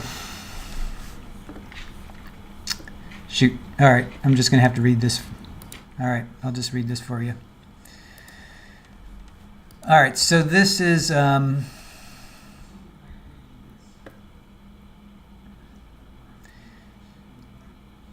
okay, so the plan for Kayla and Drew was to have 3 kids.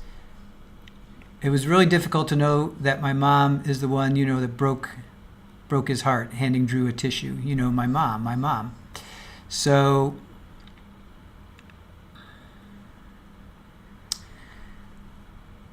okay, Drew got the call. So Drew is the father, right? So Drew got the call from Kayla's father 3 days before Christmas. He goes, something happened to Ezra, Drew said, who then called Kayla. She said she rushed to her parents' home as fast as she could, driving 85 miles an hour on country roads.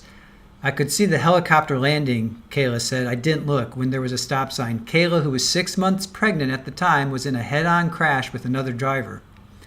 Guess who she was pregnant with? So she gets this call that something happened to her 16-month-old son. She's driving home 85 miles an hour, gets in a head-on crash with another driver, and she's pregnant.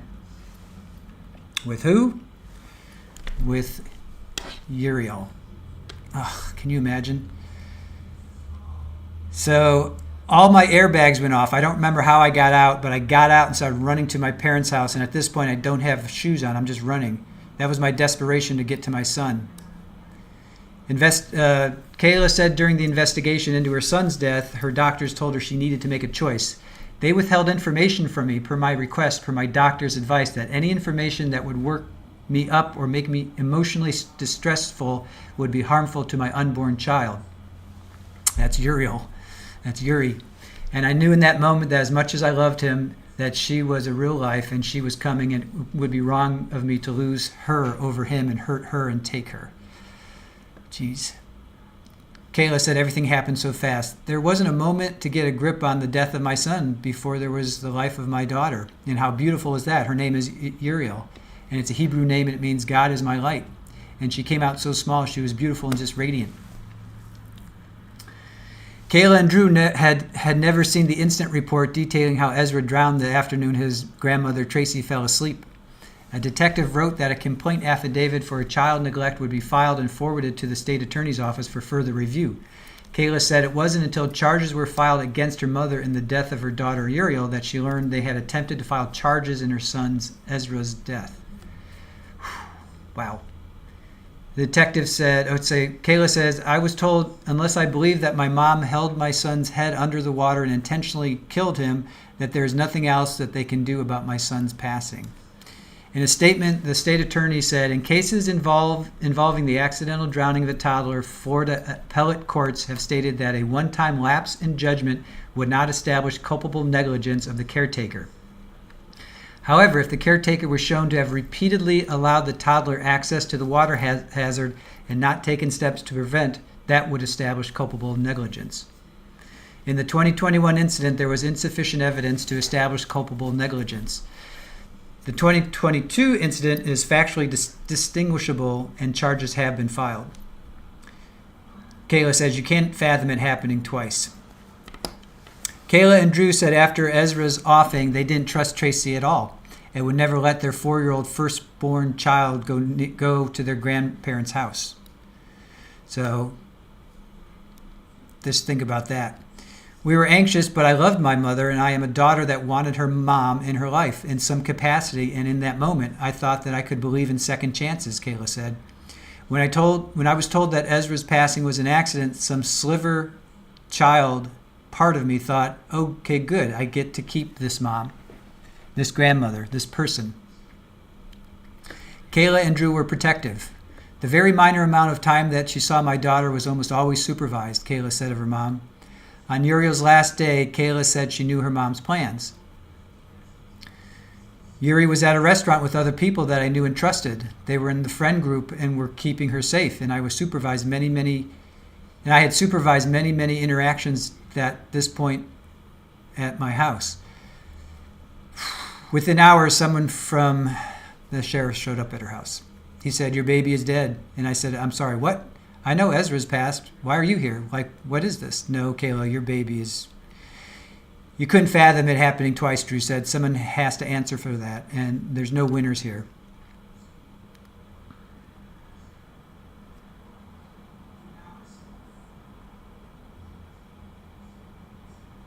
So, Drew said the whole reason they're sharing this story is that they want justice. I want justice for my son. I want justice because he didn't get that. And now I got to sit here and expose this. That way I don't let what happened to my son happen to my daughter and just get off scot-free because I couldn't live with that as a parent. Kayla said she would want Ezra and Uriel to know that they loved them and that they were sorry because they were beautiful children. They were taken by someone that we believed was worthy of trust. So, what do you think about that? So they didn't trust her. They didn't trust her, and they put her in a situation where she was in a group environment. So how could she go wrong? How could she go wrong? So Fowler says, this solidifies, in my opinion, she needs to be held responsible. Yep. Debbie Blair, I can understand the daughter's feelings. Yeah. What do you think about this now? So sad, so very sad for everyone in this family. Whew. That definitely changes my opinion, right?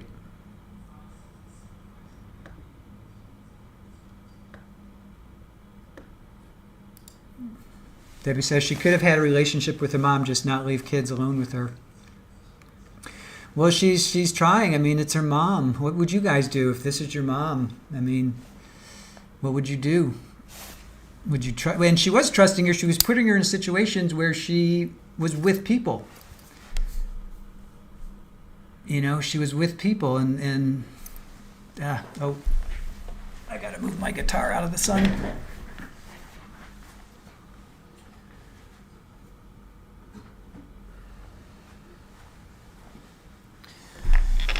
You know, what would you guys do? What would you guys do? Would you, you want it, it's your mother, what would you guys do?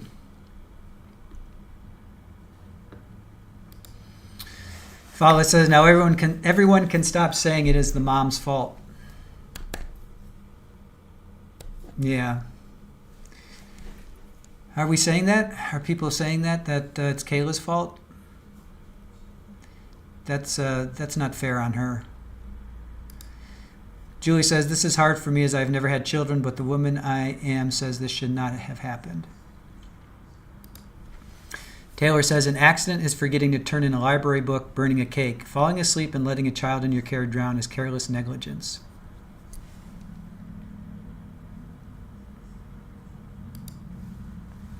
Fala says, okay, seriously, I can't have you on my TV anymore. I was just typing your guitars in the sun. Thank you for that. Special K says, it's absolutely not Kayla's fault, period. Yeah. So some say it's mom's fault. All right. You're entitled to your opinion. BAP, I wouldn't leave my kid with my mom after what happened with Ezra, but I'm not going to say Kayla should be charged. Yeah.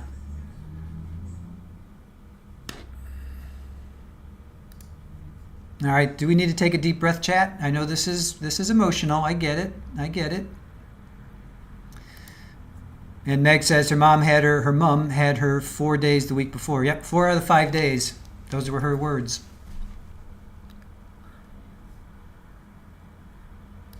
Yeah, I don't think she needs to go to prison forever. Therapist, I agree. Definitely not prison. Rapists and sadists, sadistic unalivers need prison forever.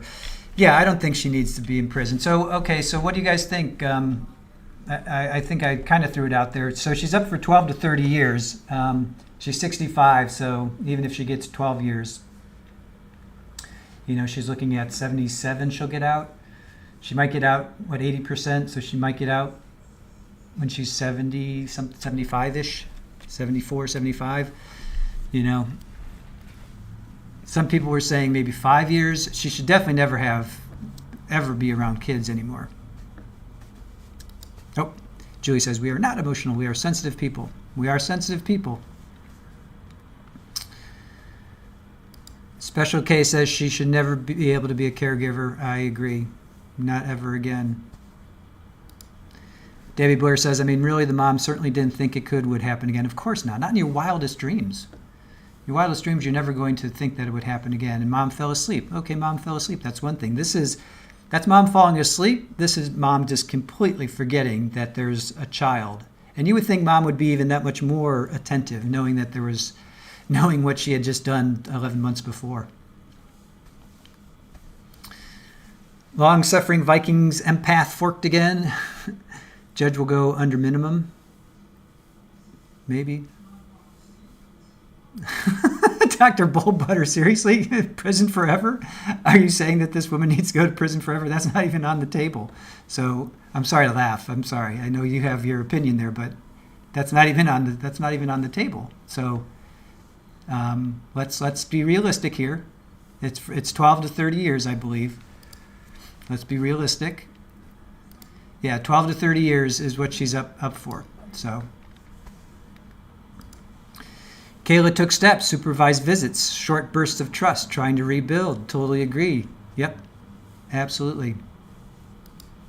And Lacey says this has nothing to do with the daughter, in my opinion. Jade 902, the other baby should be known in this trial. According to the judge. According to the judge, that is not coming in. I guess it's too prejudicial. Special K, did I read she was in mental hospital for some time? We actually played that at one of the breaks. Her husband was afraid because she wasn't talking. She was not processing what had happened. So they put her in it was some sort of facility. Hold on, let me see if I can find that real quick. Let's see, where was that?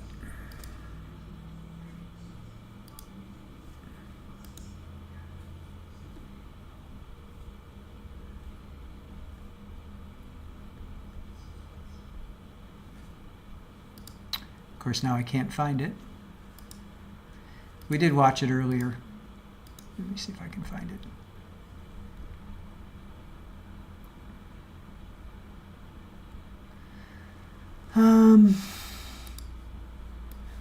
Let me see here if I can find it.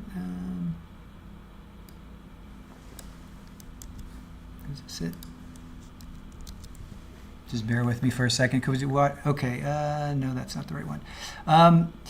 I can't find it offhand, Special K, but I don't know if it's a mental institution. I don't think so.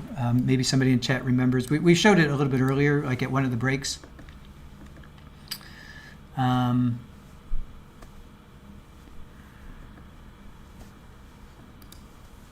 Dr. Bullbutter, she would pass away in prison. That is prison forever to me. I think she would be in prison for the rest of her days.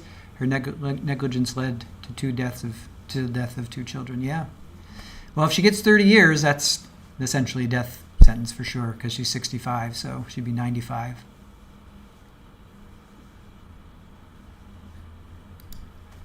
Curviel says, not sure prison time is good in this case. It should be like supervised rehab or therapy and speaking engagements on child neglect and I'm being honest if you are not up to caring for someone's child.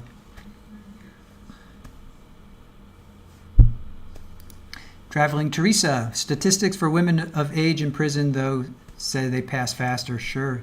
Don't have the numbers in front of me. I remember hearing it. I would think anybody of a certain age. I mean, if I went to prison right now, I'd be like, ugh, I don't have the strength. I don't have the energy to deal with it. No way. Yes, Val, her husband was concerned and wanted her to go to the hospital. So what kind of hospital was that? We had it earlier, you guys, and I don't... let me see if I can find it. Because there was a hearing, and that's where Kayla hugged her. That's where Kayla hugged her. I showed it earlier. Let's see. What was it?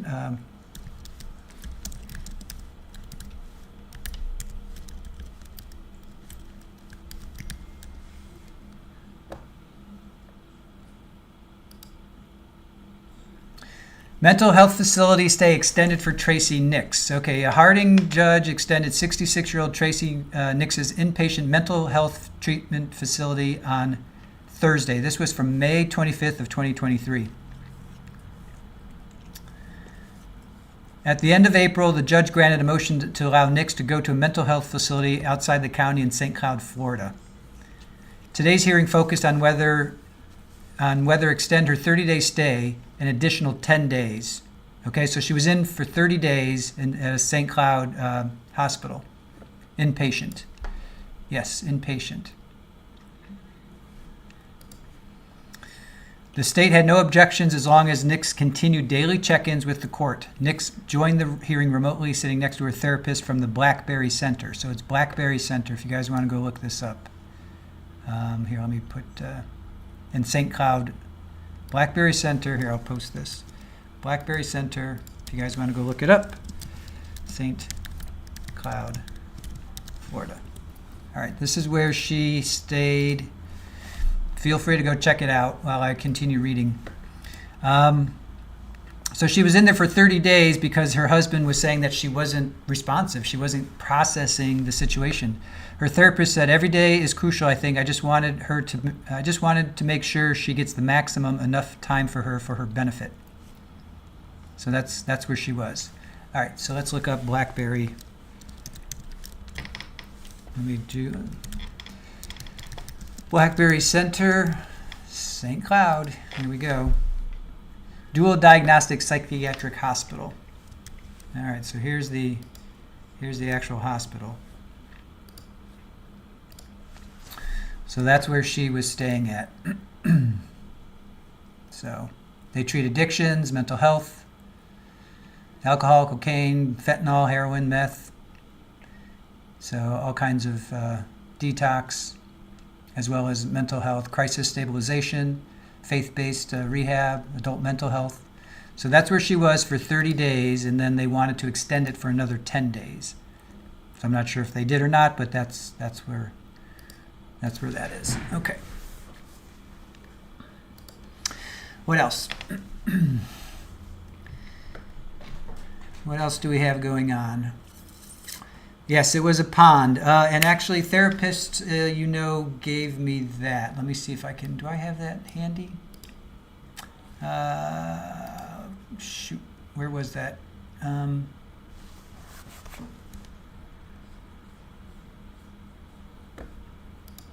Therapist, found a. Here it is. Okay. You know what? I'm going to take a screenshot of this and then I'll show you guys. So this is their location. Just get rid of that altogether. Let me go over here.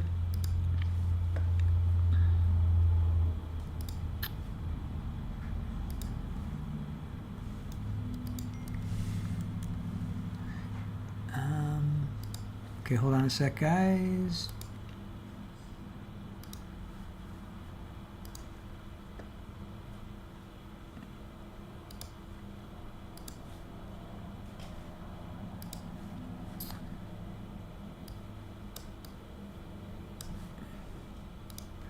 All right, so here's their house. So it was not a pool, as BAP says, it was a pond. So there you can see the barn, you can see, I'm not sure where the house is. I'm assuming, is the house in the upper, not quite sure where exactly the house is. Oh, maybe the house is right to the right of the pond, is that, because I see like a bunch of structures there. I see a large structure with a kind of a brownish roof, and then I see 3 other structures with probably looks like tin metal roofs, right? So Tracey falls asleep, little dude goes out, and that's what happens.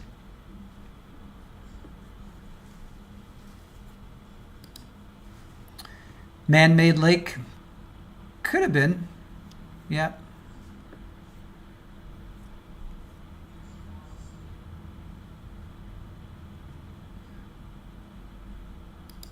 Man-made pond, that's what I'm thinking.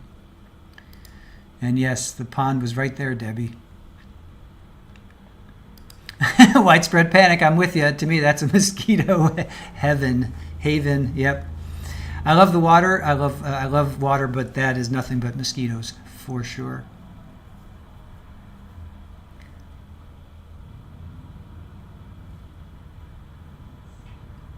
All right, so that's that.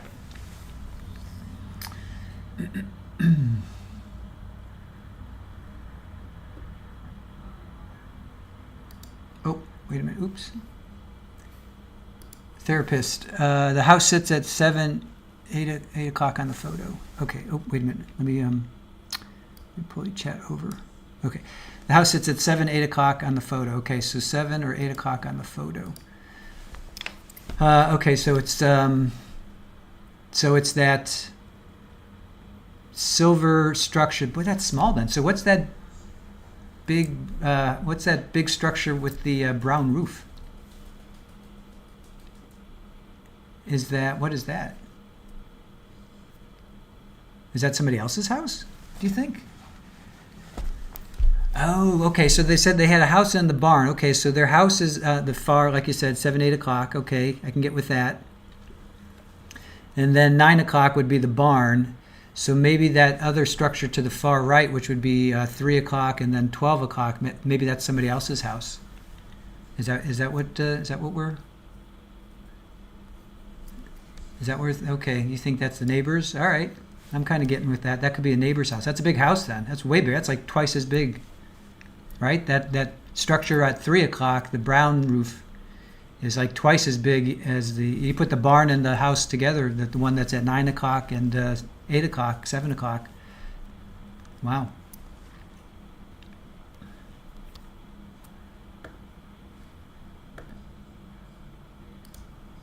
Follow. Is there fish in said pond is not mosquito heaven. All right. So what else? What do you guys got? Anything else? Are we good to call tonight? Ken says looks like an enclosed with a fence, probably another house. Yeah. Oh, I see what you're seeing. I see it. Yo, you're right, Ken. I do see it. I see that that is a fence. I see it. That is probably another house with a long driveway or a road. Yeah, that would be a long driveway maybe. And yep, I do see the fence.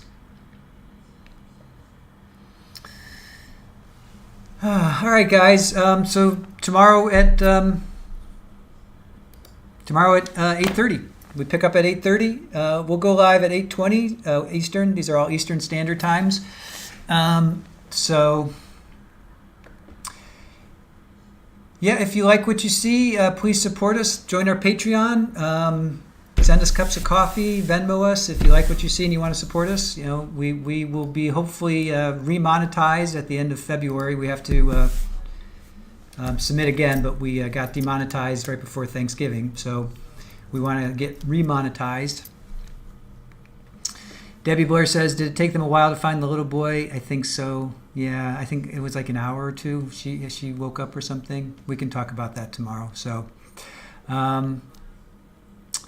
yes, thank you, Widespread Panic. Wait, chat's flying by. All right.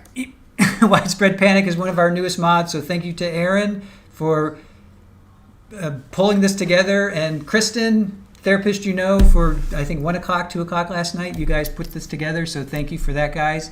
Thank you to our mods. OnlyFan, wasn't much in the chat today. Hopefully he's getting some rest. Therapist you know, Julie, Widespread Panic, Brat, Florida PI Sam, Jules. Everybody was in our chat today. No, I think Dr. Bullbutter, I think the brown house was a neighbor. I think their house was not. I think their house was one of the tin metal roof ones. So thank you guys. Join us tomorrow at 8:20 and we'll pick up on day 2. And you know, this is really emotional. I get it, you know, but we just have to remember, just don't, you know, be cool with each other. Just don't attack each other. We all have our opinions and we all have emotions. So let's just remember to be respectful to each other. If you feel somebody's attacking you, it's okay, and just people don't attack each other. That's all I'm asking. We have a really great chat here, you guys. You know that you are a great chat. We respect each other. We respect each other's opinions. If somebody's saying something that you don't agree with, you know, just take a deep breath. Seriously, it's not worth it. It's not worth it to get yelled at. It's not worth it to yell back. Just let it go, and remember why we are here. We're here for Uriel in this case. You know, we're here for the victims. We're here to stand up for them. So just keep that in mind. Don't attack each other. Just be cool with each other, okay? So I know it gets emotional, but we're all on the same side, okay?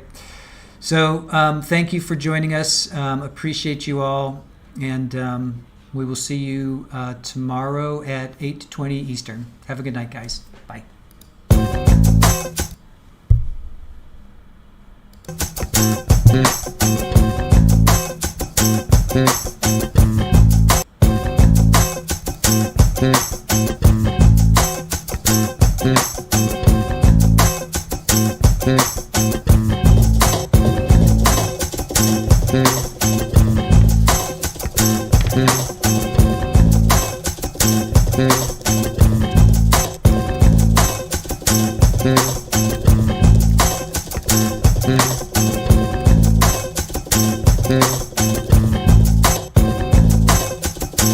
Mm-hmm.